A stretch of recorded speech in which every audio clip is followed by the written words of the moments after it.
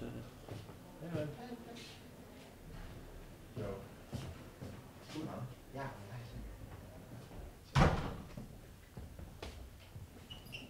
twee schermpjes, hier zijn live partijen. Oh ja. En hier komen zo meteen. Dit is de muis. Dit is zijn muis. Ja, dat zul je altijd zien. Nou, we hebben nog geen partijen van. Die staan nog niet klaar. Maar goed, het komt op neer dat we. Oké, dit scherm is. Dit laat je live zien. Ja. Ja, oh ja.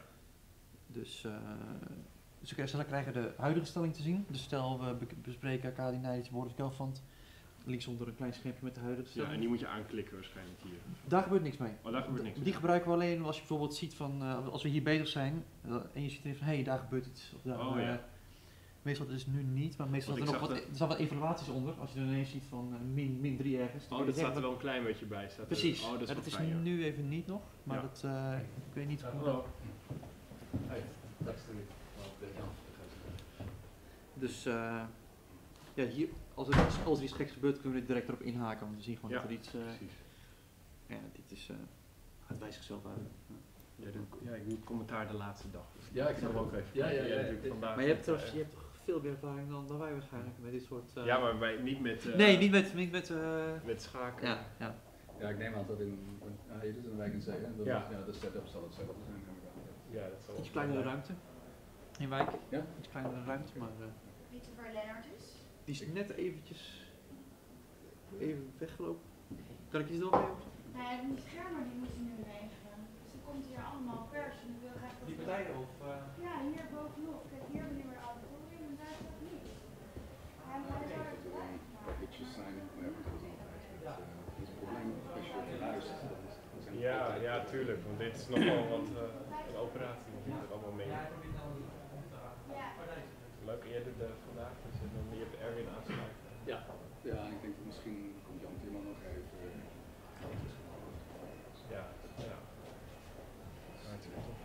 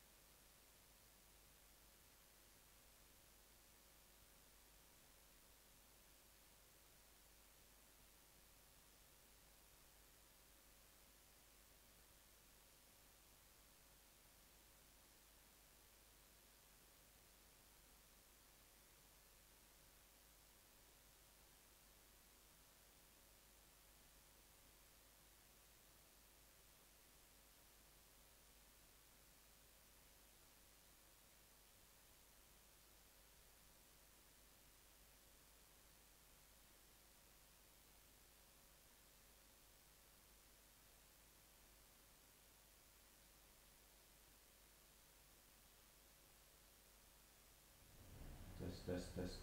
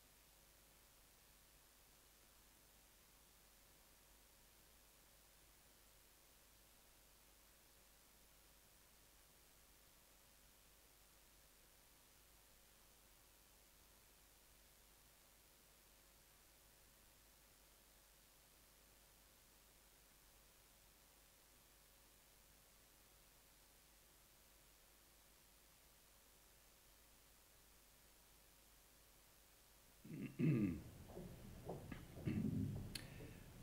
good afternoon, everybody. Welcome to Amsterdam. Welcome to the Tata Steel Chess Tournament on Tour. We are in the Rijksmuseum in Amsterdam. My name is Dekan ten Geuzendam. I'm the editor of New in Chess, and I'll be your host today. And with me is Dutch Grandmaster Erwin Lamy. Welcome, Erwin. Happy to be back. Happy to be back. That's how we want to hear it. We start with a slight delay. There were some minor technical problems, and maybe it's also part that everyone here is so excited. I think it's one of the most overrated words in the English language. Excited. I mean, everyone's excited all the time. But walking around here, I really had this feeling that everyone is excited. There was a photo shoot at 1 o'clock with all the players in front of the Night Watch, and if you don't know the Night Watch, then you should know it. It's the most famous painting by Rembrandt from Rijn, the Dutch painter, 17th century, and it's the one of the highlights in this fantastic museum. And all the players, they gathered in front of the Night Watch. Yeah, it was beautiful to see. It was wonderful to see, and you know what struck me? I was listening to the people around us. And many of them said, the elderly ladies going on, said, these chess players these days, they are so young. Look at him, he's just a boy. That was touching. So, but that was the great start for this round. Also an unusual start, of course, for the players, because they are not used to that at all. I mean, Erwin, do you think it's really difficult for them to cope with this? I mean, they have their daily routines of getting up at a certain time, have breakfast at a certain, probably even at a fixed time. Many of them. Most of them have a pretty clear schedule. They have breakfast at a certain point, they go to the game at a certain point, they have dinner at a certain point, and that routine is sacred to some. Yeah. Is it sacred to you? I mean, you've been playing this tournament many times. Is that what you would do? I say, okay, breakfast is at... I have a pretty strict schedule usually, not sacred. No. But I like to have a certain routine. I have the feeling it helps me. Yeah. Maybe it's not the case, but certainly in the A group it hasn't been working out for me particularly well. Well, I think it's what goes for most routines is that I mean, once you stick to those routines, you don't have to think about them. Exactly. So it's one thing less to think about. Exactly, it's one thing less to worry about. Yeah. And I think that's what we saw here. I mean, some of the players, they were walking around and they were a bit lost. I mean, what am I going to do with this hour between the photo shoot and... So, of course, we suggested to have a look at the paintings because they are spectacular. But that's, of course, not what is on their mind. It felt a bit like a school trip to me. You know, we took the bus at 11:15. We were all happily in the bus. We all had a little lunch package with us. Yeah. I really it was a nice school trip kind of atmosphere. Yeah. So we have started this round. It's the fourth round. He softly hit the gong to get the games going. And we have a great program today, Erwin. There's some very special games waiting for us, and I think maybe we should turn to the game of the day. I think, is that fair to say? I think that's fair to say, yeah. Aronia and Nakamura. Aronia and Nakamura, the numbers 2 and 3 in the world, they are playing each other here. They should be counted as two of the absolute favorites for tournament victory here. They are both in the lead with 4 other players. There's 6 players in the lead after 3 rounds with 2 points from 3 games. And Levan Aronian from Armenia and Hikaru Nakamura from the United States, they are 2 of those players. They have a rich history. Yeah, it's always fireworks. Always fireworks between those 2. I don't think they ever played a boring game, did they? Not one that I recall, at least. No, those 2 games in St. Louis were also very hard fought. Yeah. And today I see that Nakamura is again going for his King's Indian, so that's going to be very sharp. Yeah. That's maybe you want to take us through the first moves let's go just through the first few moves. It's indeed there we go, the characteristics of the King's Indian. The bishop goes to g7. It's typical King's Indian type of play, and Aronian chooses the setup a bit. Well, there of course there are many ways to play this position. He's choosing bishop e3, knight g4, pretty typical because, of course, black would like to attack that center, attack that bishop. So white's not gonna let that happen. Bishop g5, f6, bishop h4. Hundreds of games. This has been played many, in many, hundreds many of times. games. Yeah. Knight h6 and c5. I even had the honor of playing this move c5 myself. Really? It's pretty theoretical position. A lot of games have been played. I'm not sure I'm completely up to date at the moment, but I know for a fact that it's known to be pretty sharp. Yeah, but Erwin, if you look at this position, I mean, suppose, well, I've seen this many times before, but many people at home, they will not have seen this. Yeah. And they look and say, well, what's going on? I mean, what is going on here? Well, what's going on, first of all, is of course this bishop is a little bit oddly placed at the moment, but at the same time, black has slightly weakened his pawns there, especially the white squares in his camp have been a bit weakened. So perhaps in the near future, white could try to make use of that by starting some kind of attack. And c5 is one of the latest tries. So white simply tries to undermine this center right at the core on d6. Yeah. He's making a little spot on c4 for his bishop, perhaps in the near future. And Nakamura is thinking, I think, at the moment.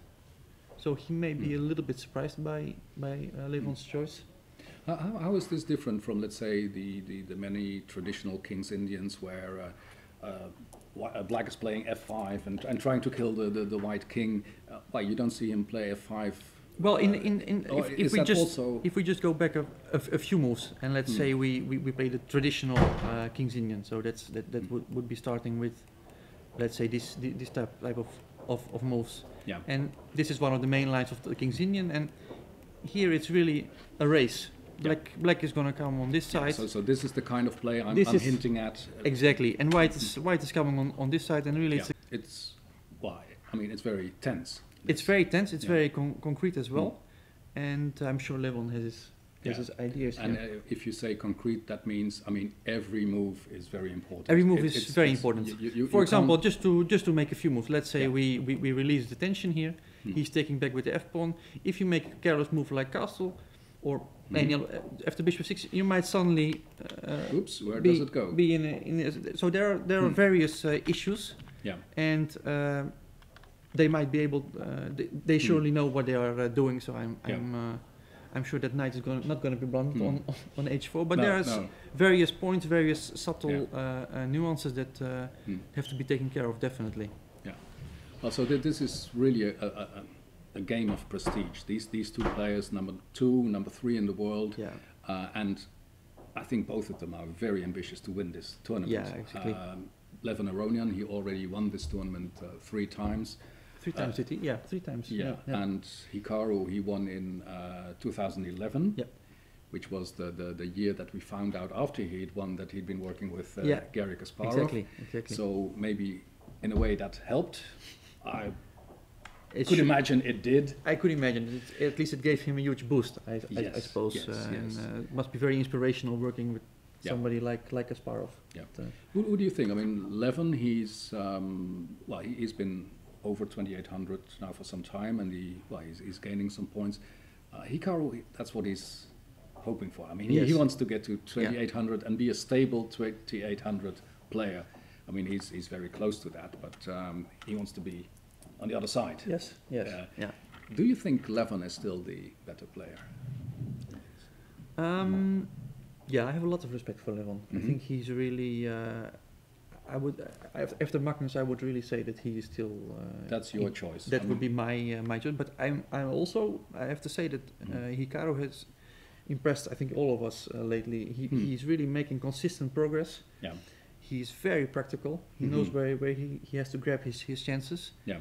And he won this event. I mean, he's ready to make that next jump. I think he's like you said, he's extremely ambitious. Yeah. He's ready to fight for the World Championship title. He's really out there, and I don't know. It's I know that in their mutual games, it's always been very very unclear. I think there's no clear favorite today. I think of course Levon playing with white should have a bit of an edge. It's of course especially at this level playing with the white pieces is really a serious advantage. But yeah. Well, I think maybe you can explain that better. That, let's say, the last game they played at the World Teams in Antalya, which I thought was a great victory of Levan. Of course, yeah. That was a fantastic game. I almost forgot about that game, of course, yeah. And I think that those games, they must hurt. Because it's, in fact, you stand no chance. He has a slight improvement in the opening, an idea which works, and then he just slowly sometimes Levan has these days that he just makes his first 25 moves without thought. So you're already playing the world number 2, he's making his first 25 moves without thought. Just to complicate matters. Looking at the worst position, you're 1 hour down on the clock, and this is just the pressure is immense. And I can understand that at that moment it was too difficult for Hikaru to find his way through the complications. It was a very nice piece of preparation, I think, on that occasion of Levan, and. But still, he also had to see it through till the end, because it's these days. I mean, just getting an advantage even not enough anymore. I mean, I'm afraid even a playable position is already very difficult. In some openings, it's just take, for example, the Berlin defense, popularized by Kramnik, of course, in his match against Kasparov. Nowadays, people are just struggling to find even a playable position. They are already pushing the pawn to d3 on the 4th move just to get some kind of playable position. So that's what they're constantly after. Sometimes it's enough just to get a new position on the board, but at least to have prepared it, to at least to have the advantage of having seen it already at home, just trying to pose some problems, just trying to get the opponent on unfamiliar territory. Well, it's funny that you mentioned the Berlin, because it has become such, it's just mainstream theory. I mean, it's been played still. I mean, this was 2000. Yes. It's still being played all over the place. And I remember being there in London when it was first played by Kramnik, and the reactions of the players and the grandmasters there, they were just, and the journalists, they were looking at it and said, well, that doesn't look very impressive. And it's still here. And it's interesting that in the book of Bareyev and Levitov on the match, they even mentioned that they themselves had very little trust in the opening during the match, before the match, but at some point they said, well, we took this strategy, so we'll have to stick with it. We just have to make this endgame work. But nowadays, it really has become mainstream. I think everybody's playing it. Nobody has a clue how to get an edge. And I'm afraid it's going to be for a while. It's going to be around for a while. Is it also part of that philosophy that, in fact, not losing is so much more important these days than trying to win? Yeah, that might be the case. Yeah, it might be. And it's also very easy to learn. You know, the Berlin. There's not much to see at the moment. So it's easy to learn. It's very easy to play. It's not some you don't just switch to a Najdorf Sicilian, for example, where you have to know all lines up to move 30. Of course, there is some theory in Berlin as well, but it's much more easy to just all kinds of subtleties. But the general principles there are much more important. Exactly. Just sensing that at the right moment. Exactly. And, Do you remember why Kramnik? Who inspired Kramnik to play this, the Berlin? Oh, I'm afraid I'm not gonna. Okay, let me help you. It wasn't a chess player. It wasn't a chess player. No. Was it an artist? It had nothing to do with chess. It's not to do with chess. No. Then I'm really stuck. It was funny. it was the Czech ice hockey team. He was following them, and he said, well, they were always just defending, and then then they had this one rush, and they would win every world championship with 1-0. And he was watching this, and he was lying on the couch, and suddenly he said, maybe that's something. So that's how. In any case, it was a brilliant move. That's clear. I mean, the general approach that he had in that match. I mean, it just dumbfounded the greatest player in history. Exactly. So, that's. Let's have a look at. Shall we see? What game do you want to go to, Erwin? We have many. Should we see a kayaking report? What do you think? Yeah. Sure. I'm just gonna. So Sergei Kayakin, another one who. Rapport is always surprising us. That's French. And he's choosing a rather rare French, one that I can say little about. I'm afraid. Okay. This is really very rare. I have seen this move, but more. Of course. Well, just to point out that of course going to take on G7. There are a few ways to deal with this. G6 is obviously not the nice move because we don't want to weaken all these black squares. The bishop would be very nicely White placed. would be very happy. King F8 is not a happy move because we would like to castle, of course, later on. So the most usual move has been F5 here, hitting that queen and indirectly protecting on G7. And if black were to take on F6, we take back with the knight, immediately attacking that queen on G4. But Richard chose a slightly different way, F6. Of course, with the same idea that he's protecting on G7, and after knight F3, he played C4. So he's already closing the center in this way, and it's very original position. This is not what we see every day. This is not what we see every day. No. I'm very curious how this is going to be very interesting strategic struggle. Yeah. The next few moves will be very important because if white gets to play a few moves, let's say A4, bishop A3, he gets his bishop on this beautiful long diagonal here. He manages to develop, get his king to safety. I mean, he could really get into some kind of positional trouble. Yeah. So he needs to really start. He really needs to start challenging this center. I'm sure he's still in his book. We can see the clock times. Yeah, he hasn't thought yet. But actually, it's Karyakin who has spent 20 minutes so far, and I'm sure he knows well what he's. What do you think? To me, this sounds like a very small book. It must be a very thin book. There's not much known about this one, is there? It looks pretty dubious. But on the other hand, we've seen Rapport playing the Budapest. We've seen him play B3 on the first move. Yeah. It's a joy to watch, actually. Yeah, you think it's on this level to be playing such lines. It's definitely courageous. I mean, to play this against Sergei Karyakin, who's very classical player and who's a tremendous experience. I mean, he's been playing chess for 120 years. I mean, even if he's just 20. How old is he? Is he 23? 23. Yeah. Oh, is he 24? Of course, he turned 24. He turned 24 3 days ago.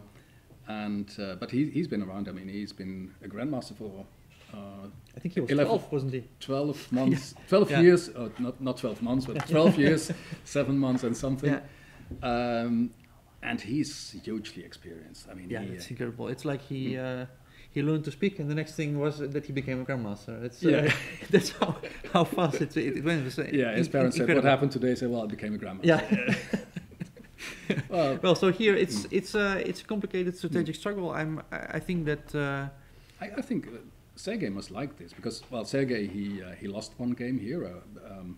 Quite something which must have hurt. Yeah, against Caruana, of course, previous round. Yeah. But he's one of the recent winners of the tournament here as well. He won in, what was it? Well, not that recent. Maybe not that recent, 2010 or something like. Well, relatively. Relatively recently. 10-9. And of course, he's one of the best Russian players. I mean, he moved to Russia several years ago, and he's one of the cornerstones of the Russian team, which just won the World Team Championship in Turkey. A phenomenal player, and this is an interesting challenge for him, just to show this young Hungarian what this position is about. A very cheeky Hungarian who's taking this risk. And Sergei is known to be extremely well prepared for the fact that he just made move 8. And he's thinking already, so that really means that we have some kind of very rare line on the board. He has been surprised. Yes, I cannot imagine that this was what he was thinking. Yeah, the only question is how big the surprise value will be. That's always the question. I mean, if the surprise question is it worth it? Right. Yeah. I mean, there's many moves you can surprise your opponent with, but that are definitely not recommendable. Shall we have a look at Anish Giri and Wesley So? That sounds. When we are talking about young people, I mean. And they have a little bit of history here in Wijk aan Zee, I think. I remember that they played the B group together. It was the year that Anish Giri qualified for the A group, Yeah. 2010, if I'm not mistaken. Mhm. He won the B group, and they had a game in which Wesley So was, I think, completely winning. Oh yeah. Oh, and, that game. and Oh. this blunder decided the game in Anish's favor, and he went Yeah. on to qualify for the A group in the next year. Exactly. So they have a Catalan, which is not a surprise. I think Anish. Is that a opening for young people? Well, at this point, these players are so strong. I don't know if young, old. It's Exactly. You're they right. can play everything. They can Yeah. play everything. Yeah. And I think Anish has played this opening pretty But much in fact, I mean, exclusively. But this is what you're saying, Evan. I mean, it's like almost like a joke. Like, okay, they can play it, but this is actually what we see these days, right? Of course, yeah. They are ready to play everything each day as long as they have some interesting idea. They are ready. They follow all the lines. They follow all the new developments, all the latest games, and they're working non-stop. They have teams around them who are also working non-stop. Yeah. So they're ready to play everything any moment. And that's what makes it so difficult to play in a tournament of this caliber. You have to be ready for everything. Yeah. These players are before the game they are repeating for hours all of their lines. They have to constantly update them, their brain, of course, because sometimes at some point when you haven't repeated the line for a certain amount of time, that all of the information disappears. Of course. This is probably something that many people at home don't realize. I mean, because it's the first time I heard of that, I thought, is that really true? And yes, is it true? And this is true. I mean, before the round, many or maybe even all of them, but probably a majority of the grandmasters, they're sitting in their rooms and they are rehearsing their repertoire. They're thinking, okay, if this comes, if there's I have to think of this and this, and it's amazing. And these guys have amazing memories. I mean, I've worked with Topolov for a considerable amount of time, and I have seen him just repeating things without any thought. Thousands of moves he could just show without any most complicated Najdorf lines, the most complicated lines. He just amazing memory. That's of course a huge advantage to have at this level, to be able to memorize thousands of moves without any issue. Well, this is so. What Evan mentions is he was working on the team of Vesel and Topalov, and he was playing for the World Championship. Yeah.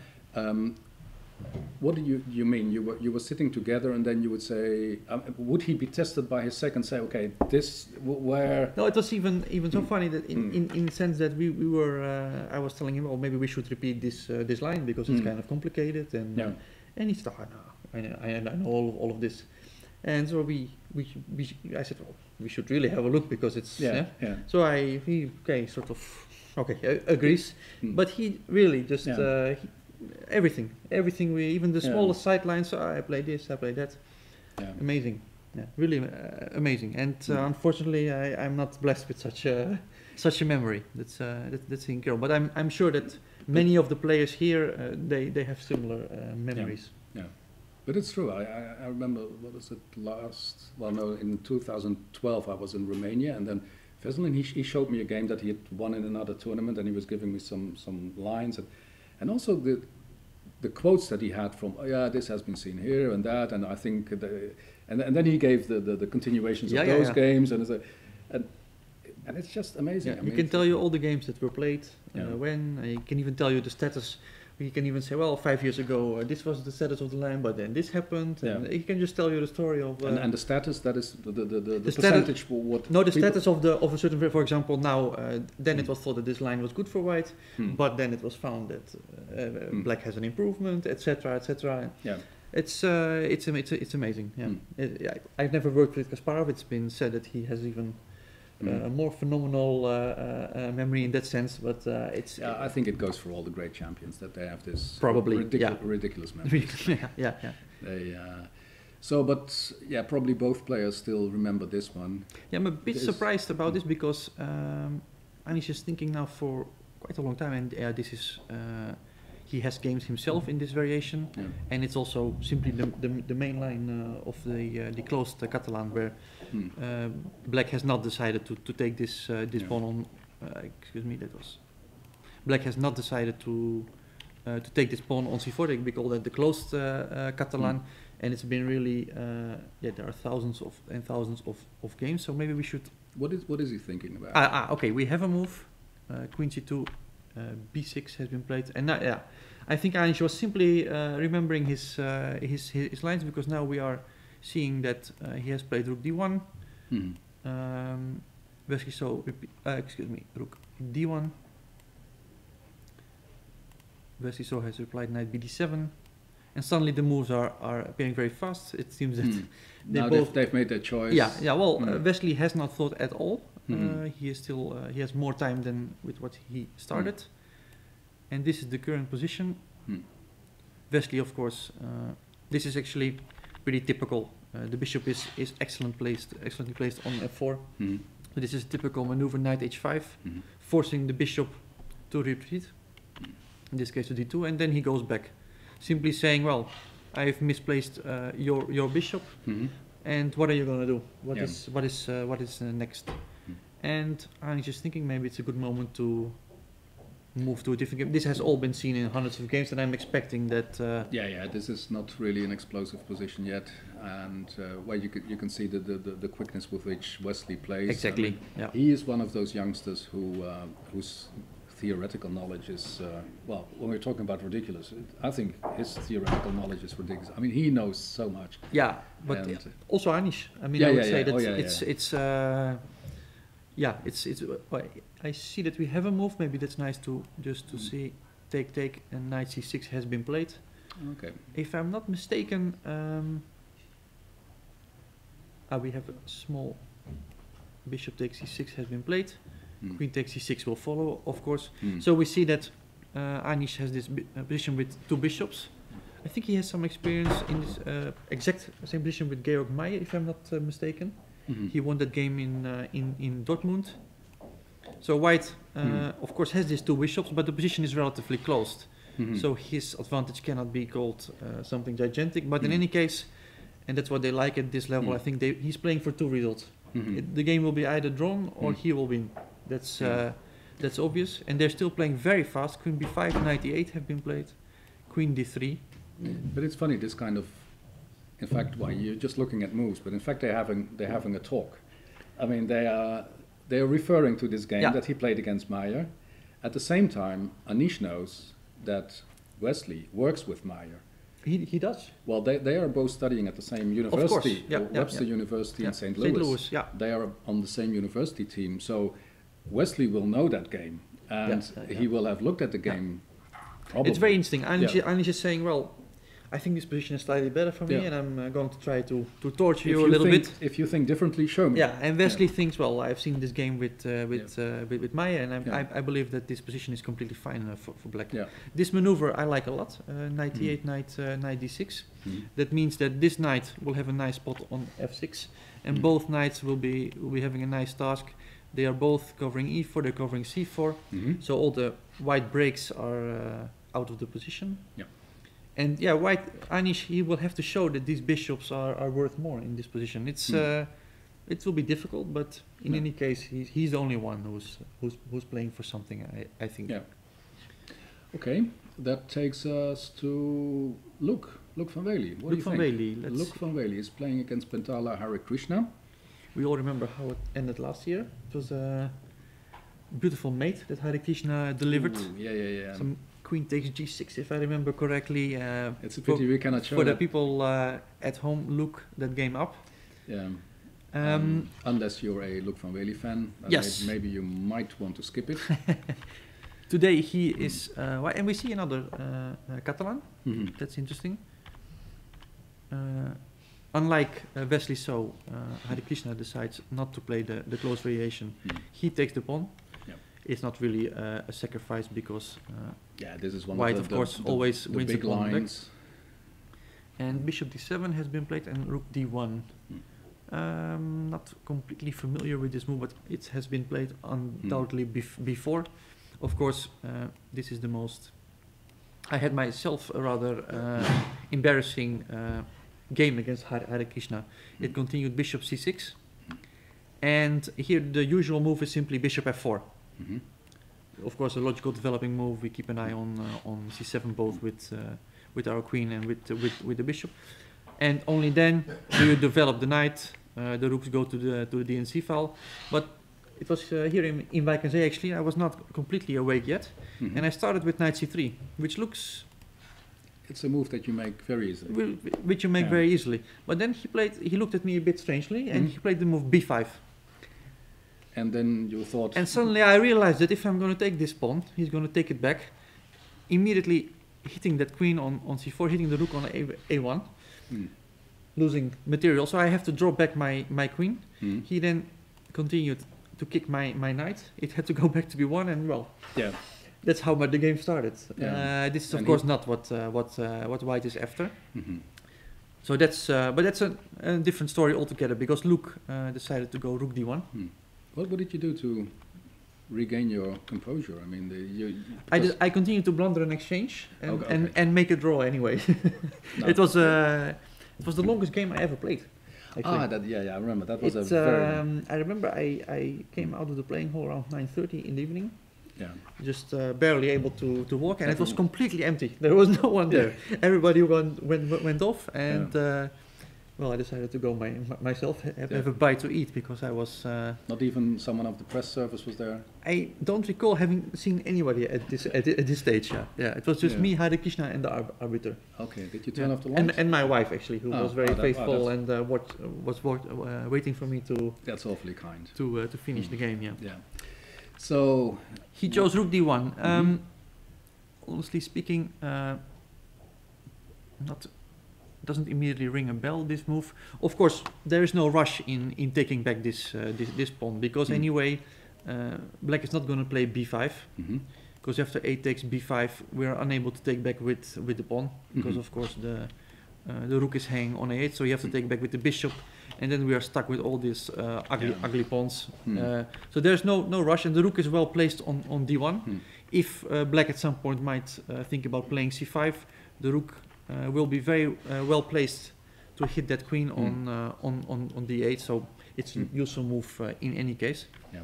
After rook d1, Arkisa played knight c6, queen takes c4, happened anyway. Knight b4, knight c3, and this is the position Mhm. currently on the board. I don't think there's much to say about it. Mhm. I'm sure it has been seen before, although both players already used some time. Mhm. And I'm expecting bishop c6 now. Mhm. Because of course, if it's our move, it would be very nice to push that pawn to e4, grabbing that center. Yeah. And bishop c6 controls e4. Mhm. And actually that move has been played. So Mhm. that's okay. And this is the position we currently have. And again, Luke van Wely, he has a kind of different approach in the past few years. He is not looking for that theoretical discussion anymore. Mhm. Those years that he was working on his opening repertoire daily, constantly, hours a day, Mhm. they have passed a bit. He's really been trying to be more practical, Mhm. simply taking a position where he can play. Mhm. And we see this here as well. I think it's Mm. not a very theoretical position. He's just ready to play this position. Mm. He's not worried if the position is equal. Mm. He just wants to have a fight. And he thinks he's fit enough to sit there for 6 hours. And Exactly. Yeah. So I'm expecting this to be a long fight. A Mm. lot of maneuvering back and forth. Not very spectacular yet, but with Luke, you never know how it will be in Yeah. 1 hour from now. So. Yeah. Well, then Lenier Dominguez against Fabiano Caruana. Dominguez Caruana. Let's not forget Fabiano. Caruana He, is now in the live list. What is his position? He's number 5 or 4? Well, he lost his game here against Levon. Against Levon. He then beat Karyakin. You mean if he's over 2800 now? I don't think he's over 20. No, but that's of course his dream. He has been Yeah, but not at the end not of the tournament. not on the official list. He has been on the live list, Yeah. if I'm not Yeah, he moves mistaken. up 2 spots. You're right. He's in 4th place now at 2787. 87. Okay. And of course, he is very ambitious and he wants to go to 2800 Right, and, yeah, and more. And Yeah. because he's well, let's say he's one of the youngsters who wants to challenge Magnus Carlsen at some point. Exactly. Yeah, I mean, yeah. It's, do you think that we can look at this tournament in this way? I mean, we have Magnus who unfortunately couldn't be. I mean, he's played here for countless years. I think he actually last year was his 10th year in exactly. a row. Yeah, He played here for 10 years. He likes it here a lot, but he had sponsor commitments in the United States. He played some simults there, some fundraising. I made the joke before that if he plays 10 years, skips one and then plays again 10 years, then we'll be happy here in Vakensee, I think. That's true. And but in his absence, you might say that, I mean, we have a new reality. I mean, now we knew that Magnus was the best player in the world, but now he's won the world title, and okay, now the moment has come to look for who is going to challenge this guy. Yeah. And there are a few candidates, I think. Who do you think are the main candidates? Well, of course, Levon Aronian is there, Sure. Nakamura is there, Caruana is there, and Kramnik is there. I think Yeah. those are the four names that, Yeah. Yeah, I think come to mind. many people agree on Yeah, those. that's. And then, okay, Vladimir Kramnik, he's slightly older. Although he played fantastic, of course, in the previous candidates. Some might even say he would have been a worthy challenger based on that tournament alone. I thought he probably he deserved to win that one, and let's say from his perspective it was very cruel. Yes, of course the rules. We don't have to get into that, perhaps, but in any case, I think Kramnik, if he's in shape, if he has again this fantastic preparation that we know of him, you need a bit of luck with that as well. Do people run into your preparation, or do they cleverly manage to sidestep that? Aronian, okay, he's been around for Kramnik, years. let's not forget what he showed in the World Cup. I thought that was utterly amazing. Yeah. The consistency, the stability, the way he was focused all through that. I mean, that tournament lasted 3 years, and he remained concentrated and didn't lose a single game, and he just won it. And you know what I thought was the amazing thing, that at some point I was talking to Vladimir about his not winning London. And I thought he had every reason to be very unhappy about that. And he said, no, Magnus played better. I said, come on. He said, no. And I thought, what kind of psychology is this? I mean, is this the champ who just wants to see that the results, they count. There's never any excuse. If you don't win, you don't win. And okay, you make sure you win the next time. Right. And I think that's the characteristic of a great champion. But we were talking about the other. So of course, let's just quickly see what happened in. Because one of the people that we think will definitely want to challenge Magnus Carlsen is Fabiano Caruana. Yeah. And today he is black against Lenier Dominguez from Cuba. He's played his Spanish, which he does more or less exclusively, I think. Yeah. Although their last game was a Sicilian, if I'm not mistaken. This was this crucial game in Paris, which he had to win in order to qualify for the candidates event. Yeah, that was an interesting story. Yeah. What did you think at the time?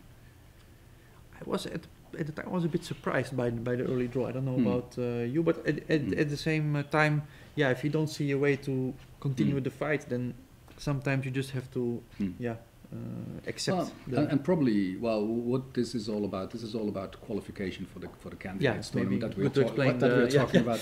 And at this Grand Prix tournament in Paris, in the last round, Fabiano essentially he had to beat. It was in a must-win situation. Yes, and at some point there was a moment when he could go for a repetition, which he did, and he chose not to play on, so robbing himself of the chance to qualify directly. At that point, many people were surprised, saying, "Well, what is he doing?" Later, we started to look at this from a different perspective, because then we realized that maybe Fabiano had been the great calculator, because he knew that if Vishy Anand was going to lose the World Championship match against Magnus Carlsen, and if Vishy Anand would not play the candidates tournament, that there would be another candidate for that spot, and that would be Fabiano Caruana. As far as I know, this is going to be decided in 5 days from now. Then Anand will have to announce if he's going to play the candidates tournament or Oh, not. I understood that is not clear yet. That if he's playing or not. I don't know. Do Okay. you know? You think he's? Oh, I thought he's playing, but Okay. yeah, but I don't know. okay. Well, Yeah, but- maybe I'm misinformed simply. That's I'm sure you know more than me actually. No, though, I'm not sure. I haven't heard yeah. anything concrete about this. Okay. So, Okay. Okay. That would be a tough blow for Fabiano, but I don't know. Does anyone here know if has that been decided? No, we don't know. No, because I think that there's an ultimatum of FIDE on the 20th of January. Okay. Because I think that Anand preferred to postpone his decision till after Zurich, where he's playing early February. And now FIDE put pressure on him, saying, "Oh, you have to decide on the 20th." It's also not fair towards Karane. If he were Yeah. to get a spot, he would be unable to prepare seriously for this event. So Yeah, I think yeah, that's a fair. But anyway, this fair demand. is so if Fishy Anand does not play there, then this would mean that Fabiano Caruana takes his Exactly, his yeah. place. I don't know about this opening position, but I do know that we have one person in the room that knows more about this line. I think. Shall I give up my spot? Yes, for, we can have a quick tour of recent theory. Exactly. I'm not aware of this we position at all, almost so made I'm happy to give up my seat The at only this game point. we did not look at so far was Boris Gelfand against Arkady Najdic, but that doesn't look too theoretical. Yeah.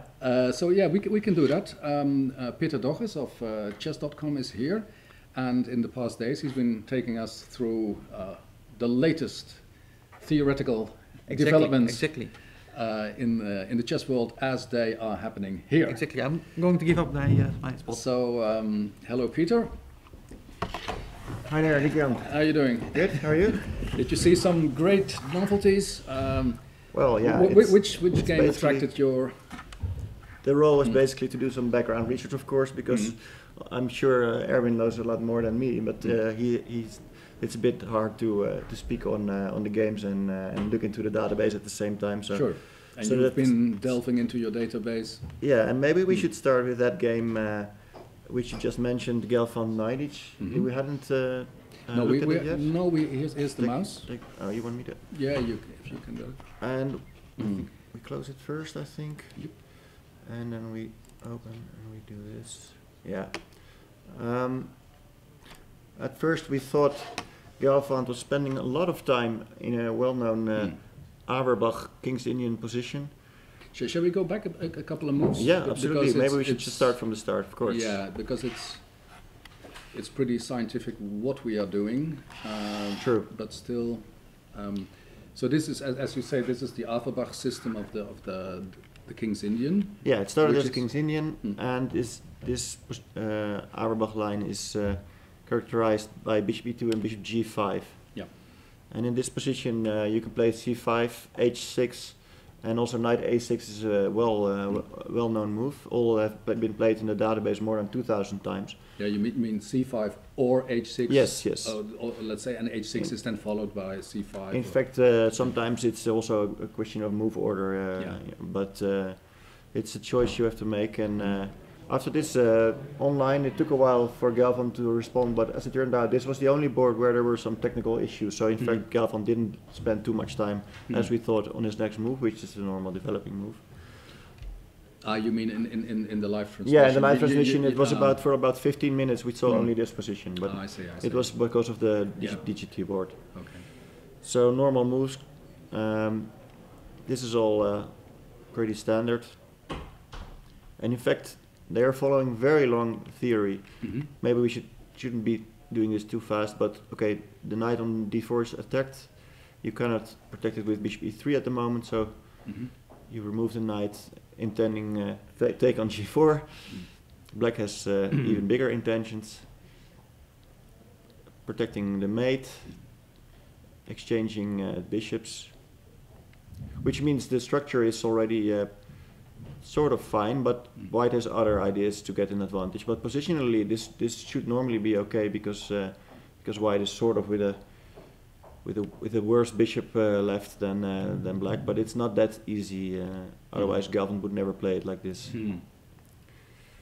And yeah, and well, we were talking about the way the players are prepared these days. Yeah, and exactly. Boris, I mean, he's a very conscientious preparer. I mean, he works together with Alexander Guzman. They work on a daily basis.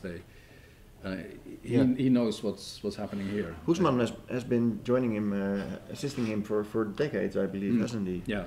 It's nice to see them always traveling together and very good friends. Well, actually, giving up his own aspirations. Yes, because absolutely. He was a very strong player. Yeah, and they're not living in the same city, I believe. Yeah, They live about an hour from each other in Israel. exactly. And Alexander travels many times to Beersheba. I think he almost goes there every day. So every day he drives 1 hour there and 1 hour back. Yeah, And that's true friendship. Or maybe it's also, I guess he gets paid a little bit as well. Yeah, I'm sure he gets paid. Yeah. So to point out how deep the theory is here in this position after Rook D8, there were 2 email games, correspondence games by email. One went Knight D5 and one went Queen C1. I couldn't find over the board games in this position, but I thought you were going to say email games by computer. no, that's not the They were case. humans. Yeah. Yeah, well, I'm sure they used the computer in this case, Yeah, but they had a yeah. computer on their back. Yeah. But it means Gelfand. Okay, this Auerbach, of course, it's not played every day. No. So a knight each. I don't think he's playing the King's Indian every day. I think he's also plays the Nimzo and stuff like that. So it's pretty amazing. I mean, they play this and they get to move 16 and they still know what they're doing, and that's how deep it goes.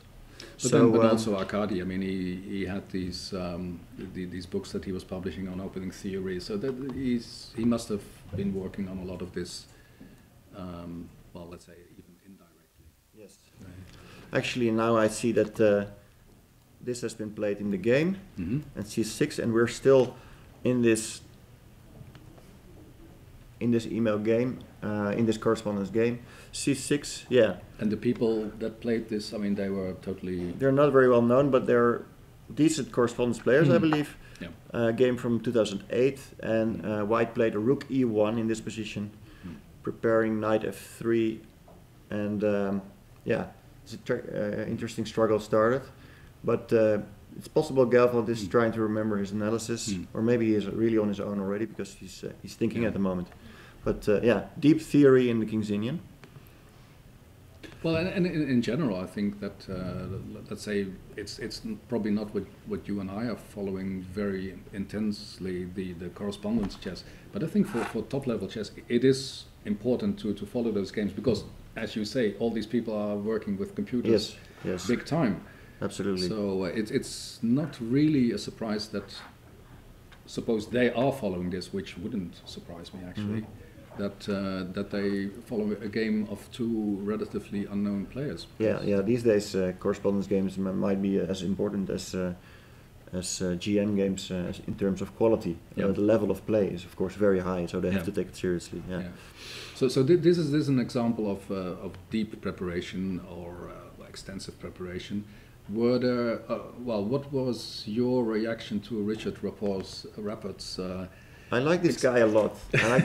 I mean, he's young and he's already playing everything you can imagine. Okay, all this you mentioned this also before. Everybody is playing all openings, but Richard is not only playing every opening, but also every dubious line you can imagine. It seems like he's going from the Budapest Gambit to this is not really a dubious line, but this line with we have to open this game, of course, because people will know what we're talking about. But still, I think many, let's say, traditionally raised chess players, I mean, they frown a bit if they see this F6. Of course, the F5 move is the normal move. I don't know if you spent a lot of time on this with Erwin. Well, in fact, we were having this general talk about.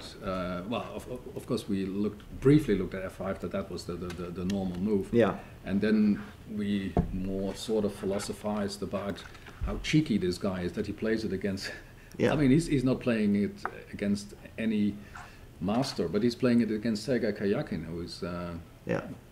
Well, the thing is, of course, it's not that dubious, and and Rapport will have some advantage in terms of preparation, because this is really something you cannot expect from white. So Rapport must have some advantage in terms of preparation, computer lines. Yeah. But on the other hand, positionally, it's tricky. This is the normal line. Black protecting the G7 pawn, of course. That's the most important idea. And white shouldn't take anyway. Even in this position, white shouldn't take, of course, because you just lose an important tempo. Yeah. So in that sense, but yeah. But well, let's say you say it's not that dubious. So you've been checking your database and found that the results for black weren't that bad? Or? Well, yeah, white scores a nice percentage. I didn't exactly look at the numbers, but I mean, it's not like it's not known to be able. You cannot refute it immediately. Let's put it that way. It's not something like if you know it, it's unplayable. Black can play it, but it's not I think a the thing is, move in that sense. I think the problem with this is that the really critical way of dealing with this is also a very sharp way, and I believe Karyakin already chose something which is like slightly less sharp, but therefore also slightly less principled, because in this position, this check here leads to enormous complications, and this might well be one of the critical ways to deal with this system. One of the points is if you play this, you can resign after queen takes e6. Yeah. That's the main idea of the check. Of course, the same for knight e7. This looks like a very normal move, but somehow, usually black players actually play king here, which a move which is seen a lot in the win hour actually. Yeah.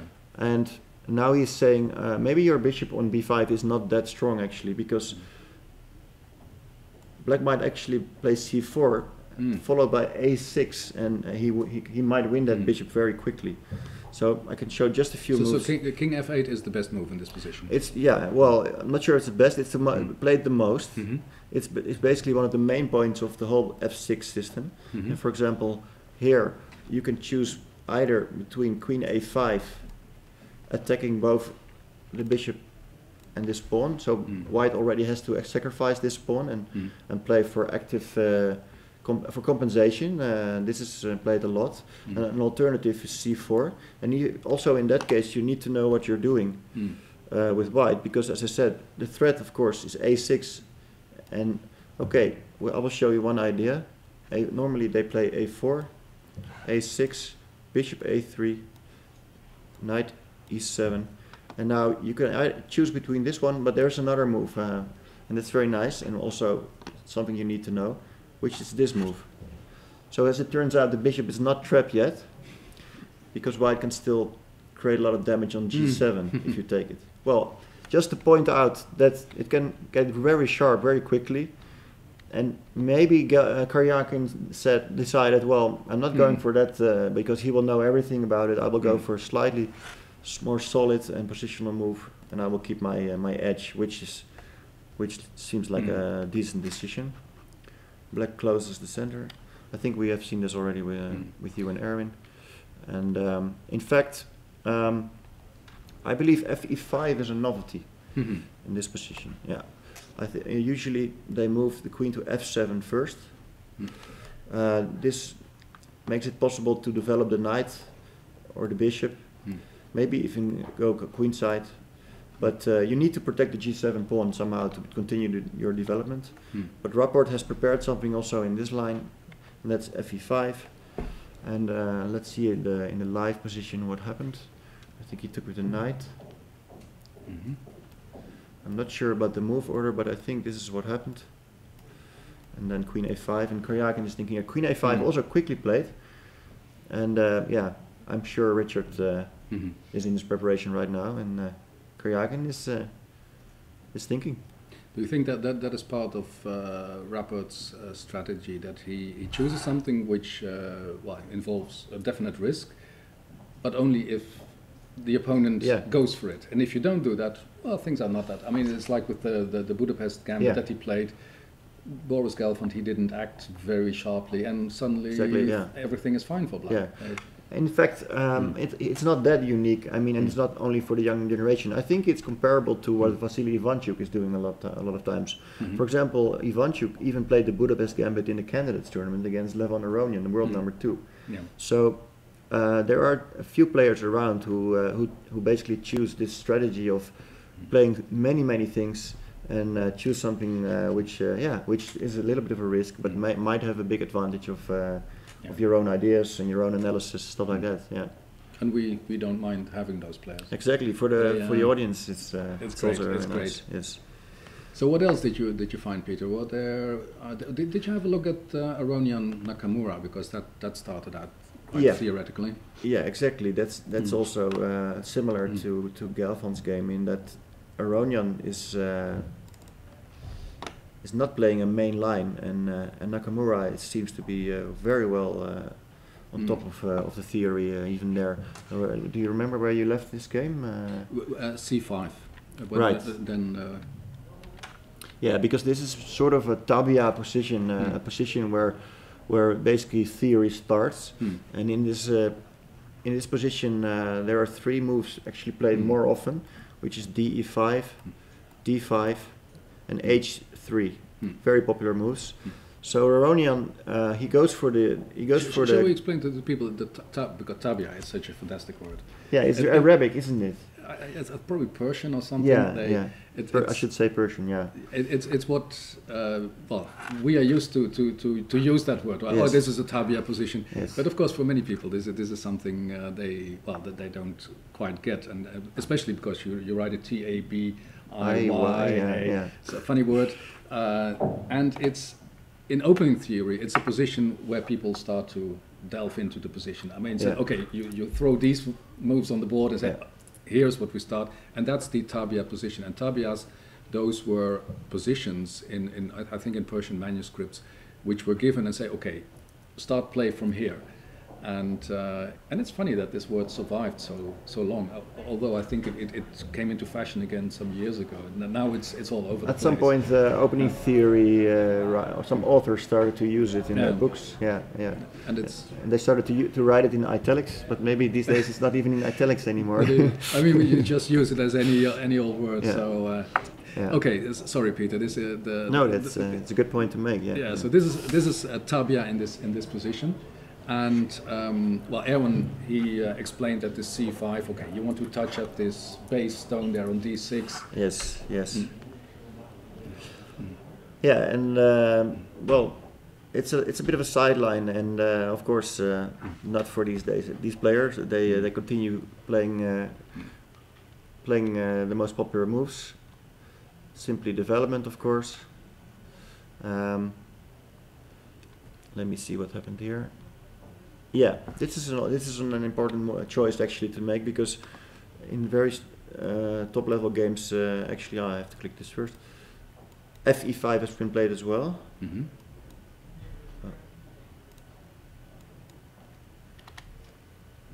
For example, in game Giri against Vashela Graf, Biel 2010, 3.5 years ago, went like this: knight d4, bishop c4 check, king h8. Knight e2, questioning the knight on d4, bishop e6 just in time to develop, takes, queen d2, and and play continued. Black still has active play with the knight going to f4 maybe, assisted by this knight being a bit out of place. Of course d6 is structurally weak. Interesting game, but an important alternative. But Hikaru Nakamura goes for de5, which basically allows a queen swap, of course. So even in the ending, he believes that his structural weaknesses might be compensated by his better pieces. Check and king h8 are very normal moves, of course. And indeed, Aronian goes for the ending. And let me see in the live boards if there's already a new move, because no, knight d4, that's interesting. Knight d4, 17 knight d4 is the last move play, but we're still in known territory. I can tell you that in a game Onishuk Smirin, Bursa 2010, Turkey 2010, the normal move rook d1 was played. bishop d7, and now interestingly f4, trying to break things open. Mm-hmm.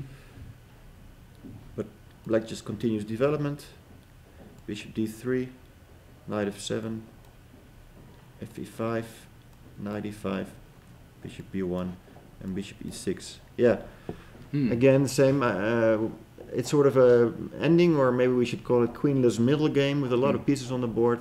Very concrete. Very sharp and very concrete. And yeah, it's interesting to see that Ilya Smirin, who is also a very, very sharp player, always going for. And a King's Indian lover. Oh yeah. I was following his games in Zurich. He played some crazy games there. Mhm. Well, crazy, beautiful games. I mean, but I'm surprised that Hikaru he has the courage to play this kind of very sharp position against Aronian. Well, which must show that he's very confident that position is fine. Absolutely, yeah. Well, I think in general Hikaru is quite confident in many positions. Yeah.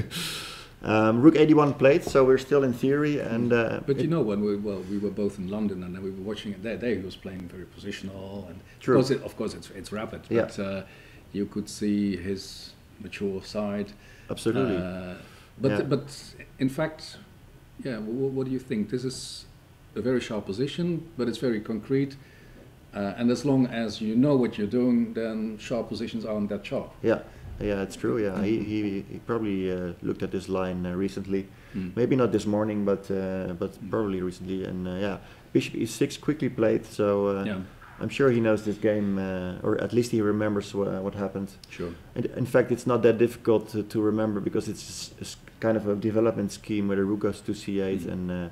I think he believes black is fine in this position. And I think you're right. I mean, the example is also so concrete that makes it easier to remember it.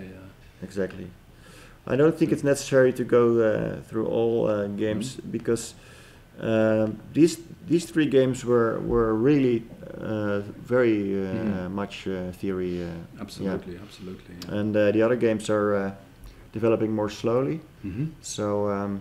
But this was very illuminating, Peter, to have a look at this with the support of the base and what you find there, and it also shows how competitive chess how it works these days. Mm-hmm. I mean, with Erwin, I was talking about that the players how they rehearse their repertoire before they go to a game. Do you do that when you? I used to do it a little. I'm not a very regular player anymore. I'm very busy with. I've been very busy with Chess Vibes and now with Chess.com, of course. So I don't play that often anymore. But I do remember, some amateurs like me were crazy enough to include the poisoned pawn of the knight in their repertoire. Yeah. And I remember memorizing lines before tournaments, and I would never get it on the board. Exactly. And at some point, I decided instead of this, why don't I just transpose to some line to the rouser? I don't need to know anything, and I was very happy I didn't need to memorize it anymore. Yeah. Can you imagine how many energy has been spent on let's say that kind of openings by chess players who never ever got it on the board? Yes. That's funny. That's unbelievable. Yeah. In fact, it's amazing that they get it on the board here. Yeah, well, the idea, of course, and this is also what I used to do. Of course, when you spend a lot of time on opening theory and you look at a lot of lines, sometimes you will benefit not maybe this very tournament, but the very next tournament. If you have a good memory, if you can remember something you looked at like a month before, then it's very valuable to look at a lot of lines. Yeah. But of course, when you have less practice, when you don't memorize this kind of thing on a daily basis, you have a daily job and then you play two tournaments a year, you will always find yourself in a situation where you will have this sharp position and you just don't remember it anymore. And it's very frustrating, and I'm sure these players have it all the time as well. Well, they have it on a very large scale. And as you said, this example game from Onishuk Smirin, it was 2010. Yeah. They will have seen it there at that time, and maybe they even remember it from that time. You never know. I mean, they very often surprise us with their memories. Yeah. I think this is enough for opening theory, and I will try to find Aaron for you. He will no doubt join you at some point again. In the show. I have a much better idea. I'm going to look for Aaron. We have a brief break. Okay, yeah. I'll look for a cup of coffee too. Excellent, excellent. The fourth round is rolling, and I think there's reason enough to return to the games shortly. What are the games that you expect most from Peter? Well, we can return one more time before we leave to, I think, the best game so far of the round, Karjakin Rapport. Karjakin chased away the queen from a5, that went to a4. Yeah, you mean best game from the perspective of excitement? Yes. This is a very interesting something game. going on. Yeah, I mean, look at the black squares Yeah. in black's position. It's just... Yeah. White will try to attack somehow. His pawn going here, weakening even more. But his king is a little bit on the weak side over here. Yeah. Maybe he will go, no, not in this position. But queen d2 is often a move played. Yeah. This is a very exciting game, yeah. Because in general, of course, Levon Aronian against Hikaru Nakamura is one of the very top matches in the whole tournament. Yeah, that's a very crucial game. Yeah. But when I'm looking at this position, it's just as if both in the white position and in the black position, one or two pieces are missing. Somebody knocked over the board and they put it back and they didn't remember all the pieces. Right. Yeah. I mean, there should be something here and there, but and yeah, that creates a lot of tension. So yeah. Yeah. This good is round. Good round in the museum. Well, you like the idea of of course, yeah, it's fantastic. It's fantastic, yeah. Okay, it's very. Jeroen van den Berg explained to me that it's actually quite hard to have the tournament really inside the museum in front of the Night Watch, for example, because if we would have done that, the players would have had to walk 5 minutes to find the nearest toilet. Yeah. So there are many practical issues to solve to have it really inside the museum. Of course, what about the spectators? They walk around and it would be much too crowded. So to me, it's a bit unfortunate that just like in the Tretyakov Gallery in 2012, also Galvand and Anand were not exactly playing inside the museum, but in an auditorium next door. But this is as close as you get, and they were at the Night Watch and they looked around and. I think, except for the traveling, because players don't like to travel that much before a game, except for the traveling in the bus, I think everybody likes it a lot. Yeah. Yeah, but many players they don't like to get up and get dressed either. I mean, they would rather stay in bed and play. Some players are not even happy with starting at 1:30 or 2 o'clock. Yeah. Exactly. Yeah. So I think they'll have to make this sacrifice, and having the tournament in in the building, I think that's already marvelous. And the people coming here, you can watch it. I mean, if I wasn't sitting here today, I knew what I was doing. I would be walking around, watching the paintings, watching the chess.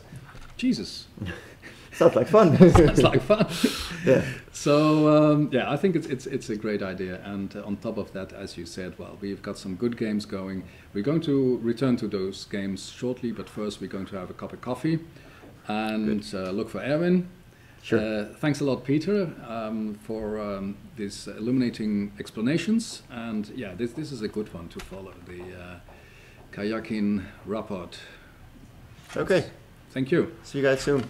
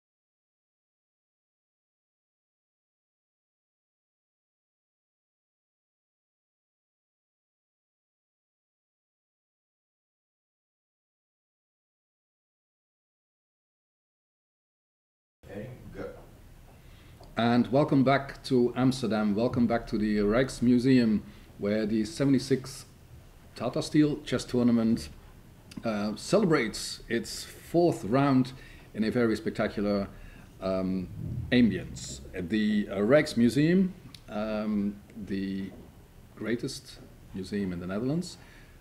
I'm here with Erwin Lamy, Dutch Grandmaster. My name is Dirk-Jan ten Geuzenam. I'm the editor of New in Chess and your host today. And we're following the 4th round of the Tata Steel Chess Tournament. Erwin, there is one game which attracts special Yeah, maybe we interest. should jump right in. Shall we just go there? It's the game between Sergei Karjakin, Russia, against Richard Rappert from Hungary.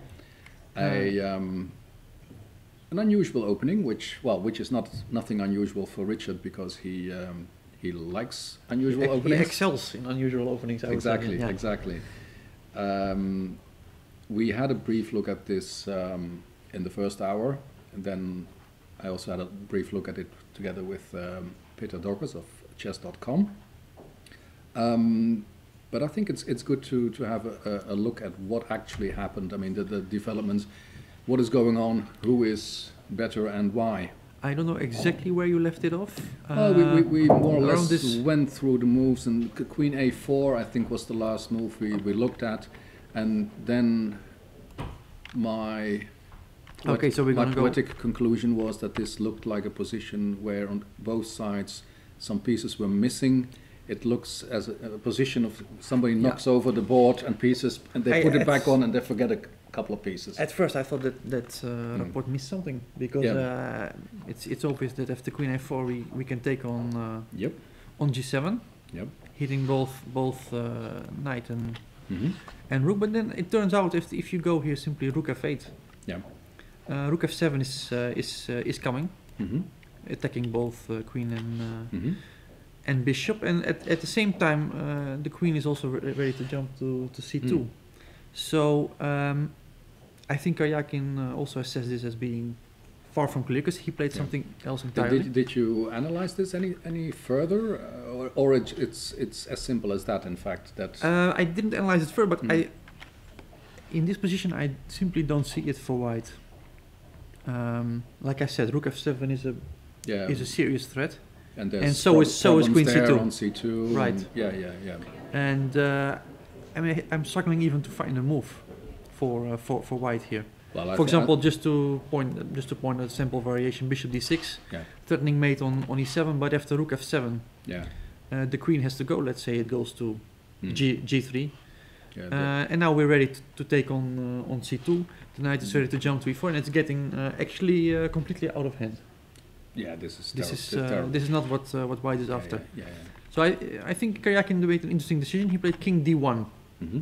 Simply for the moment protecting on C2 Yeah. and keeping that threat alive on G7. Mm-hmm. Rapport castled, threatening knight E4, Mm-hmm. which of course has to be stopped. He can do it in two ways. He can bring his bishop to E5, Mm-hmm. because of course now the knight jump would result in a quick end. But he chose to do it in a different way, F3, permanently taking that E4 square away. And now, again, well, he might regret his previous decision because after bishop E5, that bishop is locked in completely, looking at his E6 pawn. Also on this side here, there's little future looking at the C4 pawn. And after he played F3, Rapport, who has been pleasantly surprising us with his entertaining play, immediately played E5. So this is Okay. getting really serious, it's getting really sharp. This is very sharp. Of course, the idea is very clear. This bishop, that was such a horrible piece before, will become monster on F5. Yeah. Already the queen was attacking on C2. Mm. That bishop will be joining. And it's getting very sharp. It's just a pawn. What is a pawn? And yeah, I kind of like it for black. It's active. It's that king on d1. I'm not sure how comfortable it will be. The b line is already opened, so one of the rooks might join there too at some point. Yeah, once the black bishop gets out, then his coordination is perfect. Exactly. So there's some And- real potential for an attack here, and Rapport is known to be an excellent attacking player, and I think Mhm. he felt the moment here, Mhm. and he seized it. So e5, yeah, that's Let's say we take it, because that's the first move we will be looking at. yeah. Bishop f5 is logical, so now he has to deal with this threat on c2. One problem is that, for example, if we go queen f2 here, black has a nice little tactic with knight e4, hitting that queen, Yep. hitting the pawn as well. And if you take it, then suddenly it turns out the queen is a bit misplaced because Yep. of a check on g4, hitting both the king and the queen. So there are quite a lot of tactics already in the position. Queen f2 is not possible. And they're all working against white. They're working against white, so he Yeah. will have to protect this c2 pawn with a rook, perhaps. Rook a2 looks a bit artificial to me. Mhm. Not to mention that it releases the first act. So at some point the rook might land on b1. The other move is rook c1. That would leave the a3 pawn defenseless. So I am not really sure what's happening, but I think Rapport is pretty happy, and perhaps even with good reason. Well, that's amazing. With so it seems to pay off to play offbeat openings. Perhaps we have Yeah. seen him very successfully against Gelfand Yep. in the Budapest. Yes. Apparently everything is possible, and this should give us all hope. Yeah. We don't have to study lines that end on move 30. Yeah. We can just. I see that he has played rook a2. Mm-hmm. Yeah, there's of course, a choice between all rook moves had a small disadvantage, but at least c2 is covered for the moment. I see that Rapport is thinking here, and yeah, of course he will have to act energetically, because if you give white time, then he can slowly bring out his pieces, bring the bishop into play. The king goes to d2, the rook might go to b1, slowly disentangling his pieces, and then the pawn and the bishop pair might tell at some point. Yeah, black is definitely in a hurry, because Yes. if white manages to coordinate his pieces, then it's a pawn, and Yeah. He'll know how to convert that. So shall we leave this game for a brief Yeah, I'm moment? very and curious how this will continue. Yeah. We will surely get back to it. Maybe we have a brief look at, because people may be interested to know what's going on in the big one between big one. Levin Aronian Yes. and Hikaru Nakamura, which started out Many As- things happened here. many things. Many happened. things were traded. Yeah. I'm not sure where you left it over with Peter. We Maybe around this point, queens were exchanged Yeah, already, yeah. so we're definitely not seeing some. Well, the amazing thing was that this game was. I mean, that they're following an example for a long time, and I will just have to. there was a game Onishuk Smirin, Smirin, yeah, Yeah. if I'm not mistaken, yeah. and I think this is still this game. I think that this is actually, if you can speak Yeah. about new moves inside in an endgame. This- I believe that Smirin played bishop d7 here, yeah. so he decided to keep those bishops on the board, Yeah. because theoretically speaking, of course, since the pawn is on the white square, this is the good bishop, this is the bad bishop. On the other hand, after bishop e6, Hikaru's choice, bishop takes e6, knight takes e6, he seems to be doing more or less okay. The game already developed quite a lot. Rooks were exchanged, more rooks were exchanged. That bishop that was so badly placed is now definitely Has come a lot. back in the game. Yep. King f1, king e2, king f7. And at first I thought this is going to end in a quick draw, and it might, of course, but if there is someone better, it's definitely white. He has the better bishop. Of course, this bishop is clearly not very happy looking at his own pawns. But this bishop is definitely the best one. His king is slightly more active. He has a nice square on d5 for the knight, but I think it's not enough. Yeah, because I'm looking at those bishops. I mean, once you get it to f8, I mean, you can redeploy it, and A I mean, typical maneuver would be something like bishop f8, yeah, followed by knight d6 and bishop c5. trying to exchange those bishops, and with 4 knights on the board, it will quickly Yeah, and then be certainly drawn. this activity of the white bishop, doesn't mean that much. Doesn't mean much, no. No. I'm not saying that the game will end soon. No. I do feel that Nakamura feels relatively comfortable here, relatively safe. Yeah. But if someone's better, it's Aronian. That's clear. Do you think he will try, even if it's nothing substantial that he has? I think he will try as long as it's risk-free and as long as he has the slightest, faintest idea that it can be something is still left. As long as he can play on without any risk. Without any risk, then why not? We Yeah. are here in a beautiful museum. Maybe they're enjoying. Well, then he could. Then he could visit. Yeah, that was actually not the best But point. I think Levin is one of the few players who has been here before. He has. Yeah. Yeah, I think so. He's a cultural guy. Okay. I cannot imagine him having been to the Netherlands and not having visited this place before. He's always very active on the cultural scene. I mean, even would be happy if suddenly a game finishes early in Wagensee, he jumps in a car to Amsterdam to go to a jazz club because he knows there's a. So you think he might have chosen this opening particularly for this day? No.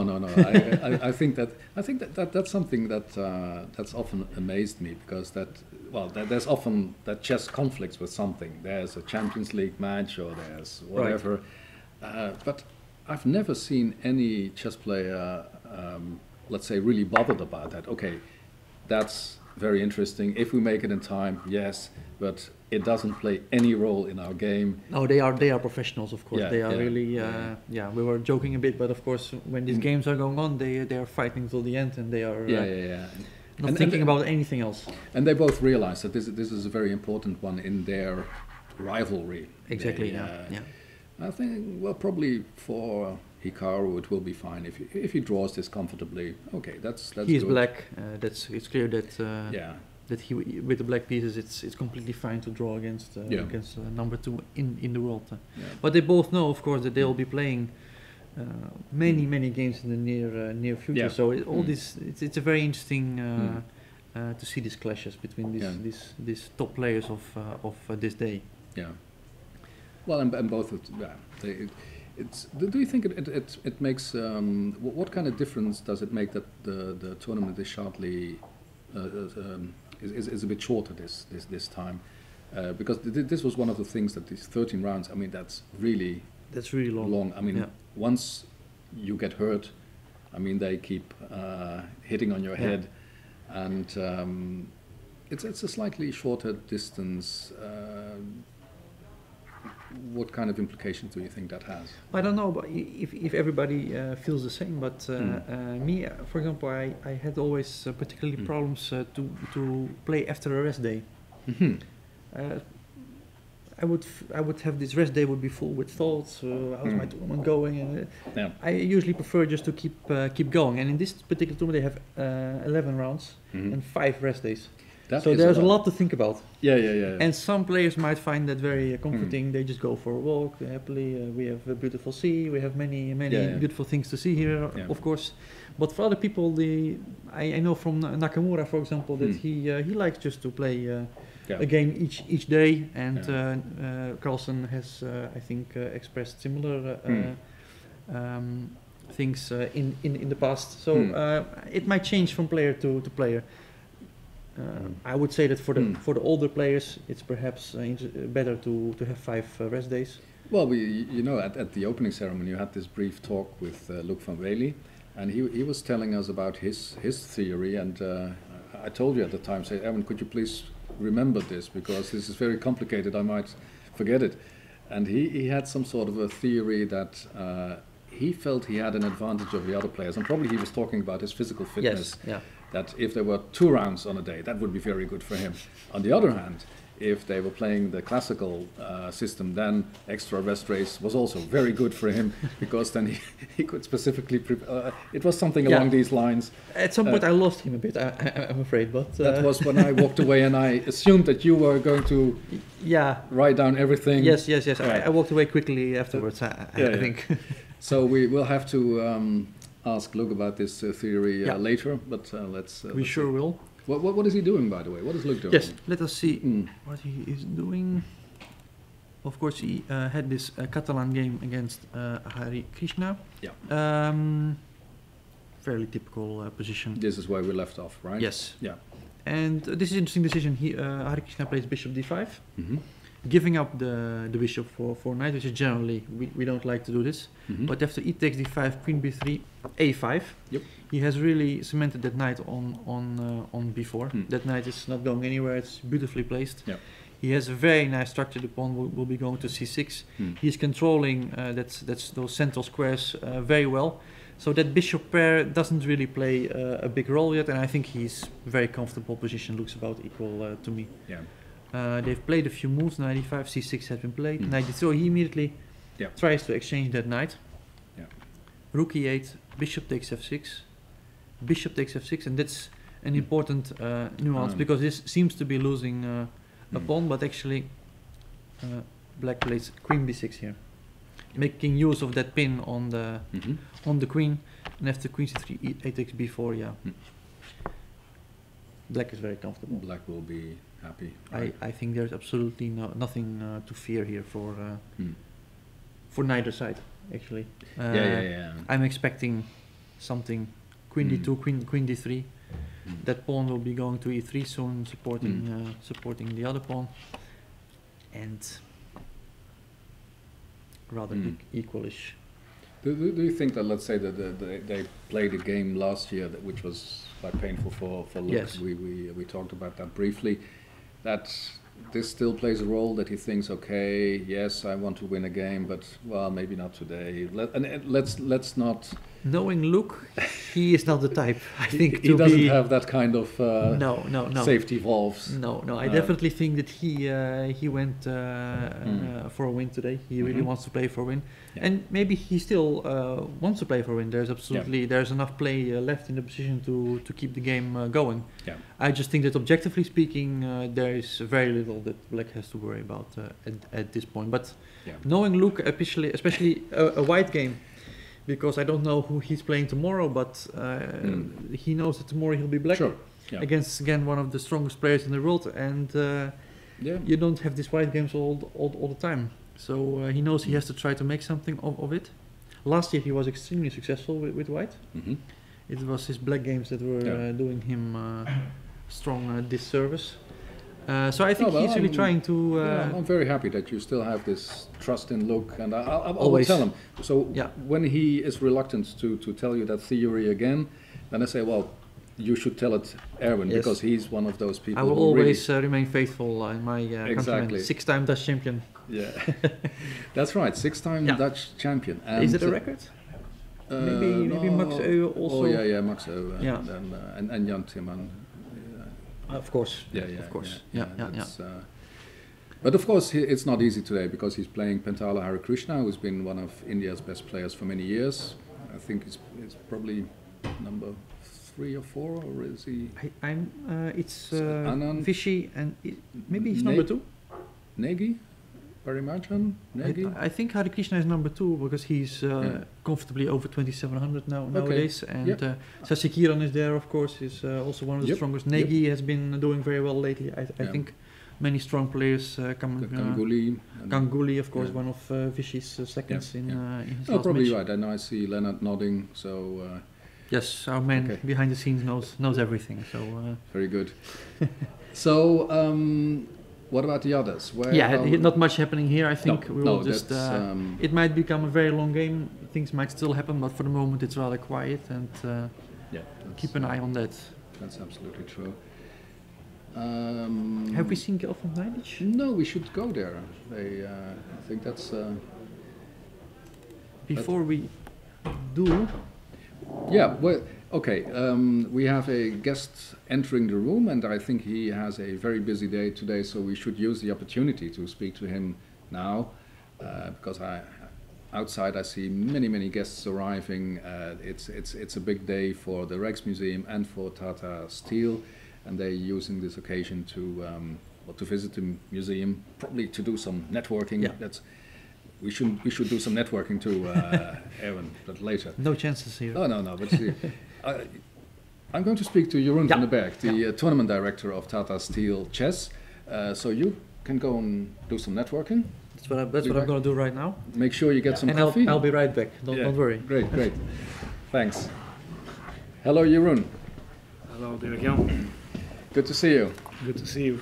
So Jeroen van den Berg, the tournament director of Tata Steel, in a slightly unusual environment.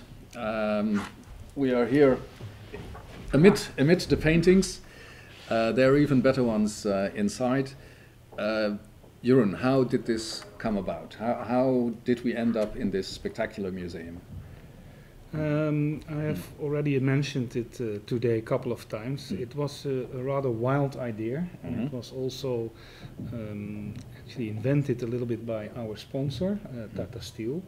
They wanted to do something more compact with the tournament, but also at the same time they wanted new, fresh ideas. And there's also a marketing thought behind it, because Tata Steel is situated in the community of the Eimond, so it's Beverwijk, Wijk aan Zee. The tournament has a long history only in these two places. And actually they want to do more. Amsterdam is now important for them, but they want also to be focused more in the Netherlands. So then this concept was made, why not play two rounds, then one in Amsterdam, one in Eindhoven. Yeah. So this is how the idea was invented. I had nothing to do with it, but then they asked me to make the concept, and I talked with many players. So I had some tension today, but I think now it's running smoothly. Yeah. It's very crowded here, so Yeah, it's amazing. Yeah. And as I said to Erwin, I mean, when at the start of the round, I mean, it's the thing that you always say at sports events or whatever, that you're so excited, and it's sort of a cliche, but here I had this feeling that everyone was so excited that it was really true. And essentially they gave you two beautiful presents. You got the let's say the center of technological developments in Eindhoven that we're going to have around, and here, well, one of the cultural centers of the country. Yeah, and as we all know, that chess has three important, it's art, science, and sports. This is what you read, and I agree with these analyses. And actually, we now have it all in our tournament. Yeah. We have the science in Eindhoven, the art we have here, and the top sport we have every day, also in Wijk aan Zee, but also in Amsterdam and Eindhoven. But okay, what we did today was really very new, also for me and also for the tournament. But now I'm in a way relieved, because everything is running, and I hope later that the players will also be happy with this new concept, because what I hear with my ears is, well, people seem to like it. Sure. And well, in a way you could already have gotten used to the idea, because we had several of those tournaments in Russia, in museums. We were definitely inspired by them. Yeah. And also by the traveling in Norway, you have been yourself, was also inspiring for us. Yeah. So the tournament moving around. Yeah. In fact, it's something that Wim Pijbers referred to, the match that Uwe played against Allegin in 1935. Then the match was moving all around the country. Afro tournament, I think. The Afro tournament, they were traveling. Yeah. And so that I think it's a very interesting development. And yes, I'm of course since I'm also try to be as professional as possible. I'm also curious about the opinion of the players, and I've already had many questions about that. But I must say that the players, when I invited them to play here, they never made any disagreement about that. Yeah. They simply wanted to know the basic things when I negotiate with them. But I think they also feel that something is happening at the moment in the world. We all know that there are less possibilities maybe than 10 years ago. Some tournaments are not even there anymore. And also for this reason, I think they were really thinking, let's say, with us. And it was actually the father of Magnus Carlsen who said me, after the experiences in Norway, if you have such an outside round, outside Wijk aan Zee, do one free day before the round and one after. I think this is also a good concept, and also this way we can also have activities on several places. Actually, today we are playing here, but also we have a big youth simultaneous event in the Telstar Stadium, Tata Steel Chess in IJmuiden. Oh, really? Yeah. And we have amateur groups, the last round of the weekday for rounds all play all in the Moriaan. This is also quite new. Yeah. But of course, you say when you're talking to the players, but then in fact you're in a luxury position there because everyone wants to play in Wijk. Yes, I know. I realize this. Yes. Isn't that often a problem? I mean, there's so many people you cannot have. Well, that's a good question. I'm actually happy that you asked me this question, because this is basically my main problem, is to also to stay in good contact and terms with the players who are not here. Because sometimes I can also feel that the player would have expected more than what he received, meaning he didn't get the invitation that he thought he was the right one to get. And if I feel any disappointment from his or her side, I really try to be honest as possible and to explain the situation. So you are absolutely true that even in our new concept, I was making profits of this, that we have this history that everybody likes to come. Sure. But even then, I'm still professional enough that after we have had the second outside location round in Eindhoven and the full tournament, then I will be very alert in listening to the players what they really found of it. And then we know it for sure. Is that the plan, that you will have this round here, you will have the round at the high-tech campus in Eindhoven, and at the end of the tournament you'll have an evaluation of this, and this will decide on how things will continue next year? Yes, normally we do it that way, and of course I'm also very eager to know about the opinion of the players, more than ever actually. But fortunately, the chess players, they are quite honest. If they don't like it, they also say it normally, so you can read it or hear it. And I talk with a lot of people. Yeah. But so far, I think so good. I think this picture with the night watch at the beginning of the round, I had the impression that everybody could also see that the players also liked it. Not only we as organization and the Rijksmuseum itself, but the players looked also very happy with that moment. It's very special, of course. And in general, I think they tend to be quite conservative. So it may, the outside world might help them a bit to introduce some changes. Yeah, and, it never hurts. No, especially if you can see the enthusiasm here. I mean, there's so many people, and I think it's a great idea. Well, and we are doing now, you are doing it together with some friends and colleagues, some live commentary on the games. And we are doing now this interview about this special round in Amsterdam. But we in Holland itself, and probably people who are following this and were in Wijk aan Zee, they very much like this live commentary with live commentators. And this is what I already heard a little bit. They miss it here in the Rijksmuseum. But okay, you cannot have everything in there. No, it's you can have both, of course. Okay. This was not possible here. We have no space. That's simply a practical problem. Yes, but let's not look at the shadow sides. Let's look at the bright light that is shining here. It's very special to be here amongst the great masters of Dutch art, and together with the masters of chess. Jeroen, I will no longer keep you, because I know there's many people there who want to shake your hand and hear your opinion about the tournament and the Rijksmuseum and anything. It's even that bad, Dirk-Jan, that I didn't see a single move yet in the games. Is it exciting? Yes, there's some good games going on. There's a very interesting game between Sergei Kayakin and Richard Rappert, who again surprised us with a novel opening idea. Yeah, very unusual. And the big one between Levin Aronian and Hikaru Nakamura looks drawish, but probably Levin will try for some more. Yeah. And with the Dutch hope, Anish Giri also. Anish. Well, I see Erwin is back, so he can inform us maybe better. But I'm just curious. It's a relatively quiet game. But I see that all the 6 games are very much in full progress. So that's good. That's also good. Yeah, the players they will be playing for a while still. That's nice. So,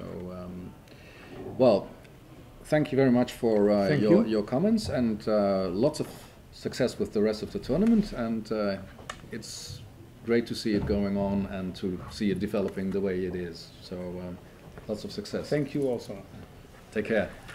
Yes, Erwin. Erwin, where have you been? Networking. Networking, yes. Yeah. And anything happened while I was on? Well, you tell me. So let me see. We have the game Galvan Nidic. Well, that's in front of us. Is that what we're going to look at, or do you? Yeah, So- why not? Yeah, exactly, why why not? I haven't seen many moves of the game. So Yeah. if you don't mind, I just quickly. No, I think that's a very good plan. It was a King's Indian as well. Yeah. A rather rare one. Mhm. It seems that the main lines against King's Indian are being avoided today, Yeah. and I'm definitely not a specialist here, but it all looks very reasonable what happened. Mhm. Of course, what Black can be very satisfied about is that he managed to exchange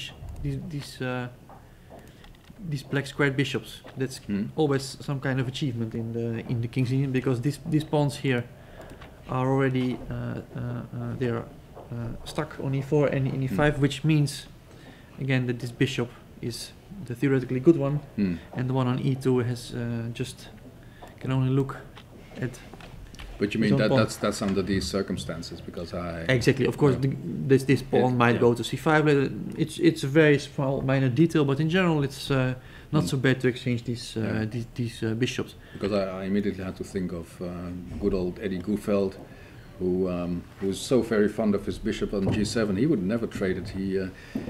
He made a living out of that, what he called his elephant. This elephant. Yeah. That's that was very. I mean, I don't think he wanted to exchange it, but those were probably other positions. In this position, maybe. I guess so. Right. In this particular case, some moves, quite a lot of moves have been played already. Yeah. Like I said, I don't know whether this is still all known. A lot of moves. Let me just see where we are now. Queens have been exchanged already, Mhm. and we have an endgame on the board. Mhm. Now this is very interesting. White, of course, has this extra central pawn, and the main question is if it's strong Yeah. or whether it's just going to be taken off. Yes. And It's the eternal question. yes, and my guess would be that Black is fairly comfortable here. Yeah. For instance, if we try to protect this pawn, Mhm. Black will immediately hit it again Mhm. and forcing it forward. Mhm.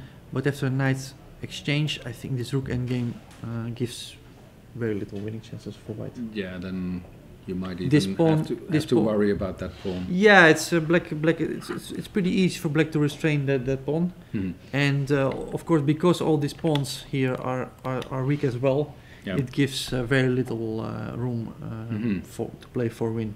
I believe. Yeah, Mhm. I think that this is not a big deal. Mhm. He could try to push it immediately. Mhm. I'm guessing it's running into more or less the same thing. Bishop b7. Can we play bishop b7? Rook e7. Have to move it somewhere. Yeah, is he? And You think he well, should simply trade that pawn for well, another it's pawn? of course it's the same as in the game of Aronia and Nakamura. If someone is better, it's Still. better. It is White. Yeah. There's no doubt about that. Mhm. I just feel that here, not much should be going on. Mhm. That's the general feeling I have. Mhm. But of course there are tricks. For example, if I just go after this pawn, Mm. then after king f8, rook e1, it might easily get Mm. into real trouble. Sure.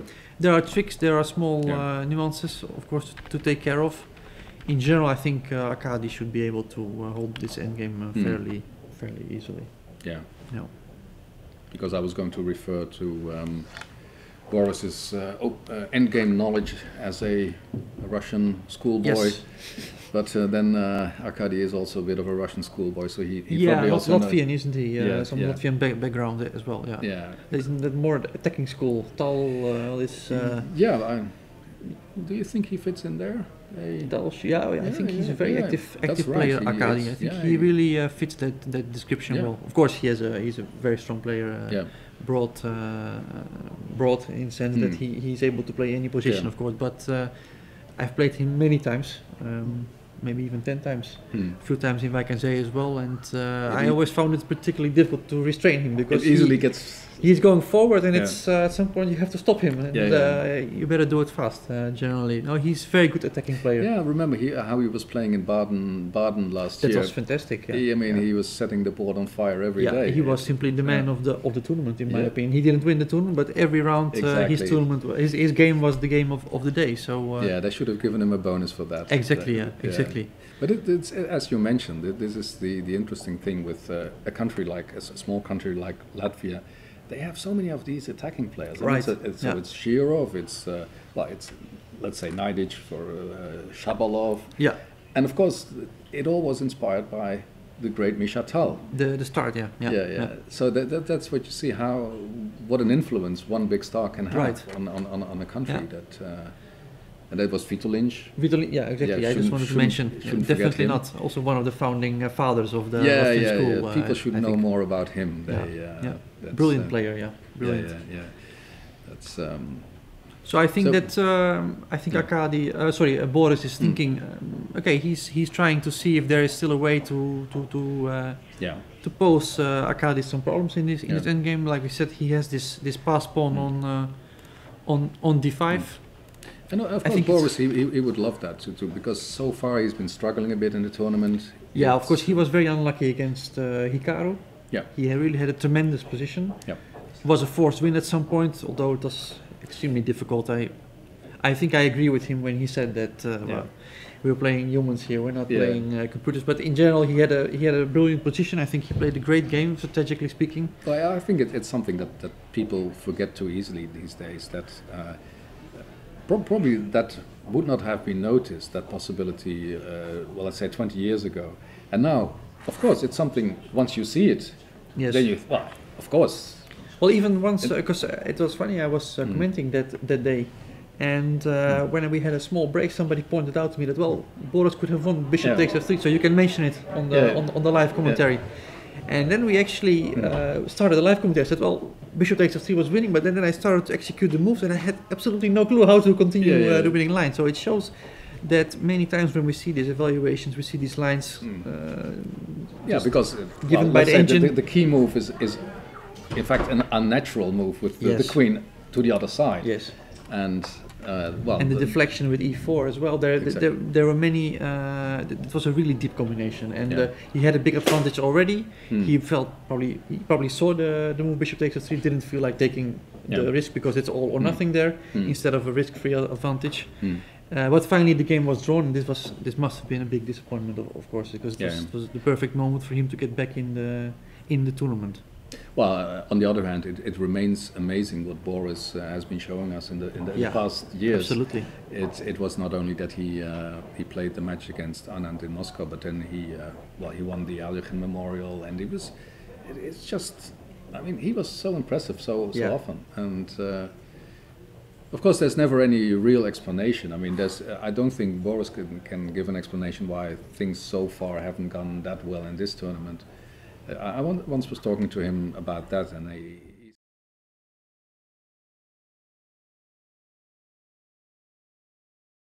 and in one tournament it works and the other it doesn't, and then I thought, come on, there must be something. I mean, and then he said something very sensible. He said, well, believe me, everyone who comes to a tournament has done his utmost for that tournament and will try to show his best. And of course, this is the case.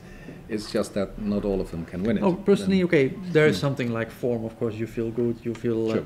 But there are always certain moments, there are certain key moments in a game, and sometimes they're all going your way, and suddenly you're winning all these games.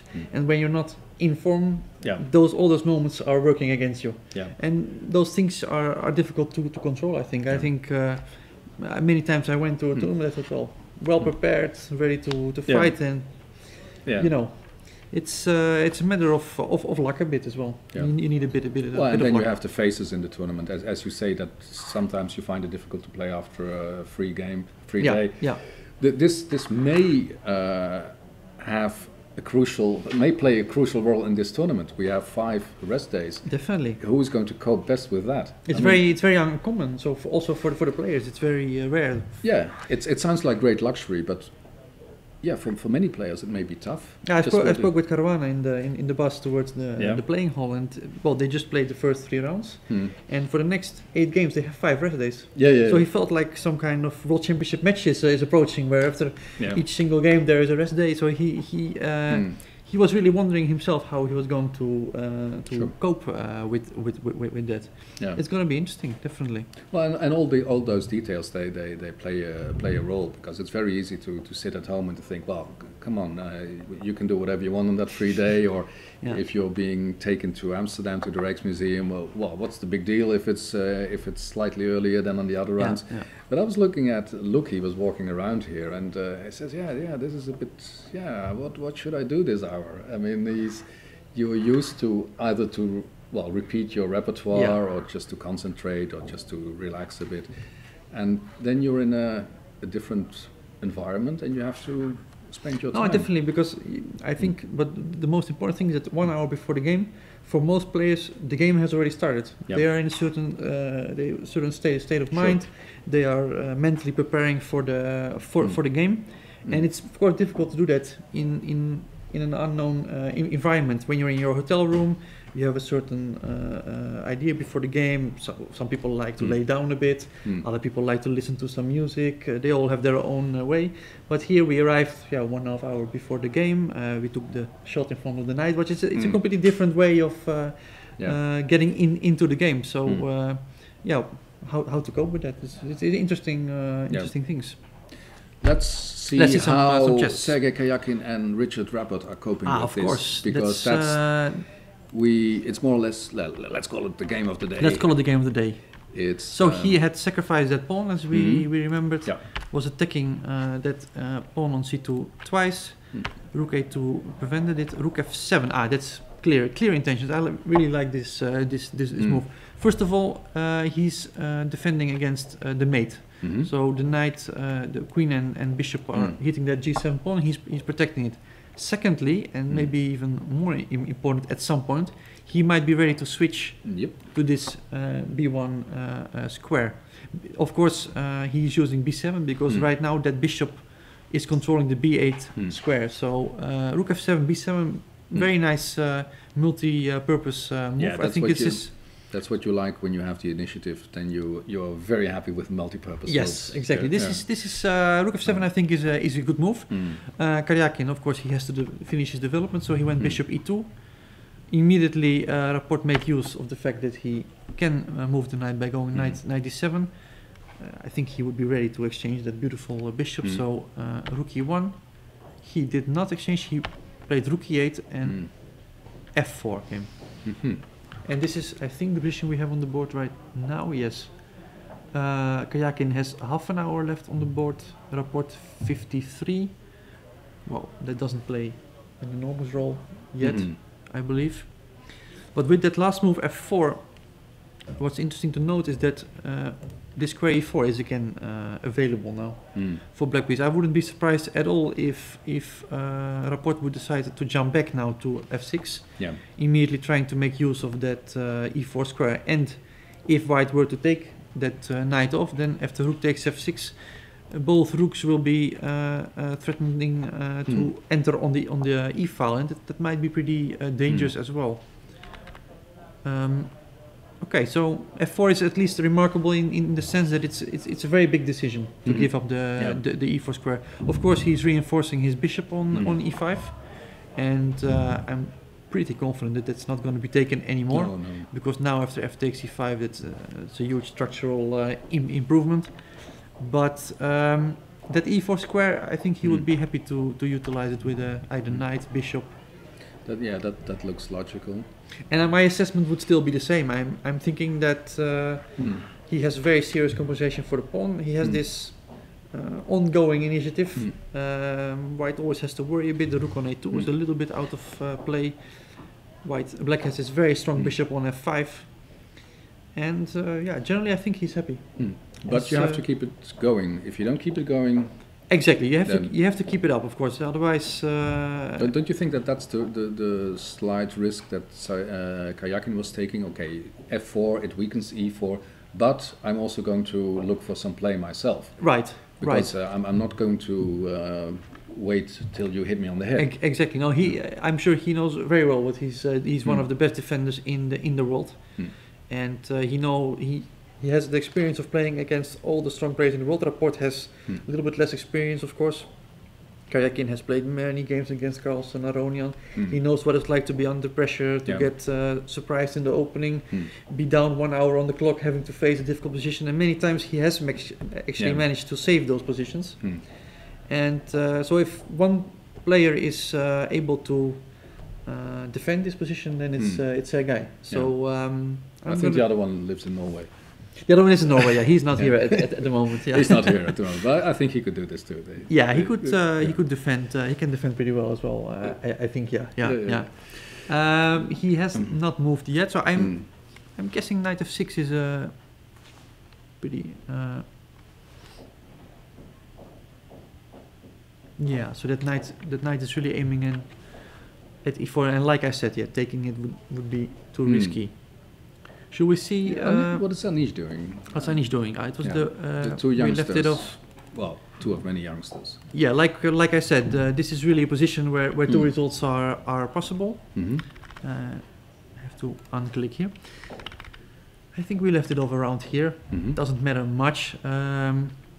Black has just played this move f5. That's actually nice to point out. He plays just to control this square e4. He doesn't want to allow white to easily get e4 in. Yeah, because that would be a big achievement. That would be a big achievement. Let's just that moment when he played f5, just to point out that let's make a random move.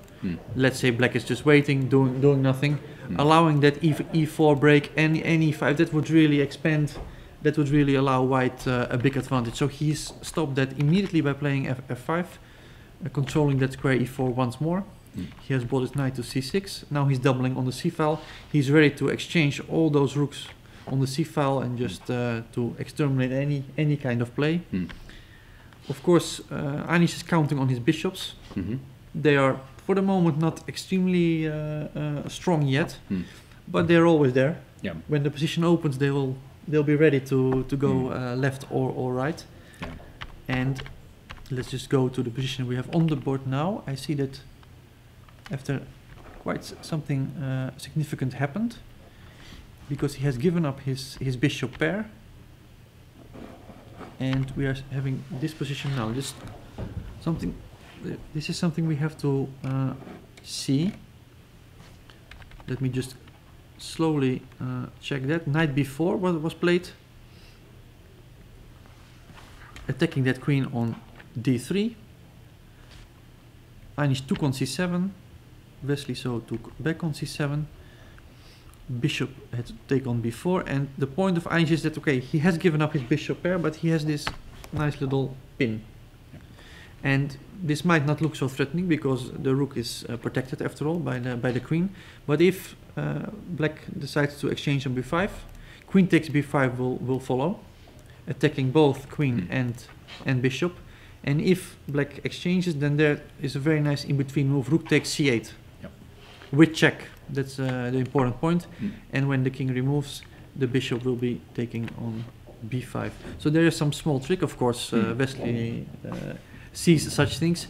Just to point out that the threat was to go queen c2, applying further pressure on that knight. He removed his knight from c7, played knight e8, and this is the position we have on the board right now. I'm just wondering what happens if we exchange the rook and take that pawn. Could it be that Anish just won a pawn? Looks like a pawn. I'm just looking if there is any concrete way of winning that pawn back. I'm just seeing that if the queen a8, we will not be going back because the a2 pawn will be hanged, but I think we can simply bring our queen in. And I think it's kind of a pawn. I think he managed to get somewhere. So that was really in this moment here when Anish went knight b5. Maybe Wesley missed something at this point, or we are, because the way I see it, after knight takes a7, well, let's try something active, something like queen c1. Mm-hmm. Yeah, this might be more to the point.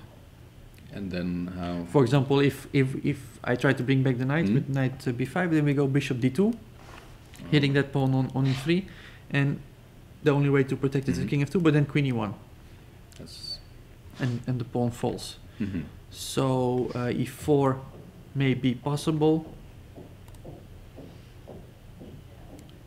but in any case, it doesn't look that clear to me. Mm-hmm. So I'm kind of at least something really happening Yeah, here. I mean, suddenly it has become sharp. it has become sharp. Now Yeah. Wesley will really have to prove his compensation after knight takes a7. Yeah. And for the moment, it looks rather vague to me. Mm-hmm. I mean, even the line we just saw, queen c1. Not to mention that you could Yeah. start with a different move than knight b5. But let's say that But even in this position after e4, Yeah. it is a pawn. I don't see anything.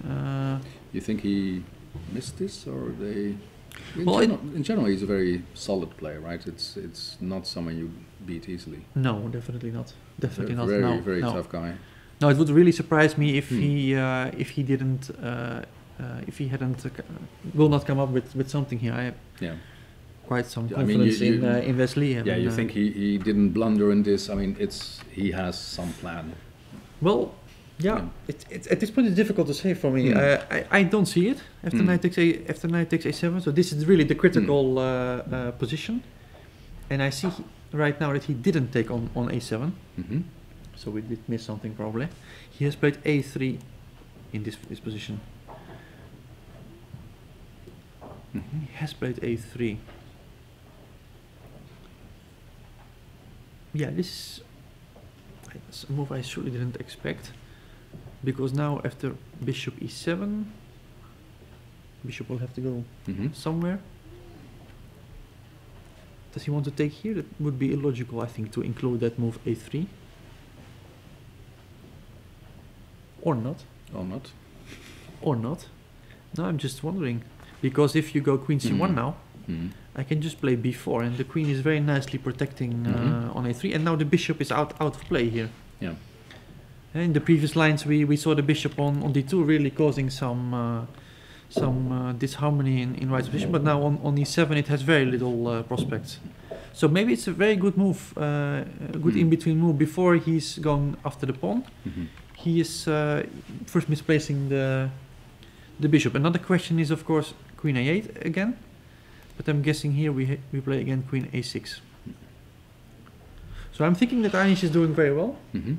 I'm thinking that he is this move a3 is really strong, and that he's about to take the pawn, and Well, Yeah. that would be exciting. that would be surely. Okay, if I'm not mistaken, he is on +1 at the moment. Yep. So he's definitely competing for the highest spots. Yeah, he drew 2 black games and he won his white game. Yeah. A bit difficult second draw against Luc van Wely, but Yeah, that was of course slightly but you need some luck in the tournament. We just discussed it. exactly. That's, I think it's all part of the game. And in his case, you could expect that to happen. I mean, you're playing Luke, who's on paper he's the weakest, and of course that will be your headache because of the old rivalry Of course. and everything. I must say, when Anish was lost in that game, he did play extremely resourcefully. That was very impressive. Because I was commenting with Robert Riss that day, and we really thought that this game is going to end in 2 hours. Yeah, it looked terrible. We had no, we simply didn't see a move. Yeah. But he kept finding, making it difficult for Luke to give that final blow, and finally he even managed to make the draw. So I'm But quite optimistic about his chances today against Wesley. Yeah, I think that the way he saved that game, or he didn't lose that game, it showed a lot about his progress. It also says a lot about modern chess, I think, that these young kids, and if you look at the strongest of those, I mean, they are so resilient. Yeah, that's amazing. I mean, you really have to kill them 6 times, Minimum. and then they still might raise their head and say, Yeah. no. It's something they, and this is obviously the influence of the computer. I Sure. mean, they sit at home, they say, okay, they're looking at positions where they know, well, this is gone, and it's not gone because the beast keeps going. Keeps going, keeps fighting back. However unnatural it looks, however bad it looks, the beast keeps coming with good moves. And but this also, well, it takes a psychological attitude. I mean, it's clearly that you can see that he's maturing there. That because it's very easy to give up a game when you think, of course, it's gone. Yeah, you see this very much. Let's say with unexperienced younger players, they get in a difficult position and they collapse quickly. Yeah. But definitely the young players we see here, they are not collapsing. No, you really have to beat them multiple times. Yeah. So I'm very curious how this game will develop. Yeah, I think that Wesley is he's taking his time after A3, and I think Anish is a pawn up. Will be a pawn up soon. Yeah, well, it's an interesting clash because these are two players who took decisions in their life. I mean, Anish, he finished middle school, and he decided to play chess for 1 or 2 years and see what happens, and then probably go to university. Wesley, he went to university in the United States at Western University in St. Louis. He's actually studying. He's studying speech communication. Wow. Speech communication.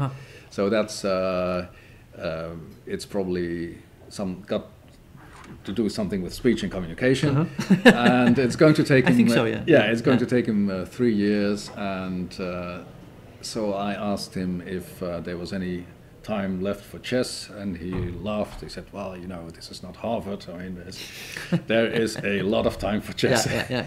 And of course, he is there because of the chess. I mean, he's there because of the chess team there. They have 9 grandmasters studying there. He's one of them. There's Georg Meyer from Germany. Right. He's been studying there for. Le Quang Liam, I think, Vietnamese top player. Exactly, he is there. So he's very much in a chess environment, even if he's in university. And well, for Anish, he's playing a lot of chess now, and let's see. What do you think? Is that a good decision that he took, just to give it a try, to see how far he can get? For Anish? Yep. Well, I think being already number 20 in the world, 25. Yeah, I think he's 19 in the world rankings, and now in the live ratings he's gone up a couple of spots. I think he has a pretty good head start compared to many other people. Well, it would be a shame if he wouldn't. If he didn't give it a try. Yeah, I mean, he's really born to play chess. That's the feeling clear. you have. Yeah, that's the feeling I have, and he enjoys it a lot. He's working a lot. He loves the game, and why not? It's a funny talk I had with Wesley actually 3 years ago. I played against him here in 4 years, I should say, here in Wijk aan Zee, and I asked him whether he would be professional soon, and he said, well, if I don't reach 2700 by the end of the year, I think I'm just going to study. And it was very funny to me because I was at the time struggling to get over 2600, and I thought it would be a good reason to play professional chess. But he felt that it only got serious after 2700. But it seems by now he's comfortably. I think he's 2730 at the moment, or at least virtually around that. So like Anish, number 2030 in the world. Yeah, they are the new kids on the block. Exactly. I mean, Exactly. That's true. I'm very curious where they both of them where they will end. But it's interesting that you say Anish was born to play chess, and it's something that people usually say for someone who plays the piano or plays the violin. Yeah. Do you see it as something different? I mean, as something similar, that you see a child has an incredible gift for chess, and they think it's, well, in music it's very easy to say, well, it would be an insult. They call Magnus the most of chess for good reason. Yeah, he really has this there's such an incredible feeling for the game. I have the same feeling. He really was. If he wouldn't play chess, it would be a shame. Yeah, right? yeah, against nature. Yeah, against nature, it would be completely unnatural for him not to play. Yeah, yeah. So Anish, it's the same. And like I said, he's so hungry for the game. He's working each day. He's so much up to date in all the opening lines. He loves to check everything to be involved in chess. So I think he made the right choice, and I think he will stick to it for a long time. Yeah. Well, and there's an important step for him here, that he's here with a new coach that he he's been working with 1 week before the tournament, and he's working with him now during the tournament, Vladimir Tukmakov, who is a very experienced coach. Of course, He, very strong player himself. Yep. Yeah. Yeah, that's interesting. I did an interview with Anish for NRC Handelsblad, and there he was saying, well, it's you can see. I mean, he's been around for all these decades, and I think he played Fischer even. yes, he played Fischer, Yeah, and he he says played he Fischer. knows Fischer not as a Yeah. legend. I mean, Yeah. he was his colleague. Yeah, it's, And it's true because Vladimir Tukmakov, he still looks very fit, and Definitely. In fact, he doesn't betray his age, Definitely. but his experience is huge, and well, but that's a very important point you make, Mm. because I think that nowadays at the top, Mm. it is simply extremely important to have a team of players. Mm. You simply cannot do it on your own Yeah. anymore. Well, Magnus being maybe the exception to the rule. yeah. But I think that all these top players, you see Aronian, he has Mm. a whole country supporting him, giving him novelties, new opening ideas. Mm. And you see this everywhere. Yeah. All these players, they have a team in place, Mm. seconds, Mm. doctors, Yeah. dietists, people arranging a training schedule. Everything is in place. And that's what Anish is doing now too. Yeah. I think he's Well, really this thinking about has yeah. has changed dramatically. I mean, what you say that they're working with teams. I mean, in the old days, this was something the Soviets did, but now it's what everyone is doing, and don't underestimate it. It's serious business. Someone like Tukmakov, I mean, he's led the Ukrainian team to gold medals at the Olympiad.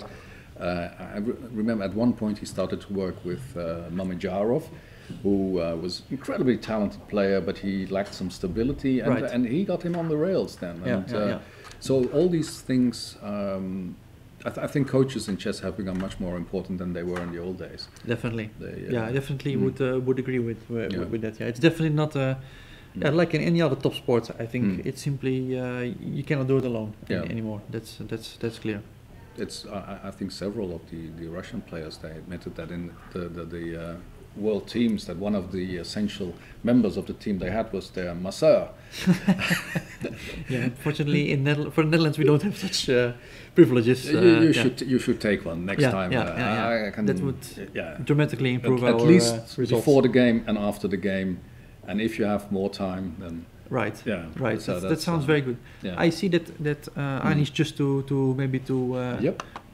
show our viewers how that happened. Indeed, after a3 bishop bishop e7, he took the pawn, queen c1, and now he went knight b5.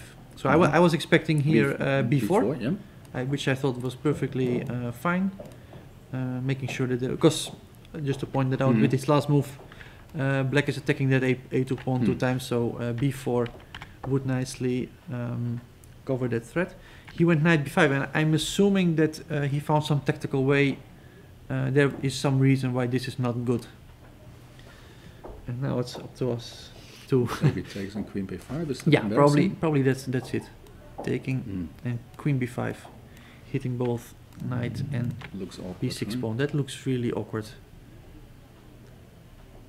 Do we have something here?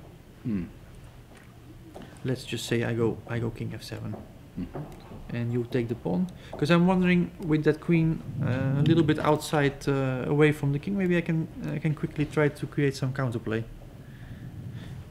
And on the other hand, after king f2, we have just one check. Bishop comes in between, and it's a real pawn now. This is a real pawn. This is a real pawn. Yep. So Anish is happy, I think. He's a pawn up. So this is the position right now. Knight b5 has just been played.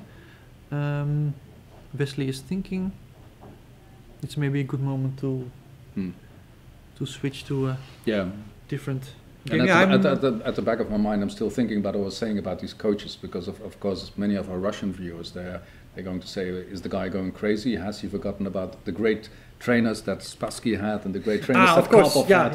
And of course they had Karpov had Fuhrmann, and Kasparov had Nikitin, and what was it? Spassky, he was working with Sak, and then later with. You are better at these things. But I mean, of course, those were the examples, and they have been followed these days, and well, things have gotten even well, not even crazy. Also, because also the computer changed a lot, of course, because in those times you're speaking of, yeah. those players were involved with opening preparation, but that opening preparation changed so Yeah. much. It's it used to be enough to have an interesting idea, Yeah. work it out a little bit, play it. Yeah. Nowadays it's all checked until the very end, Yeah. and you know that it's if black will do everything correctly, it will be a draw. Yeah. If not, you'll win the game or have an advantage Yeah. or something of the kind. The work that the seconds Mm. are doing, it's also completely different. No, it's even funny. I mean, and it's not that long ago that when, let's say, the Dutch national team or any national team, they went to the Olympiad, then one of the bigger tasks was how to divide the weight that had to be carried. The load of books, Because you had to take the opening encyclopedias. That was four volumes. yeah. And then who's Well, going 5 to A, B, C, D, E. and who's going to take the latest informants? Yeah, and yeah, and if you take numbers, so they were carrying around an awful a load of books. Yeah. And probably youngsters, they can't even imagine that this ever happened. Nowadays they barely take a chessboard to the Yeah. tournaments. They just have their laptops. They open it Yeah. up, and there's their chess Yeah. programs. And I rarely see a chessboard nowadays. Yeah. But just still, players' many of the strong players, they still use the board. Of course, yeah. No, Yeah. of course, no. Yeah. That's important too. But many young players, they just they have enough. Yeah. The screen is enough. Yeah. And if any of you are wondering if the screen is also enough for the world champion Magnus Carlsen, you can tell he had a board in his room in He had? India. That's He- important to confirm. Absolutely, and I think he still uses a board. And, That's good. yeah, That's good to know. Yeah. Yeah. Good. What are we going to look at, Erwin? So yeah, just to leave this is a pawn. We should Anish is a pawn up. The game of the day, is that where we're going? The game of the day. You mean Kayakin Rapport, Yeah. I think. How are they going? H5. Indeed, knight f6 Yep. was played, And, and yep, he wants to play him. He wants some play too. knight f6. Kayakin played bishop. So he didn't want to give up this beautiful bishop, of course. No. Not only is the beautiful bishop, but it also blocks the e file. So he definitely wants to keep that piece on the board. He played bishop f3. Yep. So he's ready now, and he actually already did. He played knight e4, Oh. and after We- taking and h5, this is the We- position right now. I see that we have some players Yeah. coming in. Okay. Perhaps I should Yeah. But then give up my spot for yeah, we have- more there's- important guests. Please. Yes.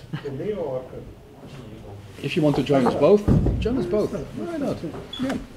Boris, join me. Yeah. Arkady, hi. So, how was the game, Boris? This, you want to? It's not the game you dream to play in such a beautiful museum, yeah? Yeah. We're gonna, But brilliant piece of preparation from Arkady, yeah? let me see how we get here. Is there? We have support, I don't know. Yeah, but we want to look. Oh, okay, Evan, okay. how do we get here to the board? Should I just, Yeah. Okay, Erwin.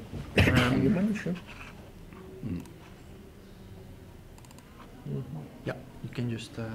Now you can go wherever you want. Where's that? It's here, yeah. Yeah, okay, I you- played this game with Alexander Grishuk in Grand Prix and I won. But of course, ED is very strong move. And Arkady played quickly, so I assume he prepared it. Arkady, did you prepare it? Yes, Pretty of course. for- Actually, before the game, I was very scared of Boris' preparation, so I decided to not to play my usual lines. But you still had something in store, something else. This. Yeah, but here it's pretty forced. And okay, I thought that I could try to get little advantage because if we exchange these pawns and I manage to develop my pieces, okay, h6 is weak, knight gets to a5, but of course it's only dreams because rook b8. But this is the feeling you have. You have this slight pull, but Yeah, but probably I feel that it's not enough with precise play. But what to do? You are trying, yeah? And queen d2 I have to probably, yeah? I think at b3, rook b5, yeah. b3, rook b5 and queen c1, it's even worse version. Yeah. And the rook e5, rook b2, it's I can be only worse, yeah? No, nice. Because so queen d2 and here e4 is correct move. Also queen f4 I consider. Yeah, me too. But queen but c3, f6, rook d1. I And, thought e4 is looking much safer. Yeah, well, okay. If I can, Sure, yeah.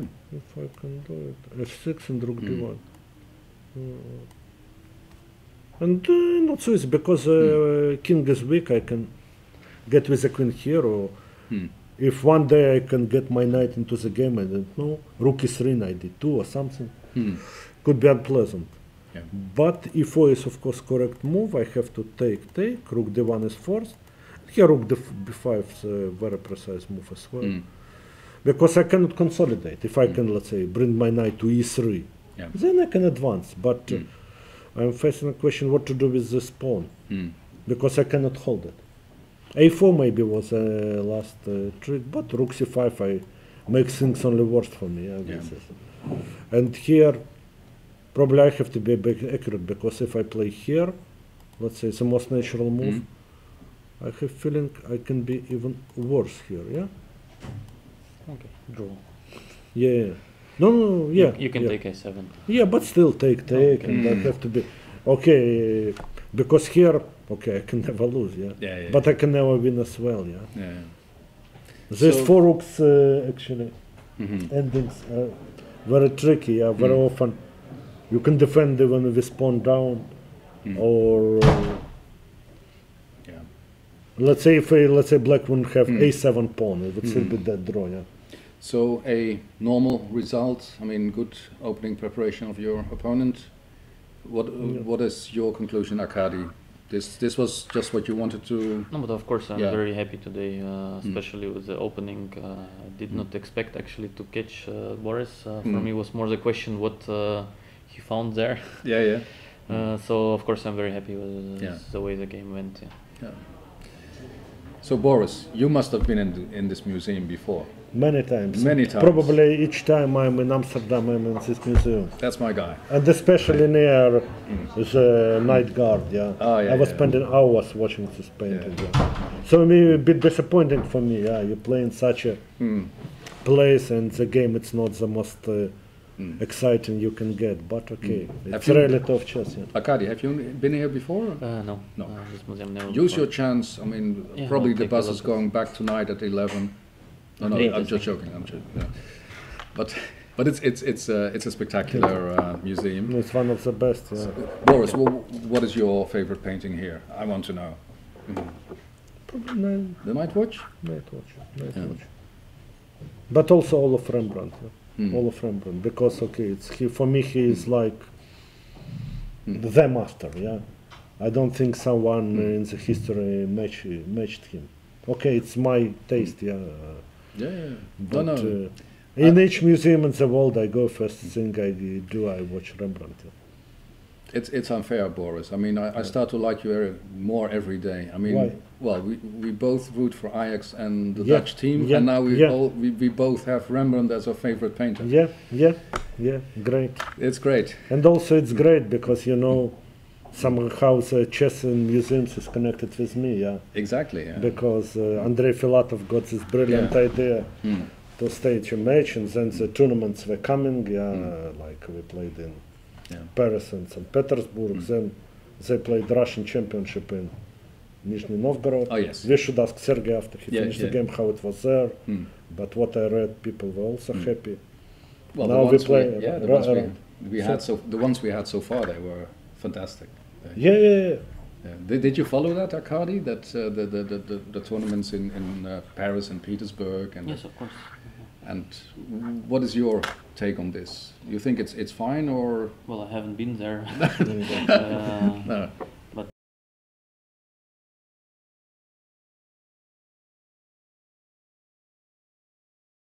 It's not something that you're opposed to, or personally, I never No. played in a museum. I Yeah, think yeah. once on a French league, we played in an automobile museum. Ah. Actually, it was terrible because of the noise. they switched on the cars. Yeah, there Yeah. was some sound Ah. during the event.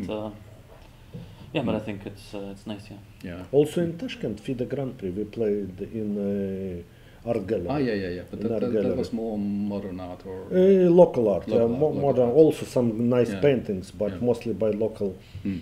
infamous painters. But probably the best in the country. Yeah. Yeah. And some of them are really Mm-hmm. impressive. Yeah. Yeah, yeah.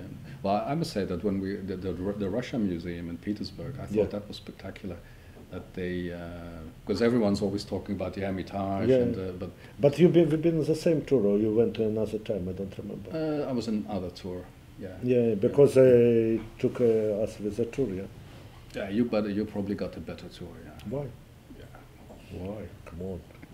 No, it's we No, also. but very impressive. yeah, yeah. No, we were at the same tour. It was the same it's tour. the same Yeah, tour. yeah, it's yeah, yeah, because some we were in the group Yeah. in the morning, some other guys went in the evening. Yeah, yeah, yeah. In No, the no, afternoon. no, we were the morning guys. Morning, Yeah, we, yeah, went, yeah. we came out for breakfast. Yeah. That's very good. So, how's it going so far in the tournament, Arkady? For you, is it? No, I think at the moment no reasons to be happy. Yeah. First game I lost, I think, pretty equal position. Second game I lost by force out of opening. I forgot the line. Well. Yeah. No, but we still expect a lot from you, because we were talking about the tournament in Baden-Baden, and that we thought you should have gotten a bonus for that. I mean, for all the great chess you showed there. So there's definitely still something in store here. No, but I'm not upset. I'm just sometimes you have bad luck. Sometimes Yeah. the tournament's running a little bit better. Yeah. Just 4 rounds out of 11 passed. Sure. And you probably agree to that, Boris. I mean, it's Yeah, but you haven't been very lucky so far. And No. But first day, I had some really horrible. I was in horrible health condition. Yeah. Yep. First, but now I'm back. From second round, I'm back. Yeah. Mm. Second round, probably I too ambitiously certain part of the game, but Yeah. basically I feel okay, and I hope to get back to the tournament in the next round. Yeah. Just have a round at the museum, get some vitamins there, and it's going to work wonders. But also, what impressed me, after because we came earlier and I went for a walk, and people were queuing here. Yeah. People were queuing for not for museum but for our tournament. Yeah. Like in Moscow and in Paris. Also, you remember queues in amazing. Yeah. So it's a sign that it works. Yeah. Yeah. Let's hope. Some it people works. maybe more people would come definitely because they also have a chance to visit a museum. Yeah. Yeah, it's not a bad combination. That's wonderful. So I'll no longer keep you. If you have time, do have a look. You can meet some old friends, Boris. Yeah, and, Arkady, sure. You can make some new friends. I mean, there's some great stuff there. And did you already see it after it had been renovated, Boris? No, not fully. I saw it. I visited a few times while it was in the reconstruction. Oh yeah, but then there was only this one wing which was open. No, I think it was. Sometimes it was one wing, sometimes another wing. Because once I was alone and another I was with my family. So, but we couldn't see everything. It's for sure. Yeah. But now it's possible. Yeah. Then there's very good reason for you to go. Yeah. Thank you. Lots of success in the rest of the tournament. Thank you, Boris, and thank you, Arkady. Thank you, Dirkam. Thank you. Erwin? Sorry, maybe we should take away. Yeah? No, it's fine,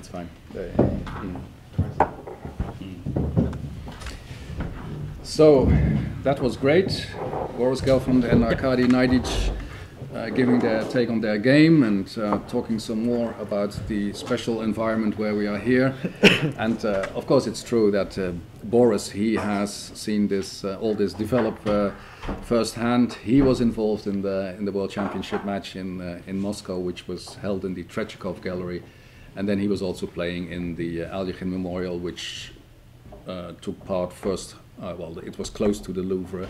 It was connected to the Louvre, and then the second part was in the Russia Museum. If you ever go to St. Petersburg, don't limit yourself to the Hermitage, but also go to the Russia Museum. I will remember. It's very beautiful. So what are we going to look at, Erwin?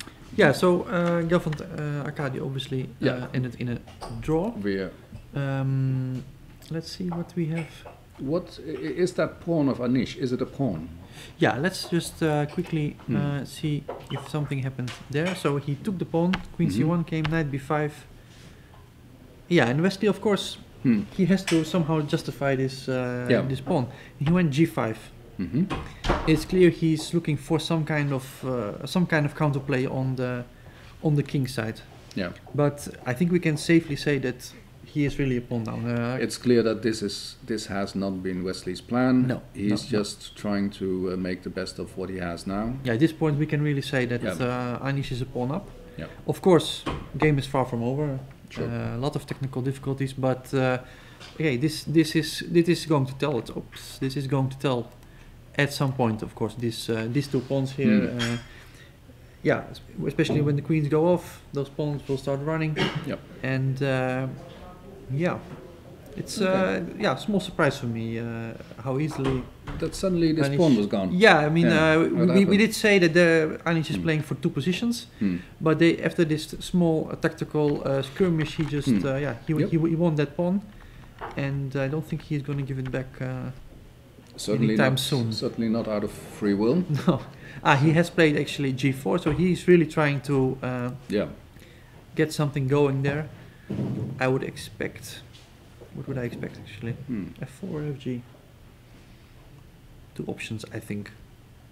F4 has, of course, the drawback that it might invite the knight Yeah. back to E4. On the other hand, that will be difficult to stop anyway.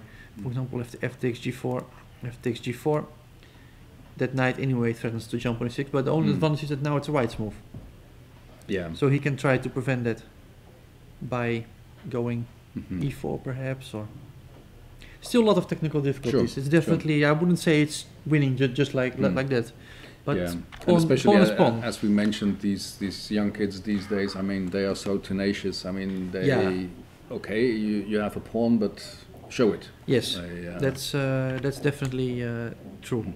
And so if Anish gives Wesley a chance to get back in the game, he'll be ready to grab it. Yes, yes.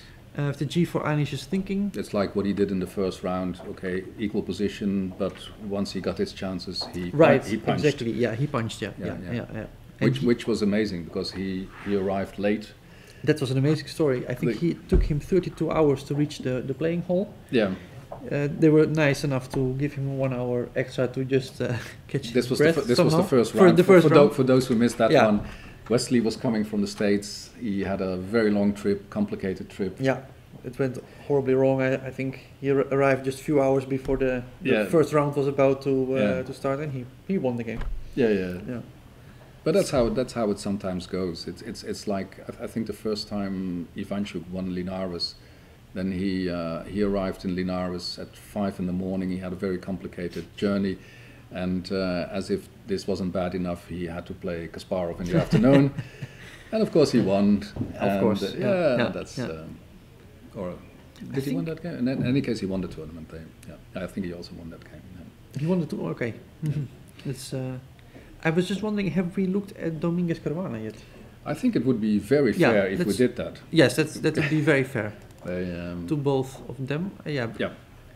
Okay, let's just go back a bit because I think we left it off somewhere around here. It's a very quiet Spanish position. Yeah. Yeah, and very quickly, this was a very interesting moment. Yeah, they were trying to fill the D file with all the pieces there, and somehow Dominguez simply missed this move. He, Bishop D2. he missed Bishop D2. It was a one chance. It would have, but he it would have actually been perfect. After playing A4. He got another Fabiano didn't give him another chance because he played Queen F5 when he did go back to D2, but obviously. And now Fabiano missed his chance. No, Fabiano missed his chance. He played Rook B8. Yeah. Of course, because on a more serious note, E takes B5 was threatened. The A8 rook is saying, so he had to move the rook. Yeah, sure. That's is exchanged. And now the question is, of course, he has these two bishops, but this one on B3 is not particularly. I should give it actually not the green, but dark red color because it's really a horrible piece at the moment. Of course, just like we saw in the game of Aronian against Nakamura, Aronian had that bishop on G3, if the viewers remember, and that bishop came out eventually through F2, and this might happen in this game as well. I mean, the pawn might at some point go. We don't know what happens in the future. So at the moment he has two bishops, but they're not very impressive. I think Caruana is doing completely fine. They have played a few more moves. Yeah, and that's another interesting point is that of course his d pawn is simply hanging. Yeah, why doesn't he take it? Yeah, that's an interesting question. Knight takes d5, for example. Hmm. I'm assuming it has to do with g4. That's what one would So guess, the right? queen is the only defender, and we have to try to somehow. Embarrass it. Yeah. For example, we have only two squares, e6 or e5, but both moves I think are running into rook Yeah. e1. This is clear. This riddle has been solved This very riddle has been quickly. solved very quickly, and it also explains why Caruana played h5 and h4. Yep. Because now he indeed threatens to take on d5 because that move Yep. g4 is no longer there. Mhm. It will be taken en passant by the pawn. And he has achieved something because he has to play queen f3. This is a big and- achievement actually, Yeah, because yeah. this structural, this structure is of course not what White was after at all. No. Rook e8, f4. He decided to reroute his knight. Bishop b4, knight b6, king g2, knight a4, and this is the current position. Mhm. Pooh, very unbalanced, very difficult to say. And my eyes get a little bit tired from all those pawns in the. Yeah. Shall we take them off? or- Yeah, it's just. Okay. Well, if we take them off, Yeah. those bishops will be very strong. So that That's- Dominguez would surely not mind. Dominguez would be so happy. Would if- be extremely happy with that. But my Um, gut feeling is that Fabiano I think he's doing well. he's doing well. I Yeah, mean, he's doing well. Just to see, his last move is knight a4, and people might wonder why don't we take Yep. that one off. I'm assuming that he wants to go to b5 here and take the d pawn off, which would restore material. Or maybe first rook e2. And that's what I wanted to say. Yeah. This is one option, and the other option would be to activate the rook. I'm just wondering if we just cannot quietly go rook c1 and then later, on the next move, expel that rook and Yeah. say it's just been a loss of time. Mhm. In any case, Fabiano looks comfortable. I think Yeah. that he's doing fine. Sure. I'm just wondering. Well, I'm just wondering if this could be a minor issue at some point. This pin, but I can hardly imagine. No, I think he's doing completely fine, and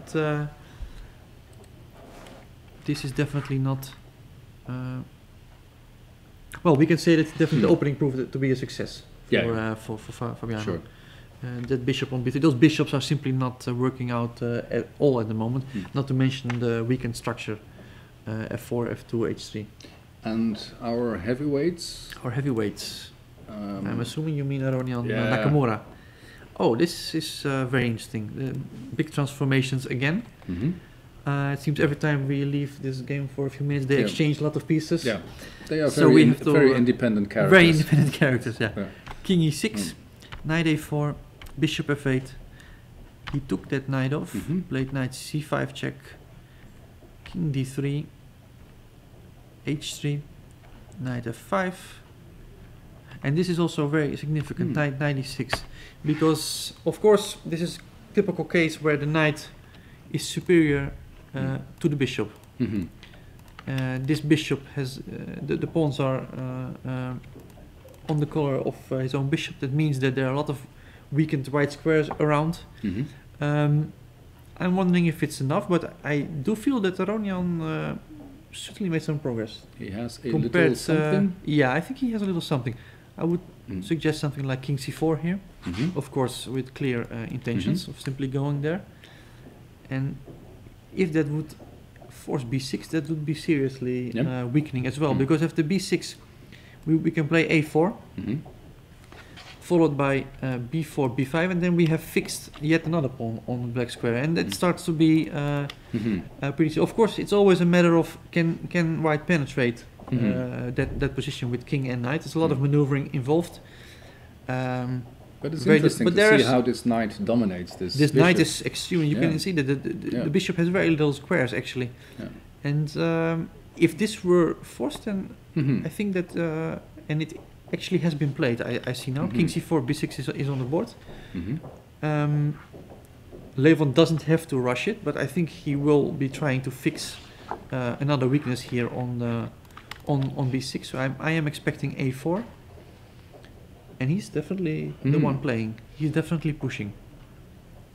Yeah, definitely this pushing. will be fascinating to follow. Because Yes. both of them are great endgame players. Definitely. It's, Well, let's just make a few moves maybe just to see Yeah. what's going on. So let's say I'm waiting, because I think black has little else to do.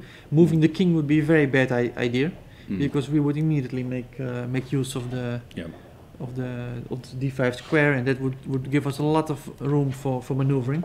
This is just lost, I think. So Yeah. black definitely has to stick with his king to e6. So something like bishop c1, let's say b4, bishop d2. I'm just waiting, and yeah. And before you know it, Zugzwang will become our favorite word. Who knows? Yeah. Yeah. b5. b5. Just to point out, taking is a very bad idea, because we will enter with our king. Already this pawn is almost falling. The only move is this one, but then knight d3 will come. Ooh. Knight c4. That pawn will be lost.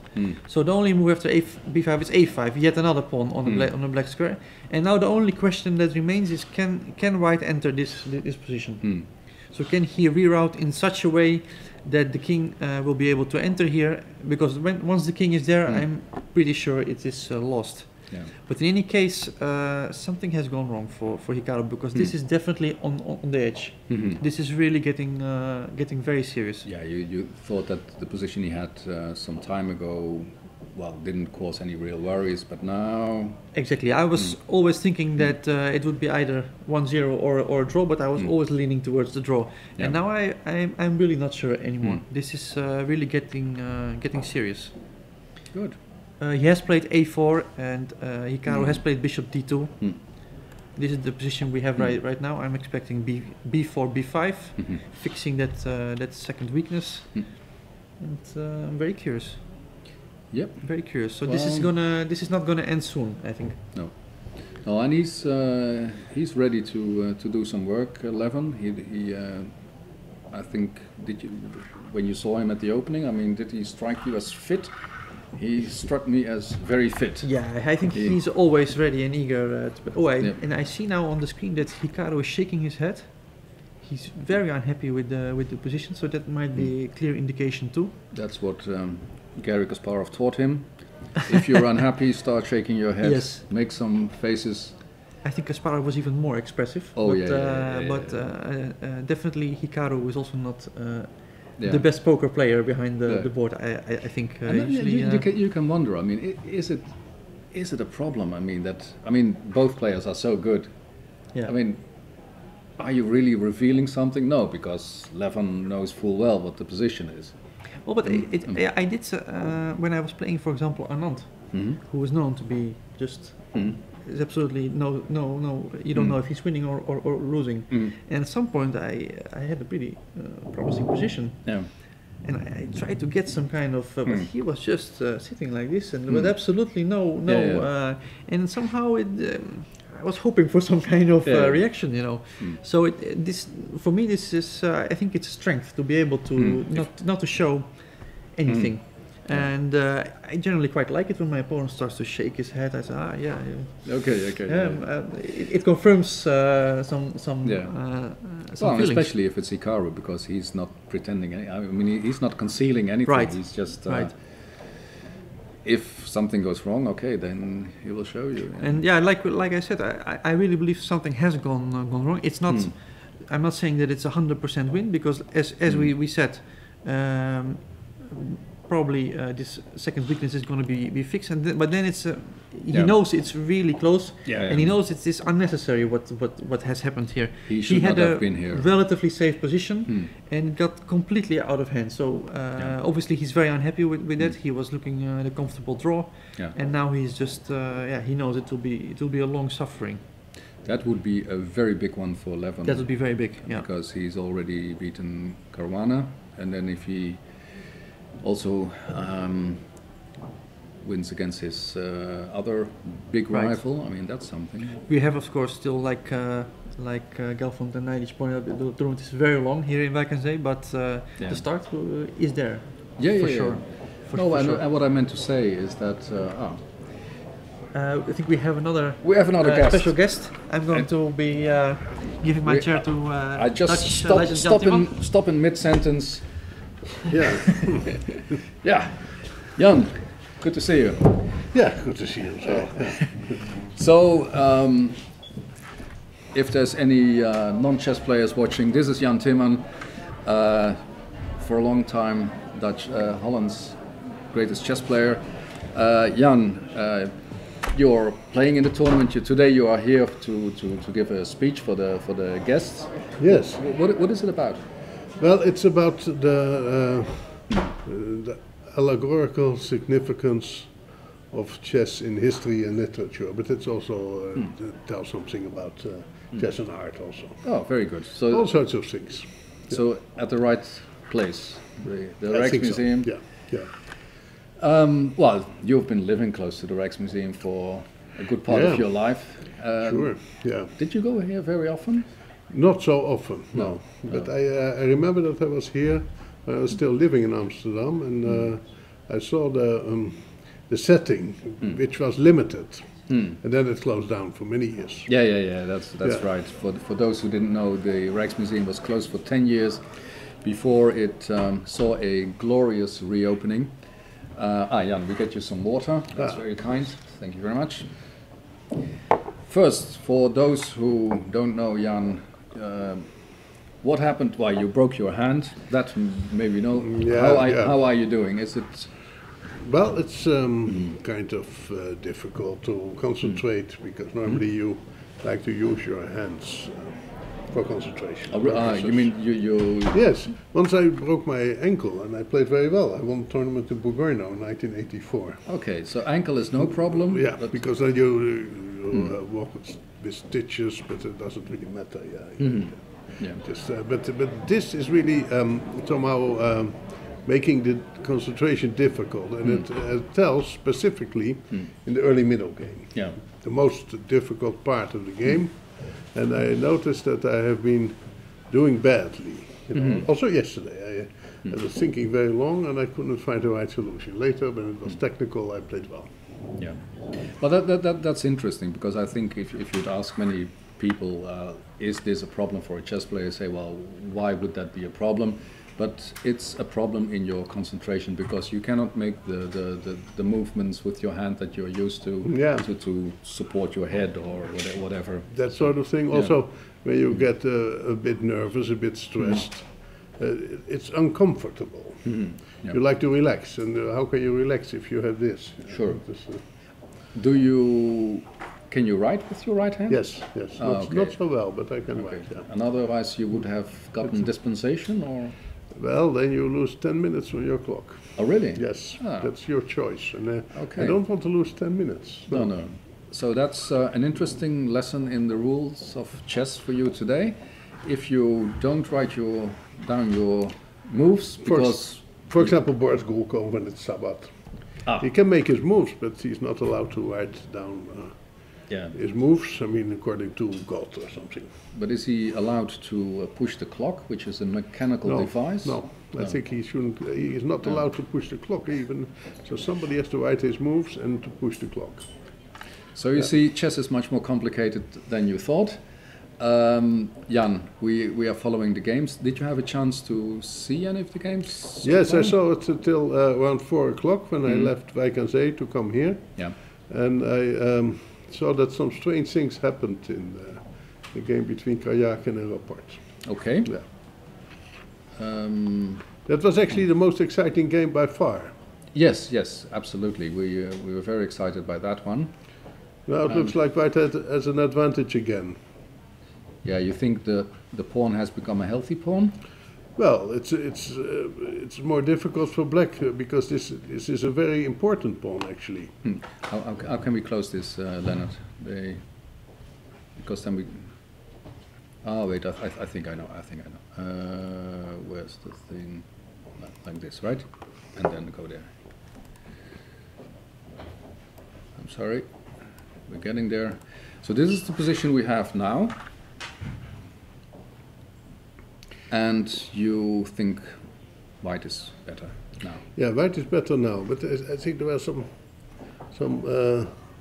strange things happening before. But here it's quite clear that White has an advantage. Yeah, it will be very hard for Black actually to hold this.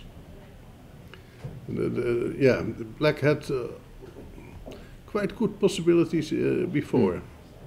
So how does what would be White's plan here? You see that White has a majority on the king side.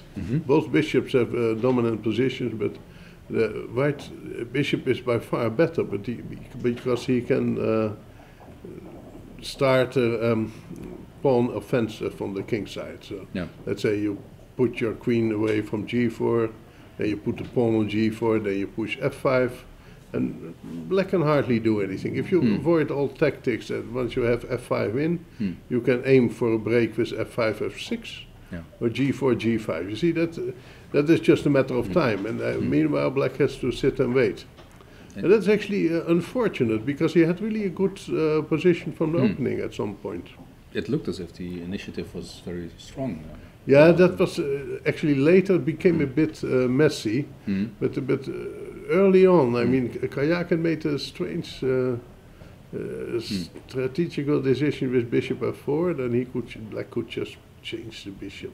And you know, if you play this sort of position, you can exchange the white's bishop of the black square, so the bishop that is on e5 now, for a knight. That is very good. Yeah. But okay, he missed that chance, and now he's suffering. Because that's the idea that you get here, that the white bishop on e5 is far superior to the black bishop on e4. Yeah, well, the black bishop is also a good bishop. I mean, there's no doubt about that. But since black has no plan to do anything with his pawns, the white bishop will be much more dominant than the black one. Yeah. Yeah. And that is not visible now, but it will be visible. Okay. So, and the other game that we were following is the one between Aronian and Nakamura. Well, let's say from a tournament perspective, maybe the most important game of the day. We had the feeling that Nakamura was doing fine, but that now he's gotten into some problems. Well, I think that yes, of course he has problems, but I'm just wondering about a couple of things. I think that he was all the time under some pressure. Yeah. And yes, he never had full equality. So in this particular position, one thing I was wondering, now black has played h5. Before, white had the chance to play h4 when the bishop was on g5 and play h5. And I wonder whether that was good, but Aronian is a very good technical player, so he probably knows what he's doing. Yeah, in that case you would have had the white pawn on h5, and, and the question is if that was a good thing or not. Yes, no, I cannot really judge that very well. I haven't been thinking about too much about this position. The players know better, of course. And well, the question is, can white force Zugzwang or something like that? Yeah. And then if he can enter on d5 as the king, it's already critical for black. It's a critical position. It's either lost or a draw. Yeah, as simple as that. I mean, in fact, it's very concrete. It's just a matter of finding this.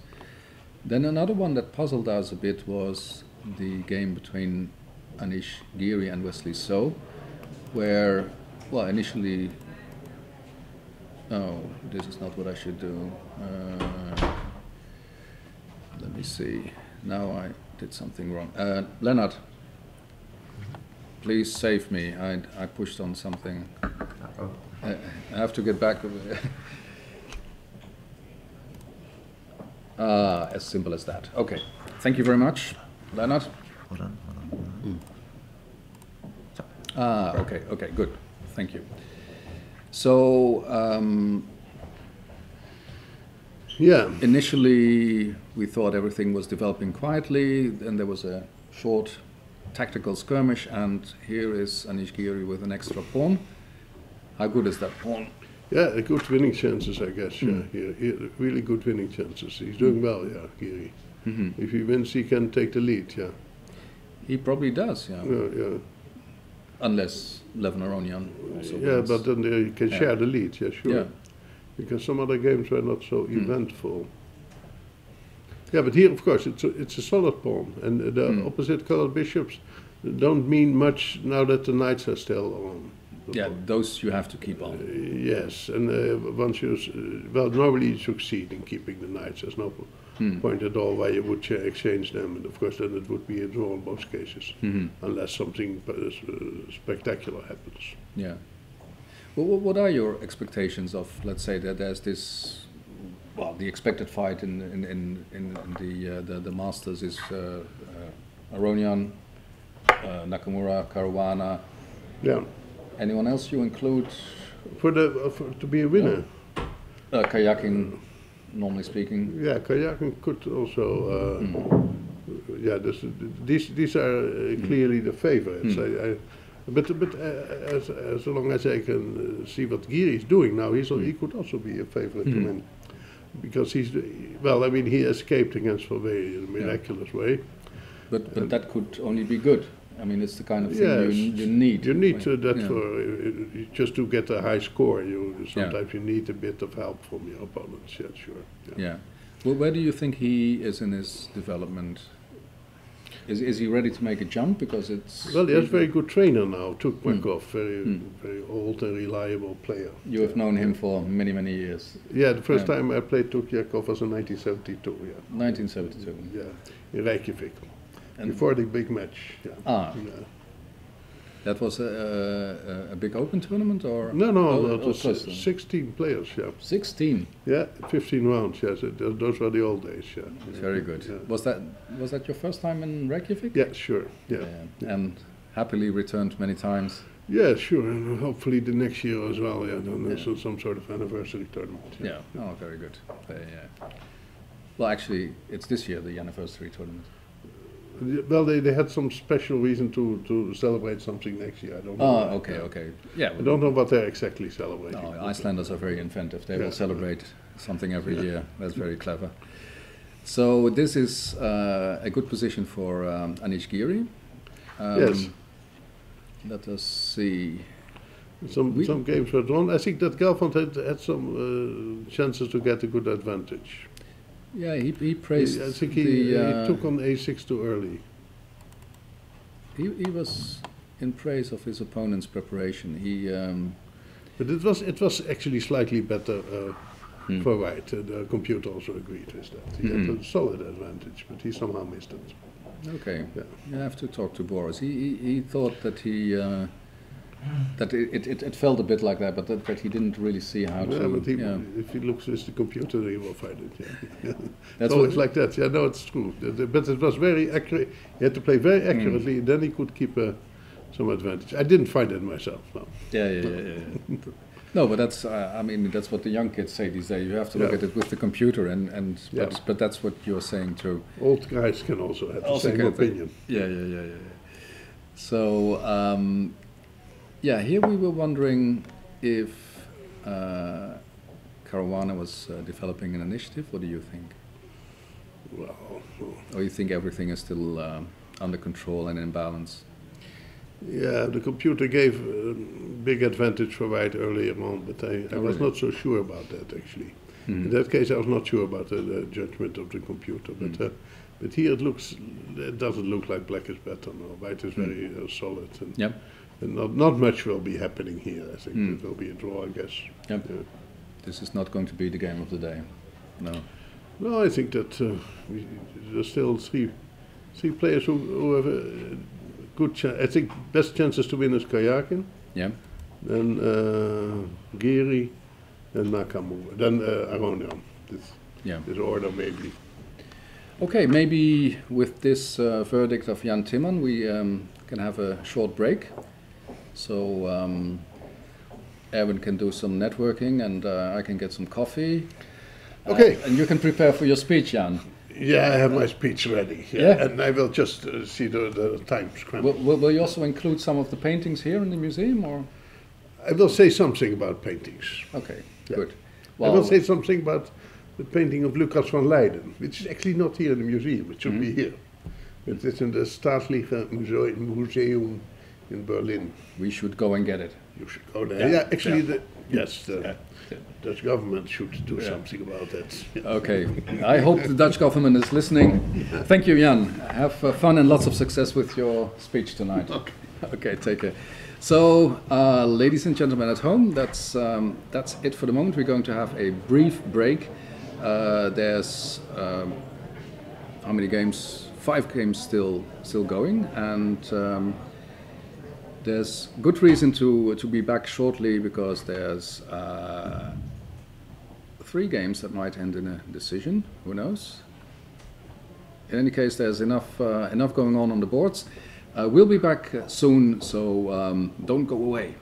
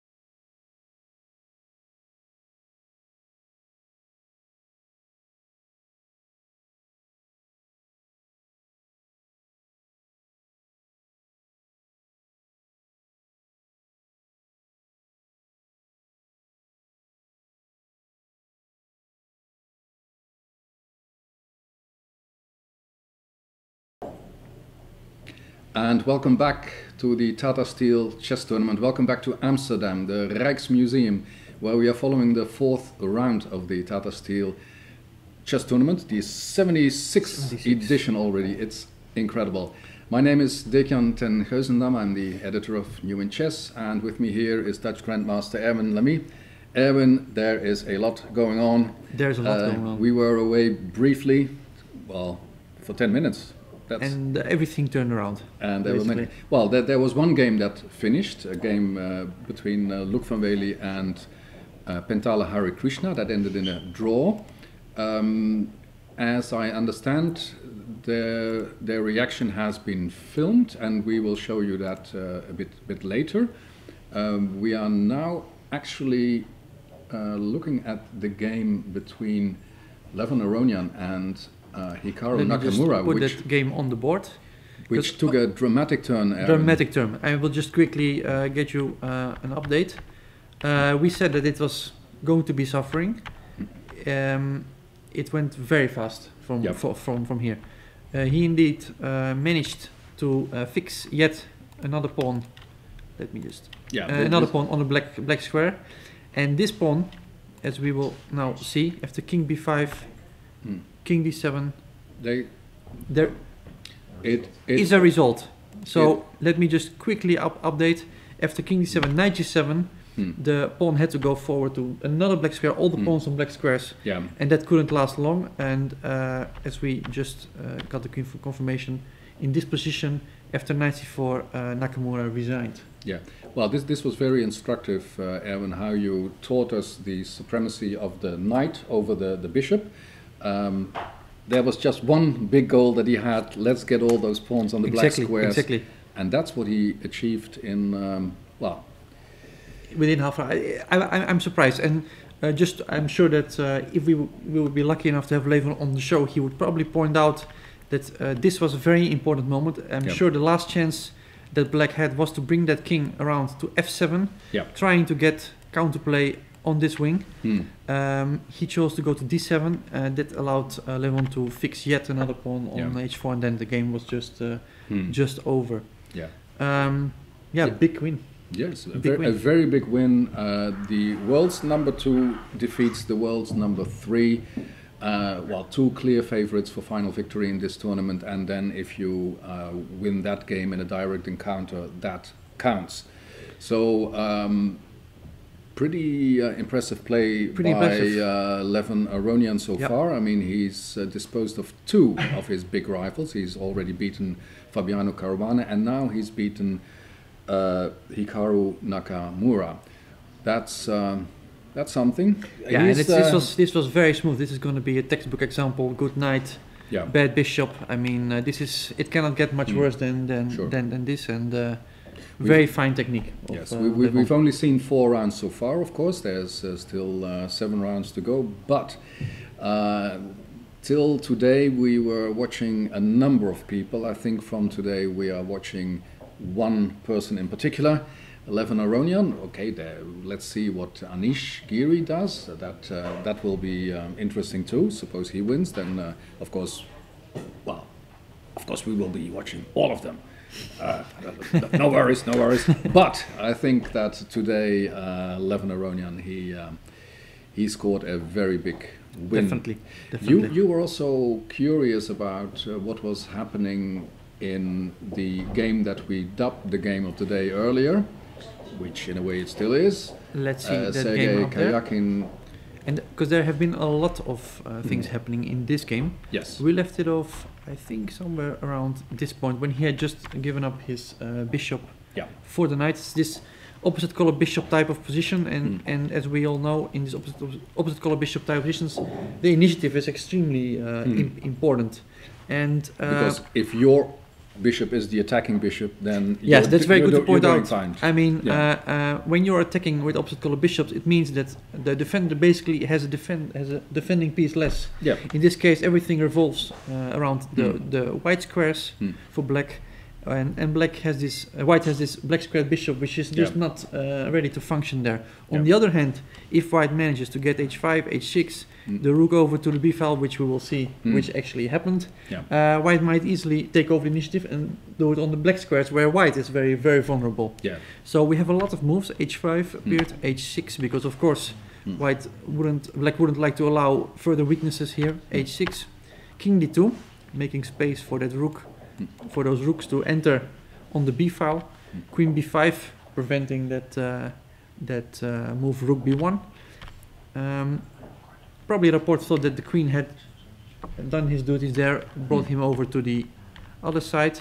But I do feel that somewhere around this point, I think Sergei has managed to exterminate most of black's initiative.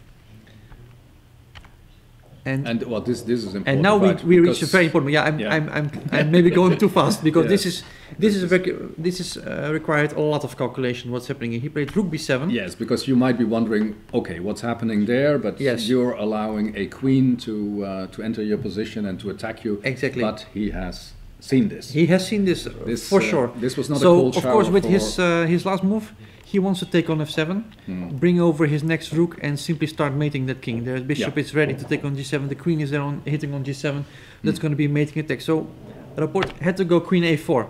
So now, if rook f7, he's ready to meet this move with queen takes c2 check, and that would turn things around considerably. So Karjakin played rook b2. Rook takes b7 was played. Rook takes b7. Queen takes c2. And now, of course, the question is white going to mate on g7, or is black in time with his counterplay against the king? King e1 followed, queen c1 check, king f2. White is trying to get that king out of the check so that he can mate the black king. Queen d2 happened, and now something very instructive, because one would assume that king g1 is the move. Go there as quickly as possible. As quickly as possible after queen, and white would play black would play queen d1 check, king h2, and queen takes h5. Yes. And another check. Now we cannot go in between with the queen naturally, because we have a bishop here.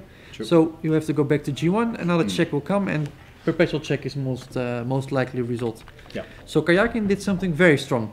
He played king f1 in this position. And let us stress, that's something that he saw coming. I mean, he saw that. I'm pretty confident that he saw that coming when he made this move. Just to for the viewers out there to see the depth of the calculation of these guys. He played king f1, and the idea immediately becomes clear. First of all, after queen d1, white can now get his queen in between, stopping all the checks and getting ready to start harvesting on g7. So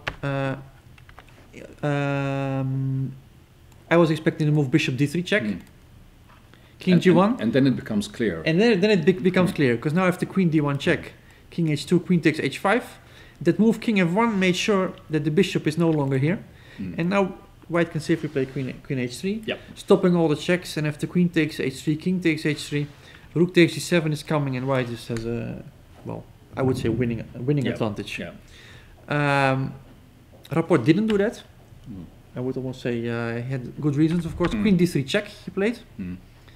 Queen takes d3, c takes d3, and this is the position on the board almost right now. And I see we have a very important guest. So I'm going to give up my seat. That's wonderful. With us is Levin Aronian. Welcome, Levin. Hi. I was summoned. You were summoned. People don't come here out of free will. I mean, did they threaten you? Kind of. Yeah. And you gave in. It's always pleasant to be, commenting on something that went so successful. Yeah, you did very well. Yeah, thanks. Great game. Congratulations. Thank you. So, again, building pressure against Hikaru like you did in Antalya, keeping it and converting. Well, you made his defense very difficult. No, I thought the position was unpleasant, but I thought, generally, you should be able to hold this kind of position with black. But I think he he underestimated this whole exchange of, I mean, this whole endgame. I was really surprised by his draw offer here, rook d8. He offered a draw after rook d8, because I thought white doesn't have any reasons to accept. It's just you're playing and he has to be extremely careful. And here, yeah, of course, king e6 is a wrong move. I thought the bishop f8 is the move to play, and slightly better for white, but no real plan. You know. Okay, what I mean is that he can simply face this with knight g8. It's a bit passive, but he should be able to hold this position. And later, I thought it was really unpleasant. Okay, maybe here I allowed myself a lazy choice. I should have taken and then calculated a bit and then just take the a6 pawn and roll. Instead, I thought that this should be easily winning, but then during the game, I noticed I thought that this is easy. This is an easy win because I'm playing a5 and the king rolls. But during the game, somehow I couldn't see how do exactly I win here. So now before h5 comes. Because you're looking at b4, b5 and fixing that pawn, but then you think you don't enter with the king, or he will. I don't know how can I do it? Maybe I can play b5 here. And then after I take, I'm in time for this. It all depends on this little tactical things, you know? Oh, yeah. So I thought I calculated something in this manner. And then, yeah, and then I'm winning. I don't know. But bishop c1 was a better try. Because what he did, I thought b3, and now it's the same thing, but even worse. One person told me that this was the losing move, that computer suggests king f7 with a draw. That's what the computer suggests, but but you don't believe it. Wow, I thought it's completely gone. But maybe it's not easy. Yeah, somehow I think we both kind of underestimated black's counterplay, huh? Well, maybe it's just beyond the horizon of the computer. That's. Well, then it's yet one more game where I won because of my tremendous luck. Well, you should never complain about your luck. I mean, that's. No, I don't. No. It's a buddy for life. Sure. Yeah. So how are you doing, Levin? I mean, you've been playing very well so far. Are you feeling very well? I definitely am feeling very well. I mean, every time I come to Vikensee, I feel very well. And now I have a chance to come to the Rijksmuseum. I feel even better. You've been here before, I guess. Certainly. Yeah. I think I can safely ask you, what are your favorites here? Oh, I think everything. I mean, starting from the medieval art, finishing with the 19th century. It's all wonderful here. That's true, and it's your second tournament in a museum. Is it a good plan? I'm quite satisfied with my result in Alekhine Memorial, where I shared first with Gelfand. So yeah, and were declared the winner. Yes. So, well, as you often do, I mean, people will see you. You have a nice tan. You look fit. You took a nice holiday before you came here, and that's my plan before every Vikensee, every winter tournament. Yes. So, is it a secret where you went? No, absolutely no secret. I went to Cambodia because it was my tradition to discover the Southeast Asia. So I have, of course, a couple of countries to go still. Yeah. But Cambodia was very special. And you mean in that time of the year you like to be there, and I mean there's Yes, it's some great warm. places. It's warm and I don't know. It kind of feels good to start the year on the beach. Yeah. Why not? And then when you come here, do you go to the beach here, or? I do sometimes when I feel that I deserve to be in the cold. You know? Yeah. I'm staying away. Yeah. So well, you're leading. It's still unclear if somebody joins you in the tournament. Things are going fine. What is the significance for you for this tournament? I mean, the big tournament for you, I guess, is the candidates in March. Is that an extra reason to take this really seriously? Is it a warm up? I mean, how does it fit into your plans? It's one of my favorite tournaments to play, and one of the tournaments where I give my best. Lately I've started trying to give my best in every tournament I play, but I just to see what I'm capable of. Is it possible? It's also, of course, a part of my training for the candidates. Yeah. Is it possible to give your best in every tournament if you fix your schedule properly? It's not, but nobody said I shouldn't try.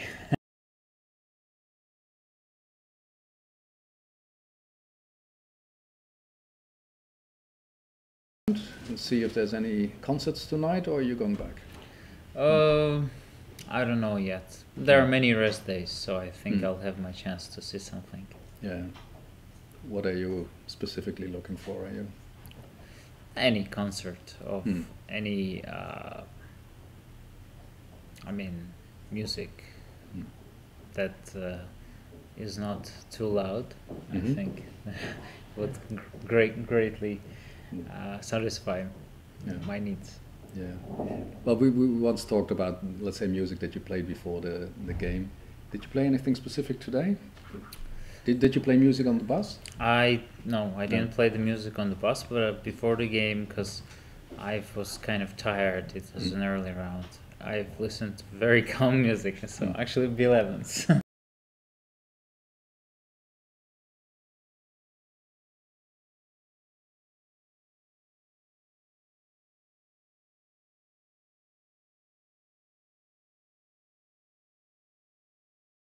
Evans.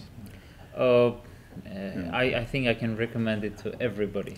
It's beautiful music. Great. Well, it's great to see you do so well, and thank you very much for showing these moments in the game, and lots of success in the rest of the tournament. Pleasure being here. Thank you. Thank you.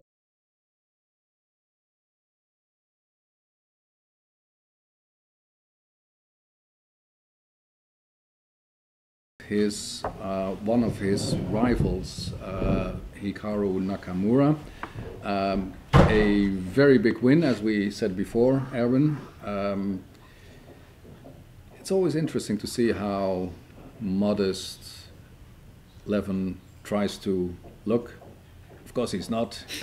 He's a big champion, and a great guy with a great interest in many things. Definitely. So it didn't really surprise me that he had been in this museum before, and let's hope he'll watch some great music or listen to some great music in Amsterdam in the days to come on one of his free days. So we have a couple of games going, and what do you? Shall we see how Anish is trying to convert his That's his a pawn? very good plan. Let's see how that is going. Okay, so we left it over around this point. Not awfully many moves happened. Take. Knight c3. Queen c3. Okay, I thought he. I just have to unclick him. Queen c3. Queen d1. Of course, exchanging queens is not what Wesley is after, because it would make the technical task much easier for Fani. Of course, with the queen, with the queens on, there's more room for making for going for complications. Yeah. So he definitely wants to keep his active queen on the board. I need to repeat once, just to show his intentions. Of course, he's playing for win. He's pawn up. Yeah. Knight f6, knight c3, and so he did want to prevent black from occupying that knight. That square on e4. I think he immediately played e4 and knight c3, and after d takes e4, knight takes e4, he went knight d5, and many, I beg your pardon, many viewers might wonder why not go for a position with opposite color bishops, because aren't they always drawn? But not today. Well, in this case, e6 is hanging, g4 is hanging. This is actually the fastest way to lose, Yeah, probably. if you want to lose, you should. Yeah, to go in for this. So he kept the knights on the board, played knight d5. He's looking at maybe to jump to e3 at some point. My assessment would still be the same as before. Anish is a pawn up. Technical difficulties are still there. Yeah, but you always, I mean, you always have to look out for tricks. I mean, exactly. And of course, if there's a trick, Wesley will spot it. Yeah, at this point, I don't see anything concrete. I just have. I think he'll try to slowly. It would be nice, of course, to get this queen away, because this queen is excellently placed.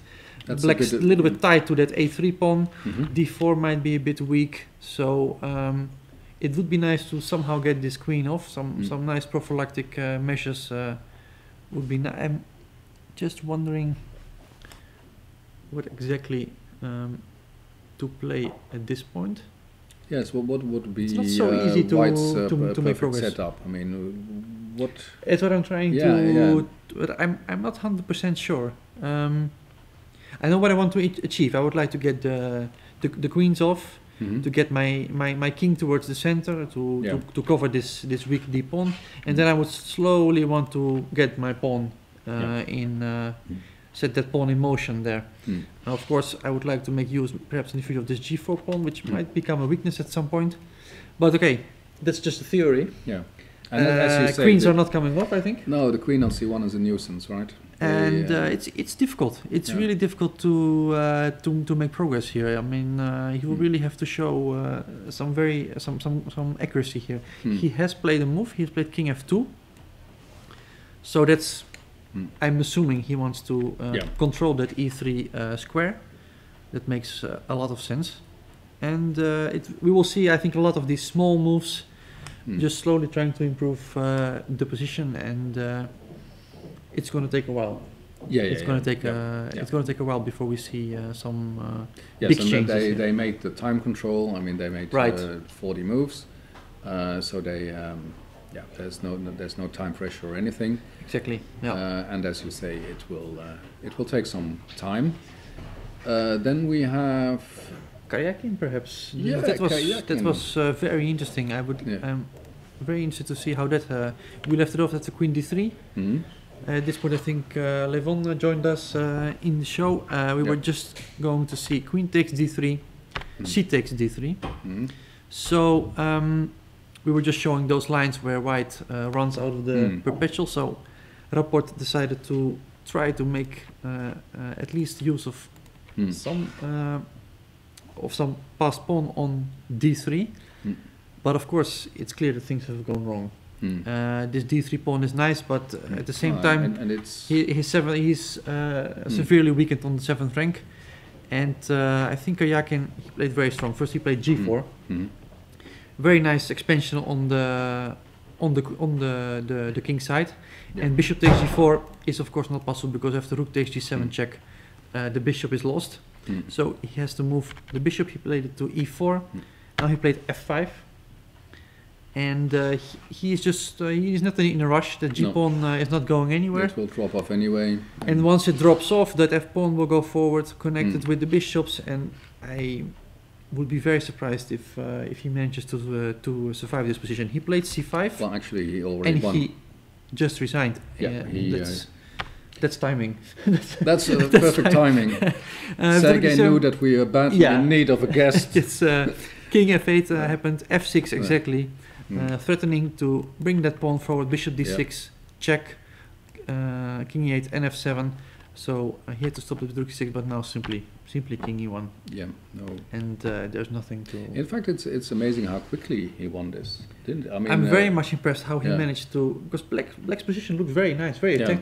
attractive, at least optically speaking. Sure. He this move e5 looked nice. His bishop came out to f5. Yeah. He was attacking on c2. The king looked a bit vulnerable on d1, but few very precise moves, very accurate calculation. He managed to very easily take over. Yeah, with this king on d1, I mean, I thought, that was a bit Marcus Carlsen position. If we see, for example, if we go just a few moves back, I speak about this position. I thought that black had very decent composition here. But just, this was 1 hour ago. Yeah, this went very quickly. It went very fast, and in the final position, it's hopeless. It would be nice to have him. Perhaps we can yes, speak I with him think later on. But they will catch Sergei for us. Yeah. And very good game. Very good game of Sergei. And let's also thank Richard Rapport for this, because without his assistance, contribution, it was a very exciting game. The audacious opening plan that he had, and the risk that he took, and. But that's really the way he's come to this tournament. I think he just wants to have fun, to have a good experience, play against the strongest players in the world, and wants us to have fun. Yes, yeah. And it's interesting to note that Karjakin is the only player in the A group that decided to go to Amsterdam already yesterday. Oh, really? He spent the night here, and maybe it was a very good decision. We'll have to ask him if there's any. Explanation there. Yeah. You know. Shall we, in the meantime? There's one other game. We have Dominguez Caruana. We were just discussing that this bishop on b3 was not the most beautiful piece on the board, and we thought that black was doing completely fine. I did hear Timon say that the computer gave an advantage somewhere for for white. I certainly didn't thought that was the case, but I wouldn't like to argue with the ancients with Timon's computer. Or with Timon's computer exactly. Dominguez did manage to get that bishop off, but okay, we do see that actually all of his pawns are in a bad state. Yeah. But I don't think he's worse, simply because the pawns that, for example, these pawns are all on white. The bishop on d8 controls only the black square, so it means that this d4 pawn is seriously hammering his own activity. The pawn on h4 can be a weakness. Yeah. So I do think that Dominguez has no problems at all, but I feel the same for Caruana. Yeah. After king e7, rook b7, king d7, he's even a pawn up at this point. Rook h8, bishop d2, rook h5, rook a5, g6. So he is simply saying, I'm gonna keep attacking this rook on this pawn on d5. Yep. In the meantime, I'm blocking nicely the square on f5, so my rook can just go back and forth between h5 and f5. And what are you gonna do? King e4. Actually, he chose a different plan. He played rook h8, rook a8, and f5. Okay, this slightly surprises me, but perhaps there is no. Maybe I'm misassessing this position, because now it really feels as if there's really only one side playing. For example, the bishop endgame is already very comfortable for white. I'm not saying it's anything spectacular, but let's say if black would just sit around and wait, then definitely there are some ideas to play for. I'm assuming that black would play something of this kind, place his king on b5 and simply wait, and that may actually be a fortress, although there are always some ideas left. For example,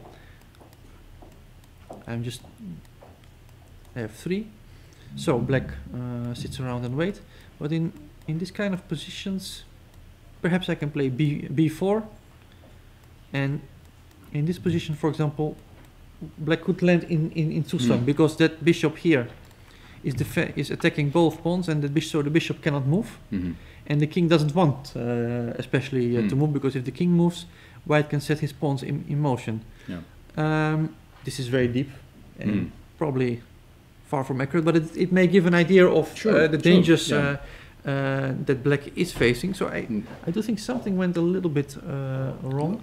Look, but before we get deeper into that, there's the person we were talking about. Yes. So I'm going to be giving up my chair. Yeah. Okay, great. Here's Sergei Kayakin, who's won his game today. Welcome, Sergei. Thank you. Good to have you here. Let me see if we can get your game. Oh, where is your game?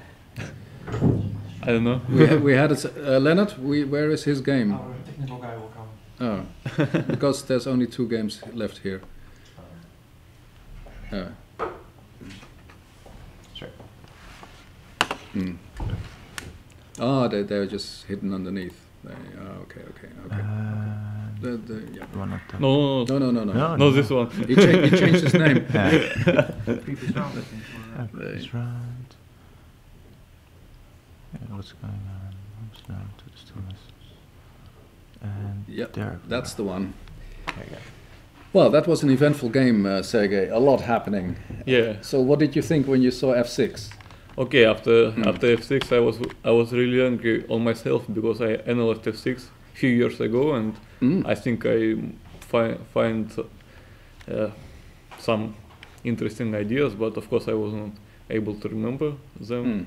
This is normal for me. Is it so bad? Oh. Yeah. Okay, when you don't repeat the line for a few years because nobody plays it. Okay.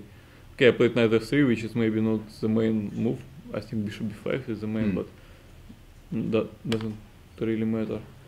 And none of these ideas came back during the game. Well, otherwise I don't remember what was my idea. So even if you even if I'm forced to tell you, I will not remember. No, there's nothing I can do. Yeah, very good.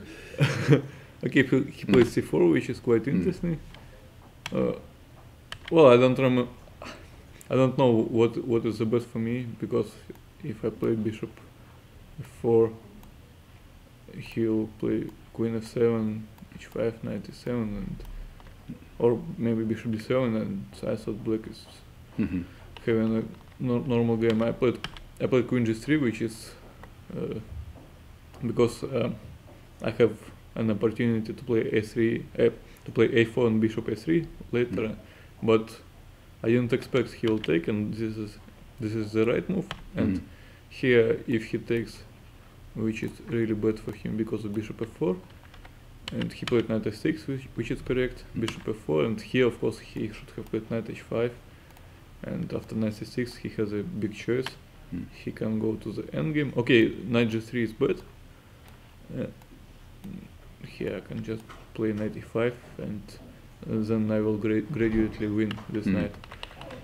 But he can play many things. For example, just to take, takes, and okay, so something like bishop d7.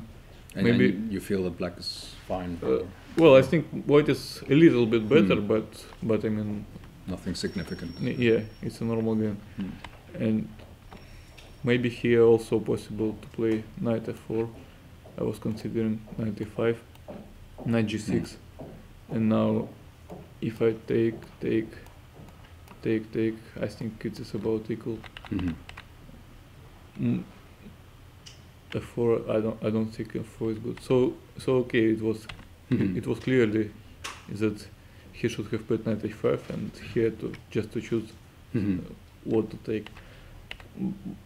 Queen e5 is, I think it is a blunder, because probably he blundered my move bishop c7, and after queen a4, I should have taken, of course, this pawn. Oh yeah. And after rook f8, I think king d1 here is probably much better for white. I don't know. It has to be checked to his computer. Rook f7. Or? Yeah, rook f7, just queen g5, and okay, he has no this move. That is the trick. Yeah. Yeah. That's very important. Okay, maybe h6, but I take, knight e4, and I think many things like f3, maybe something else. Maybe no. First I check, then check, and here maybe f3. I think this should be close to be winning. I don't know why I didn't take. I played king d1 and after castle. Okay, white is still better, but it is nothing so much special. Okay, here e5 is actually quite interesting because otherwise it is not so clear for him what to do. E5 is active move, and here maybe he wanted to play queen b5 first, but were you worried in any manner at this point? Because the black initiative, I mean, or you thought everything was under control? Okay, it wasn't very much pleasant, but I didn't say anything, any concrete move for him, and I thought, okay.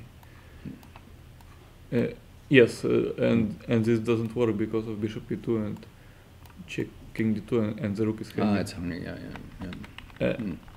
So it was an important line. He played rook f7 and okay, I'm pawn up. Yes, actually I think he played very well these few moves, and here or maybe yes, I think here maybe c5 was better. Still I think after bishop f3, knight e5, rook e5 I'm better, but this is not so clear as in the game, and or maybe take first on e5 and to play c5 here. Okay, white is better I think everywhere, but black has some compensation. And after knight f6, bishop f3, takes, I think this is clearly better for white because I just have a pawn up, very strong bishop on e5, and black doesn't have any threats. But it was amazing how quickly you won this. No, it was amazing how quickly I'm almost spoiled this position. Yes. Where did you almost spoil it? Okay, I think few moves I played very well. A5 is very much correct. Rook b2, and I think okay, this position is just okay. Almost any move wins. Queen h4 I think is completely winning. Then rook b6 is coming, or also g4 is coming, and after queen g6, queen e7, I don't know, almost any move. Yeah. Okay, rook b6 is correct, and after rook c8, almost any move wins. For example, I just can play rook a1 is I think completely winning. Many other things is winning, but I calculated the line, which I thought is winning by force, but I was just stupid. Okay, here I think. So we missed something because we were very impressed by what you were doing, but there was a hole, or. Yeah, well, I will show you later.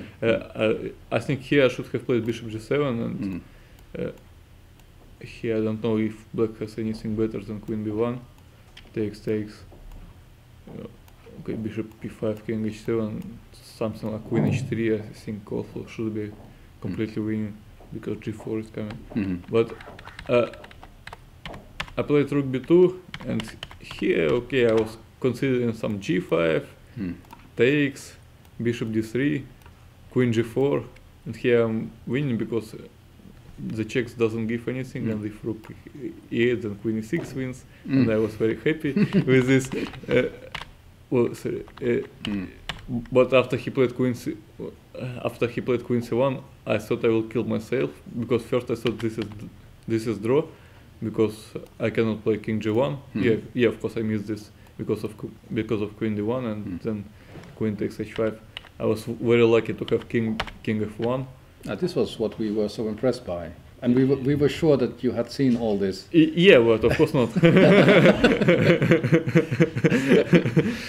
Your subconscious is incredibly strong player.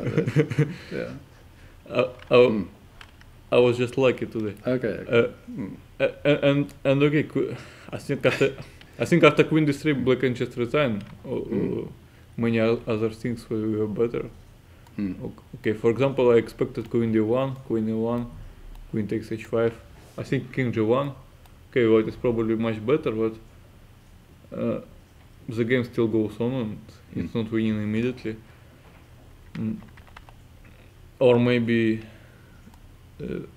also bishop d3. Okay, this is actually probably bad for black, but still. Yeah, this is what we were looking at and thought, okay, this is must be good for white. Yeah. Yeah. Should be winning because Mm. because black cannot even defend on a6. Maybe Mm. maybe c4 pawn is actually bad that black has it, Mm. because otherwise bishop Yeah. would defend it. But okay, after queen d3, this is just completely winning g4, and he cannot take, and if he Yeah. plays d2, then I take first, Mm. and then go king e2 and Yeah. completely winning. Okay, here almost anything wins. So in fact, what you're saying is that you almost spoiled it, but because you didn't see this, but it was there. Anyway. Probably anyway, Yeah. I'm much better, but okay. Must be your natural talent. That it's just there. But this is an important victory for you. You needed this because obviously you haven't come here to finish 4th or 3rd. Yeah, well, I come here to show my best. Yeah. So you must be relieved with this one. Yeah, sure. We heard that you came here to Amsterdam last night. That was what you thought was the wisest thing to do, not to travel in the morning. No, actually, we came here after the breakfast yesterday, Mm-hmm. and we spent all the day in the Amsterdam. We walked a lot. In the Rijksmuseum, or No, just just enjoying the city. Yeah, just enjoying the city. It's actually a very nice park over here. It was really nice to walk there. So I had a lot of I don't know how to say in English. Drugs? No. Впечатление по-русски. No, but you had a great time. I mean, going around the city and relaxing. And Yeah. You had those stroopwafels? No. No. Shall I take it? You can take it. It's safe. It's safe. It is safe. Okay. Yeah. Thank you. So, but then you stayed in Amsterdam, and today you were well rested when you came here. Yeah, I was well rested. Yes. Yeah, great. So, what else can we tell you? Well, we still should congratulate you on your birthday a couple of days ago. Thank you. Congratulations. Thank you. And have you already been into the sea? Because there's Not yet, there's but this annual question that I ask you. Maybe. Still to come, yeah. Yeah. No, this is one of the secrets that when Sergey won the tournament some years ago. What was it? 8? No, it was not 9. 9. Then one of the secrets was that he went swimming in the North Sea when it was quite cold, and it was an old, as far as I understand, old Ukrainian tradition to break open the ice and go into the freezing water on a New Year's Day. Yeah, something like this. Yeah, the old New Year. So yeah, if you are on the beach in Wagense the coming days and you see someone in bathing trunks, it might be Sergey.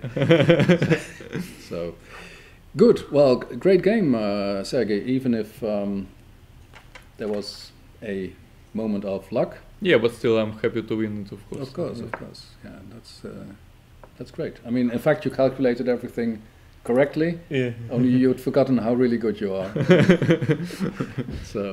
So thanks a lot for joining us here. I hear that you have some other commitments that you have to go. They will tell you. Yeah. So thanks a lot, and well, we'll be seeing you in the coming days. Thank you. Okay, all the best. So that was amazing. Evan, what do you say to that? We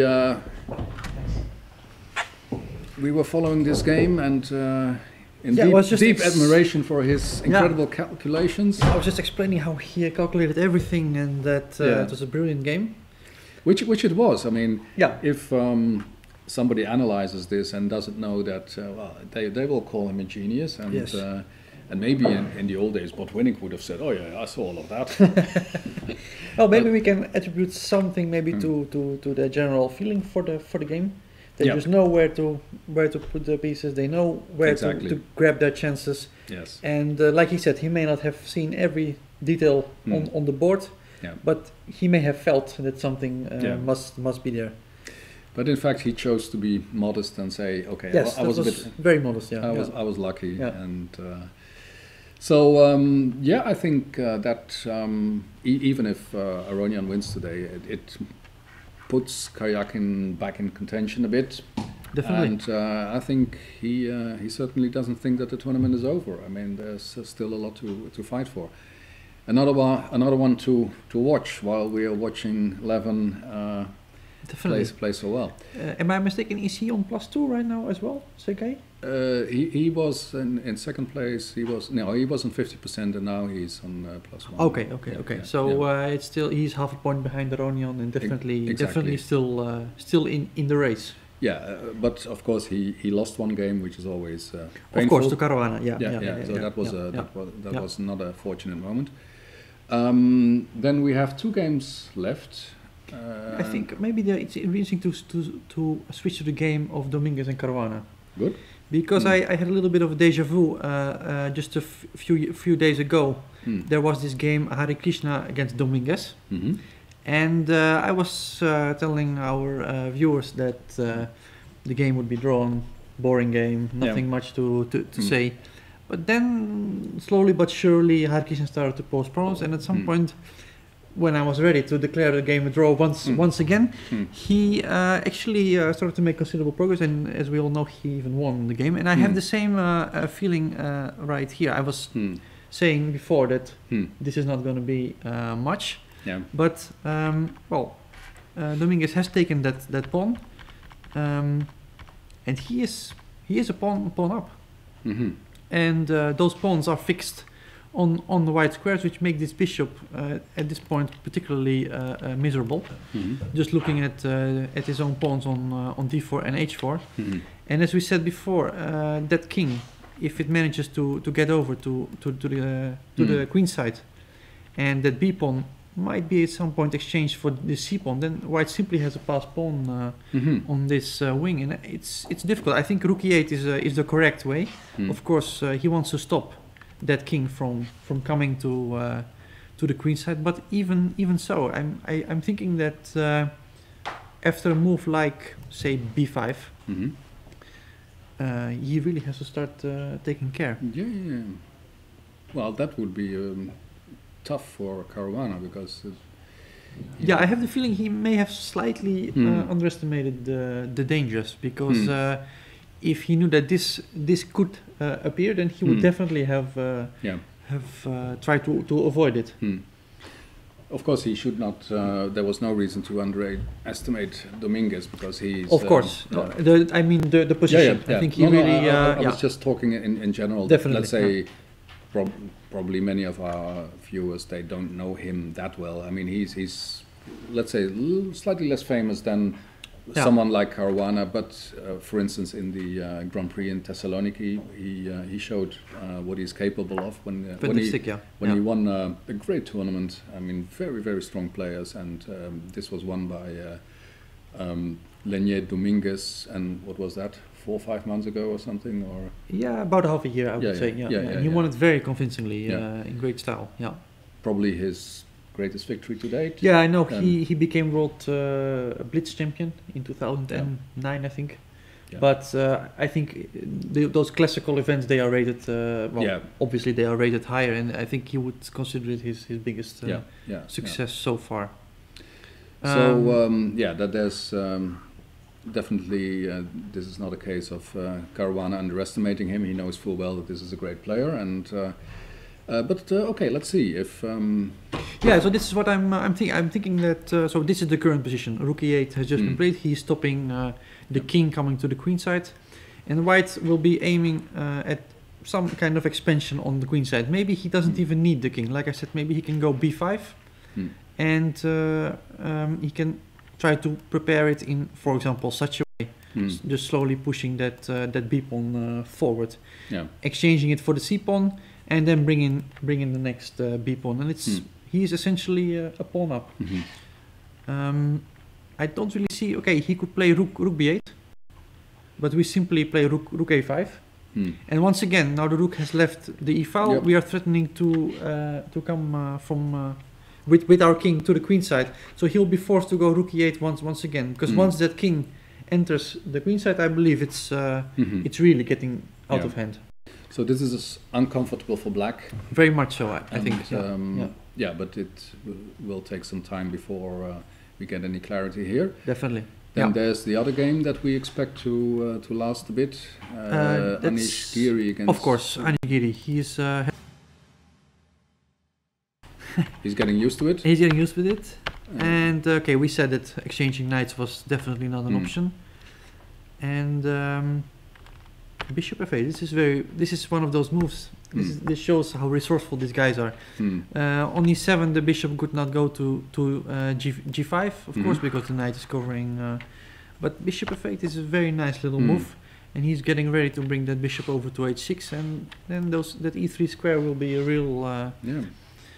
Anish played h3. Probably felt that it would be good to exchange that pawn and give the king some space, nice little space on f3. Well, maybe also activate his bishop a bit. Exactly. Just getting rid of that pawn on g4. Yeah, because that's really a thorn in his side. Yeah, except for example, if you play something careless, okay, I don't really. Let's make a very dumb move, b5, and get that bishop to h6, and then the knight's coming to e3. It's getting really out of hand. It might even. And then the g4 pawn is taking away further squares, and I think it makes a lot of sense to exchange that.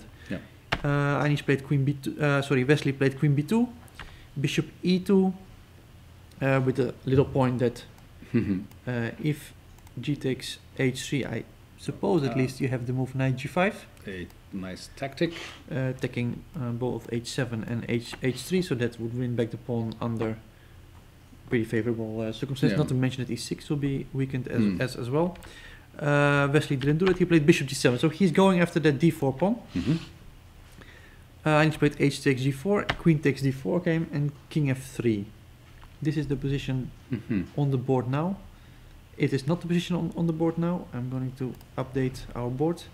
King f3, he took on d3, and bishop b2. And how is he I'm just thinking that, well, if white still has something, it has to be knight g5, I think. There is no other way it can be anything. I have the feeling that Wesley is defending very well. I mean, white still has a pawn up, but he has managed to exchange the d pawn for the g pawn, but it costs white his structure. So these double pawns are of course much less effective as a simple g and h pawn. Plus he has started to attack this a3 pawn. He cannot go forward because the other pawn would fall. So the only way is a counter attack with knight g5. He's attacking on e6 and more importantly on h7. But I do have the feeling that... Well, this is concrete calculation. Yeah, this is concrete calculation, and doesn't feel like black should be losing here. That's my. Let's just try something. Okay, you take. Let's take the pawn. Let's see what. For example, if you play bishop takes h7 check, which looks, then just king g7 comes. Yeah. And we have a very nasty threat. We want to play king h6, and then simply piece will be lost. And actually, this is just the end of the, because he will have to remove his bishop. Let's say bishop anywhere, and then this pawn will fall, and simply those two pawns alone will not bring any victory. So bishop h7 is definitely not the move. To push b5 or yes, that's because also a move like knight takes e6, knight takes b4, even bishop takes b4. It's all looking too little. So he has to keep the pawns. He has to keep those pawns on the board. But I have serious doubts that it's. Of course, still two results. Either white wins or it's a draw. But Wesley's defending well. I'm just wondering now what the most precise action is here. because at the moment it's equal, but white is going to win one of these pawns. The question is which one to give away. Yeah.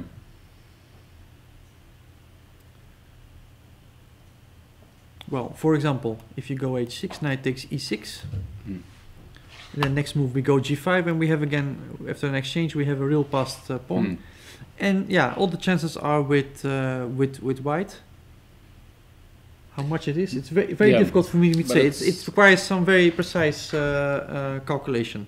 Yes, but it definitely doesn't inspire the enthusiasm we had for white's chances. An hour ago. I could be wrong though. I'm not sure. I think black should be able to hold here, but definitely the game is continuing. There are still definitely still chances. I have the feeling that Wesley is defending well. Yeah, you have this feeling that he's really defending ingeniously. And the fact that he managed, because I see on our other screen, which is not visible for our viewers, that b5 has been played. I'm just going to update our screen. b5 has been played, bishop takes and knight, so this position is on the board now. Yeah.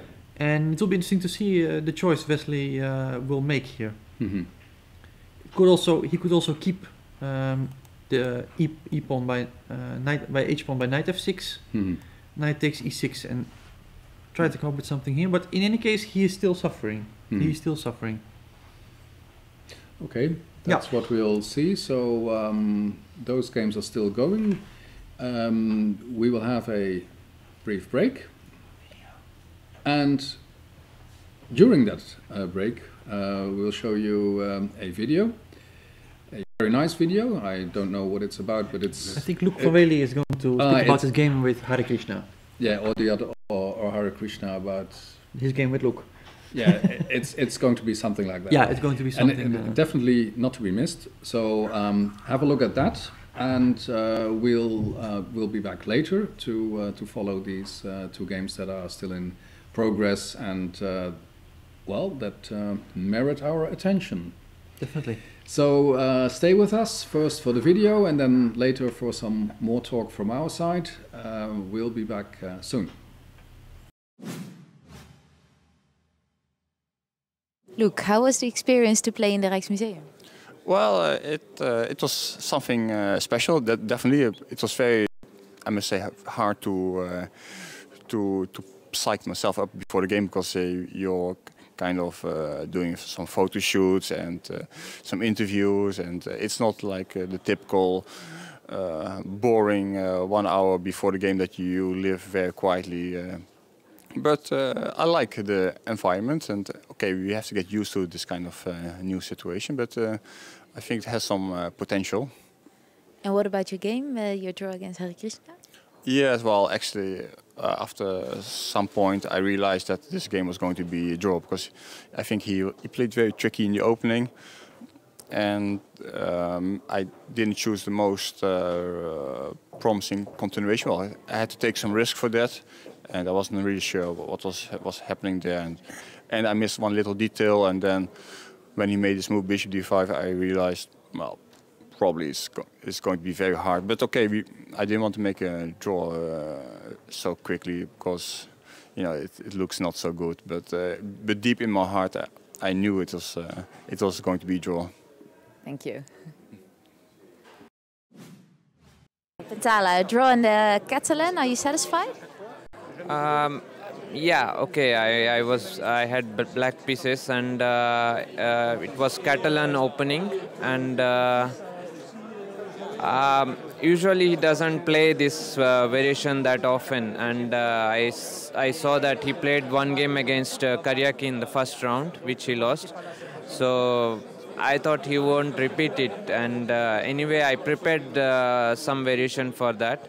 But during the game I saw some interesting idea, and I tried that on the board, and I still don't know if it is correct or wrong, so I have to check it. How was it to play in the Rijksmuseum? Well, it's definitely a different feeling here, and it's very nice to play here in Rijksmuseum, and we went for the photograph, and it it was like some superstars coming and so many cameras and so on. And well, it's nice feeling to play here. Have you ever played in such a special location before? I don't think so. Thank you.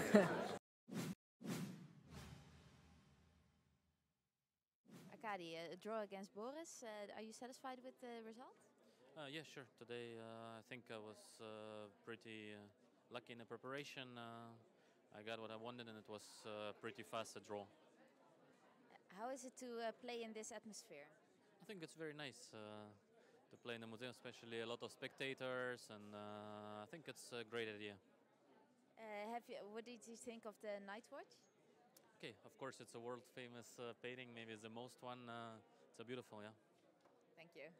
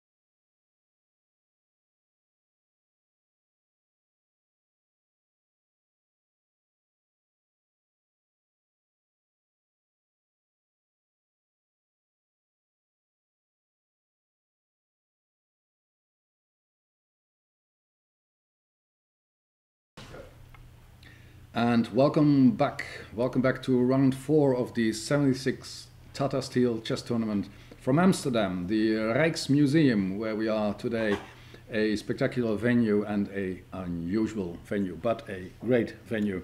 My name is Dirk-Jan ten Geuzenam, I'm the editor of New in Chess, and with me here today is Erwin Lamy, Dutch Grandmaster. We've already seen quite a lot of excitement today, Erwin, and there's still 2 games going. What are your expectations at the moment? Which game do you want to look at first? Let's start with the game of Domingos Caruana, because there has been some progress made, I think, by White. I was just saying before the break that Black was trying to stop that king from helping on the queen side. So naturally, White would like to have that king over. Sure. He managed to do that. Rook a7 came, and Caruana simply gave up the e-file and allowed the king to come over. I'm not sure if perhaps this was forced. Perhaps already b5 was a threat.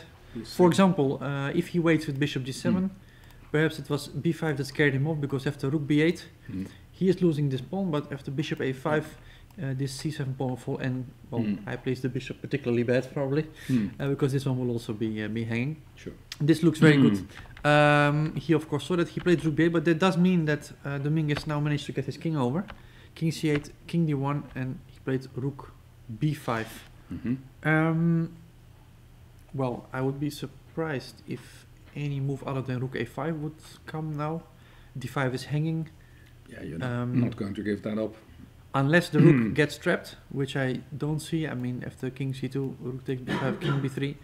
Black is just in time to get back, so there's not no such danger. So I'm expecting rook a5. Exchanging that rook would be horrible, because that would give White, that would undouble the pawns, and that would give White, of course, considerable winning. Well, it's just a winning bishop endgame, I presume. Yeah. So I'm expecting rook a5. It has been played rook a5, and I think that after rook a5, Caruana will decide to bring his rook back to b7, b8. But it's clear now that it's getting very serious. It's a difficult position for Black. The king walks in. I think, I would say king c2 now. And like I said, king b3, king c4, the pawn goes to b5, rook goes to a6. There's very little Black can do. The problem is there is simply no counterplay. It's torture. It's a torture, and he can only wait and see what happens. Yeah, it's amazing, the absence of counterplay. I mean, there's just nothing. There's nothing. Nothing. White is simply winning on the queen side, and there's nothing Black can do to oppose it. Yeah. This bishop is empty. We said it before, and Black is just sitting and waiting. That would be a tough blow for Caruana. Yeah, and unnecessary, I'm afraid. I think it was he had a relatively safe position, and it simply got out of hand. Wow. And he's a very precise technical player usually, so it's kind of surprised me with the ease with which Domingos suddenly managed to get this game going. Yeah. So I'm definitely betting on Domingos at this point. Okay. Then there's the other game between Anish Giri and Wesley So, where we felt that I think Wesley So was defending very well. Yeah, and I would still say that. Like we said, he played h6, knight takes e6, king f7, knight d4, and we can first just to point out that this pawn is not yet a real pawn. He would like to exchange the g pawn for the h pawn and make that a real pass pawn. And then he could try to combine pushing that g pawn with threats against this pawn and try to make something work. Yeah, win, not win. It's very difficult to say. He is still pushing very hard. That's clear. I may even have underestimated the dangers in the position. I was thinking that Wesley was already very close to a draw, but he still has to work very hard, I think. Yeah, he really has to show something special here. Really, yeah. We can see we have a lot of moves to come. 97, of course, that would be Black's dream, to get those knights off. For example, knight takes e7, king takes e7. Next, he will put his bishop on g5, Yeah. king on d6, And that was it. nothing can happen. Yeah. White is obviously not going to go along with that. He went knight d6, bishop a3, knight c4, attacking both bishop and pawn. Bishop c5 protects against both. Bishop e2, knight c8, knight e5, bishop d6, and this is the current position. And I am just wondering now, if the knight moves, then bishop takes g3 comes. So that's not what you want. something has to happen at this point.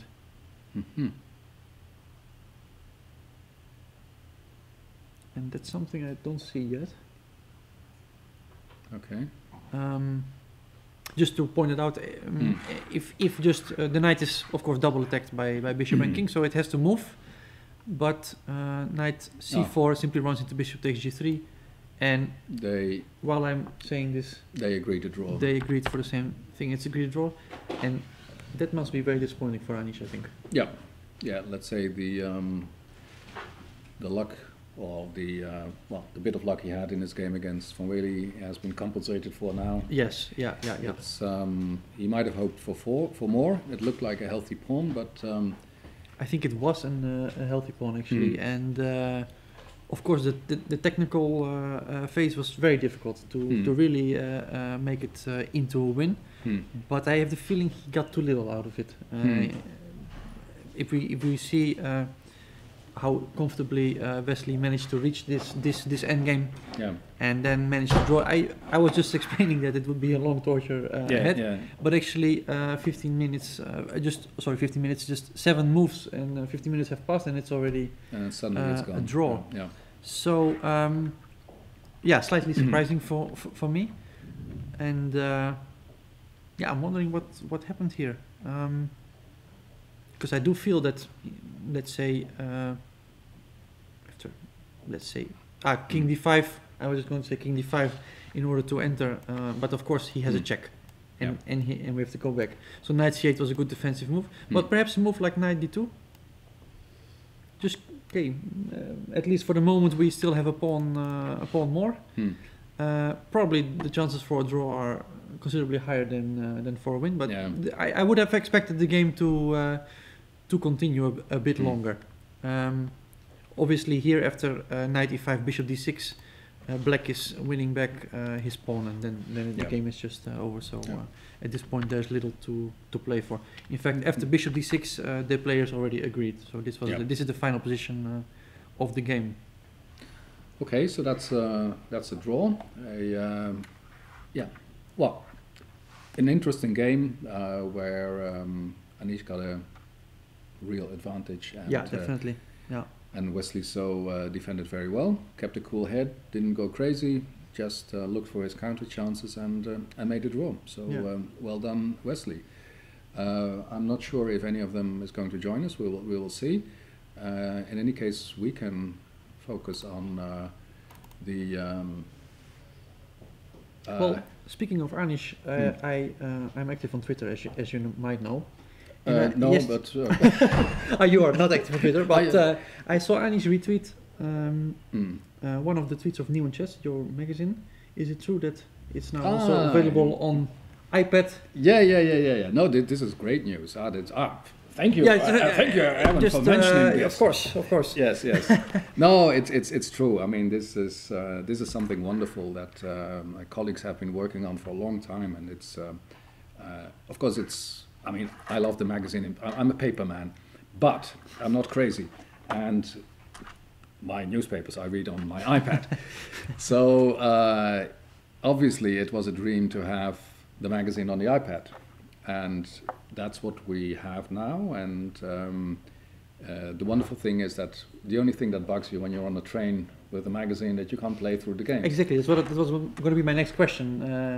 There is a very nice game player in it. A game player. So how do I have to? Well, you just go through the magazine. You want to play through something. You just tap on it. You get the board. You play through it. Okay, that's beautiful. Yeah. No, it's a dream. And well, what Anish probably retweeted was that we have a special promotion that if you go to the iTunes store, you download our app, then you can get the World Championship issue, the last issue of last year, for free. Okay. We're handing out 50,000 free copies of that Be issue. fast. Be fast, because it's true. I mean, they are... Things that are free are usually going fast. Yes. It's the world's most popular proverb, if it's free, Yeah. it's for me. So that's what's happening. And of course, I've been using this word a couple of times today, but I'm truly excited, as it's a great development, and we're very happy about it. And we just invite everyone to have a look and see if you want to read the magazine either in paper or on the iPad or both. Both, yeah. I'm in as far as magazines and papers are concerned, I'm very much the both type. Yeah. Thanks, Erwin. That's very kind. Very kind. I'll pay you later. Yeah, sure. Yeah. We'll figure that out. Yeah, we'll figure that out. And anyone interested, just go to the iTunes store, get the app, and let us know what you think, because we think it's great, but we hope that, of course, it's up to the readers. Excellent. So that takes us back to the game between Dominguez and Caruana. Yeah, it's our final game of the day, I think. Yeah. We had 2 decisive results, 3 draws, and I'm thinking we will have 3 decisive results. What do you think? Yeah. I think so this is a very big day for Levin Aronian, because not only does he win, but in my eyes, his 2 main rivals, they lose. Yes. And he took care of one of them himself, and the other one, Fabiano Caruana, that's amazing. He's going to, if he loses this one, it's going to be his 2nd loss here. And of course, we can do a lot of speculating there. Say, okay, he's very nervous about whether he's going to play the candidates or not, which is understandable, of course. Yeah. Or maybe it just happens. I mean, combination of both, perhaps. Yeah, probably you played many games in your life that you couldn't explain afterwards. I mean, too many. Good and bad ones. I mean, doesn't matter. It's not as easy that every game can be explained. Perhaps we can just see what has happened. Yeah. Because I think that Dominguez just made a very instructive move. He played the move Rook A1. Mm-hmm. I think that what he's aiming at, that of course he would like to bring his king in.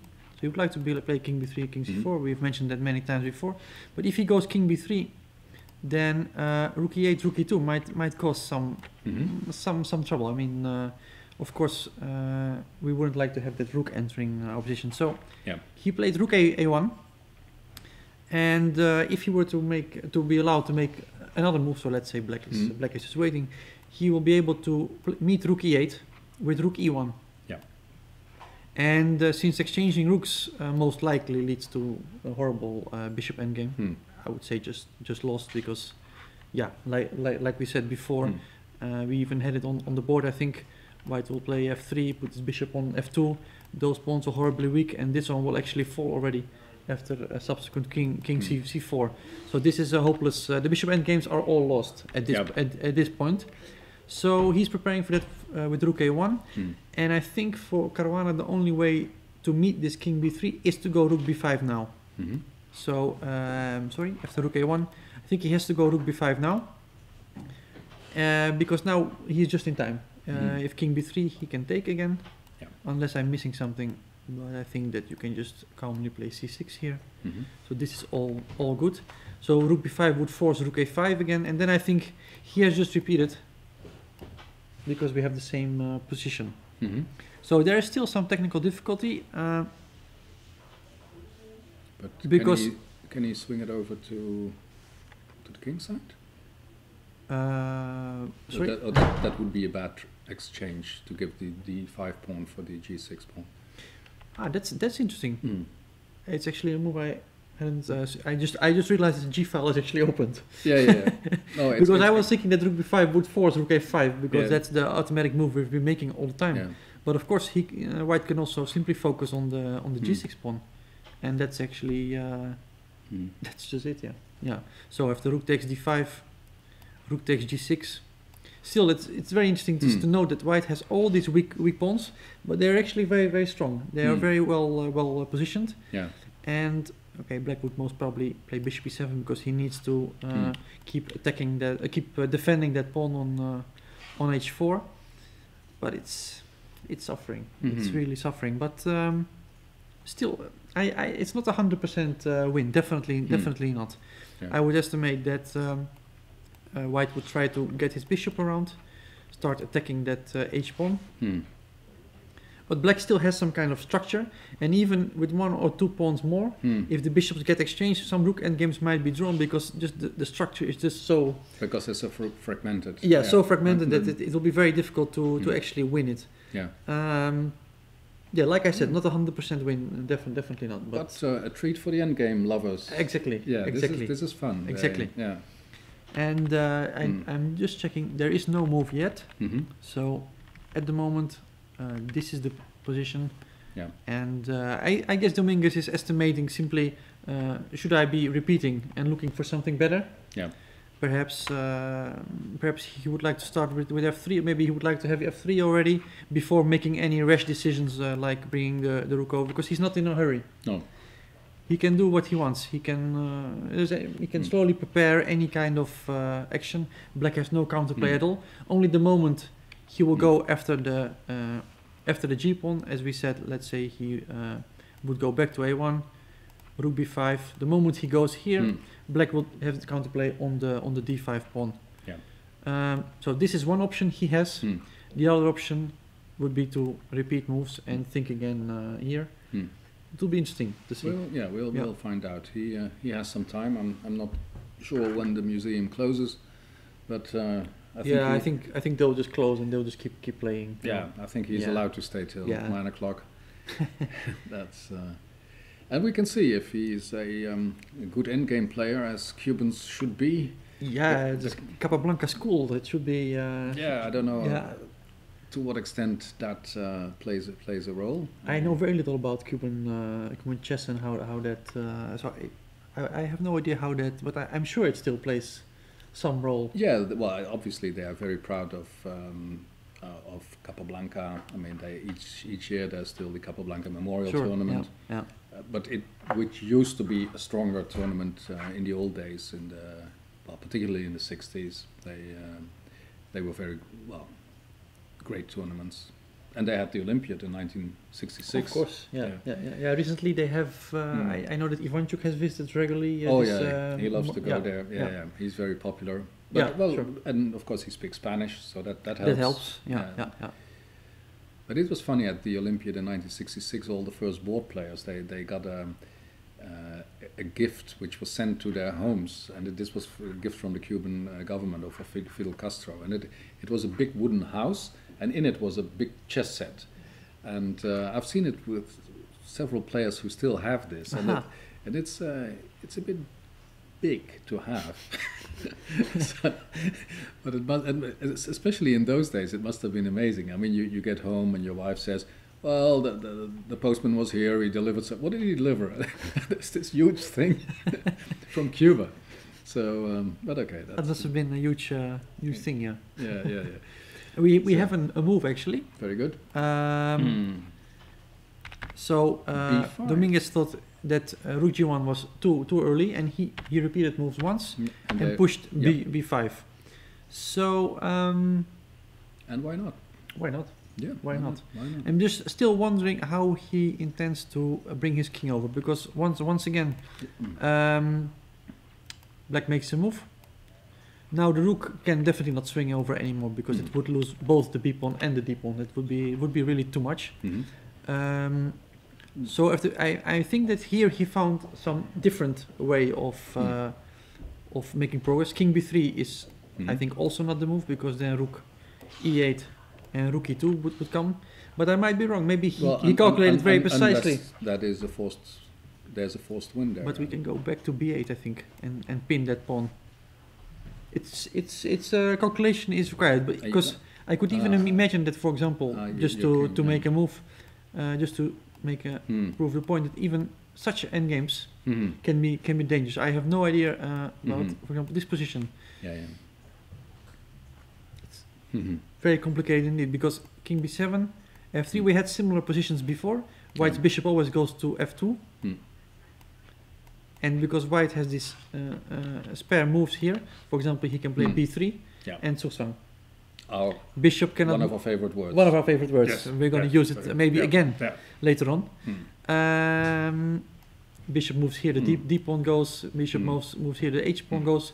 If the king moves, king comes in. It might still be draw because, well, but it's incredibly dangerous.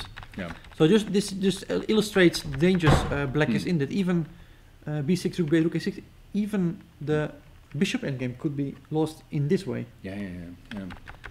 I mean, that's the moment that Caruana thinks, okay, with some relief, that was that. And yes. He played there's king another c8 actually. Another headache. Played king c8.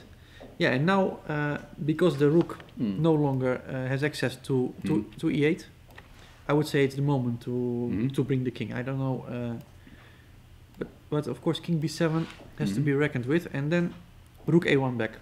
Okay. Because we want to go further up, but then rook e8 would come, and we always want to meet rook e8 with rook e1. So at this point, I would say rook a1 is the move. Okay. Like I said, rook e8 is rook e1, and bad news. Bad news. Could you attack and if you attack, you play king b6 instead of going over king b6. Okay, so then we go. We bring our king too. And the problem is also that after, for example, rook e8, rook e1. If you move your rook away, then white immediately enters on e6, and it all starts to drop. So unless the bishop endgame by some miracle is a draw, which I highly doubt. I cannot imagine this being a draw, but it's possible, of course. Then this would save black, but it's really on the verge of. And I see that. But probably that is what he must hope for, because king b7 has been played, so this is the position right now. Okay. So I'm expecting rook a1. And yeah, king b6 looks normal. King c4, rook e8, rook e1. We can have a look at the bishop endgame a little bit. Yeah, sure. Rook takes e1, bishop takes e1, and yeah, black has has to wait. Bishop g7, f3, bishop f6. But now there's one perhaps crucial difference. That after bishop f2, we have this move. This is something we don't want to get. So I think king b4 to avoid this. This. You wanted to say something? I was just looking at if you could play b4, but yes, b4. But the thing is that you don't want to do that. I would like to keep that pawn here so that later on I can, for example, for your Zugzwang. For your Zugzwang, exactly, yeah, very exactly. Good, very good. And here, just one more time after bishop to king a5, we can even take a second pawn off. But in this case, the pawn endgame would even be losing. Simply the black king is so much more active than the white king, that all those pawns, they're all gonna fall. This one is gonna fall, this is gonna fall, and the king is gonna walk all the way in to white's camp, and all the pawns will be lost. So this is something that's definitely not going to happen. No. I think he was gonna play king b4, and after bishop g7, bishop f2, which we saw before, bishop f6, then we use our spare tempo, and it might be our favorite word. Yeah. Very good. So he has to go back, then we go here. He has to wait, the bishop cannot move because both pawns are hanging. We play b6, he has to take, king b5, king b7, and again, favorite word. Bishop cannot move, king has to move. If he goes here, we go in through this side and pick up the d6 pawn. If he goes to c7, we go to a6, and it's also gone. So I think that this more or less concludes the bishop endgame. I think this means that the bishop endgame is winning. And we could go in and tell them we checked the bishop endgame. And they can just it's we can say we checked it, and he has played rook a1 indeed. So he's ready to meet rook e8 with rook e1, and this is going to be tough. This is going to be tough. I simply don't see, like I said before, there is no counterplay at all. He just has to sit and wait. If he doesn't go rook e8, so let's say he makes a random move like bishop g7, then as we said, rook e1 will come, comes in. Can even go to g1. I see now g6 pawn will be falling. So it's rook e8 is forced, Rookie 1 will come, I think, and I'm expecting a win at this point. Okay. Yeah. Well, that's how it is at the moment. There's just this one game going on. Yes. Which Erwin believes White has excellent chances of winning. That would be a remarkable result.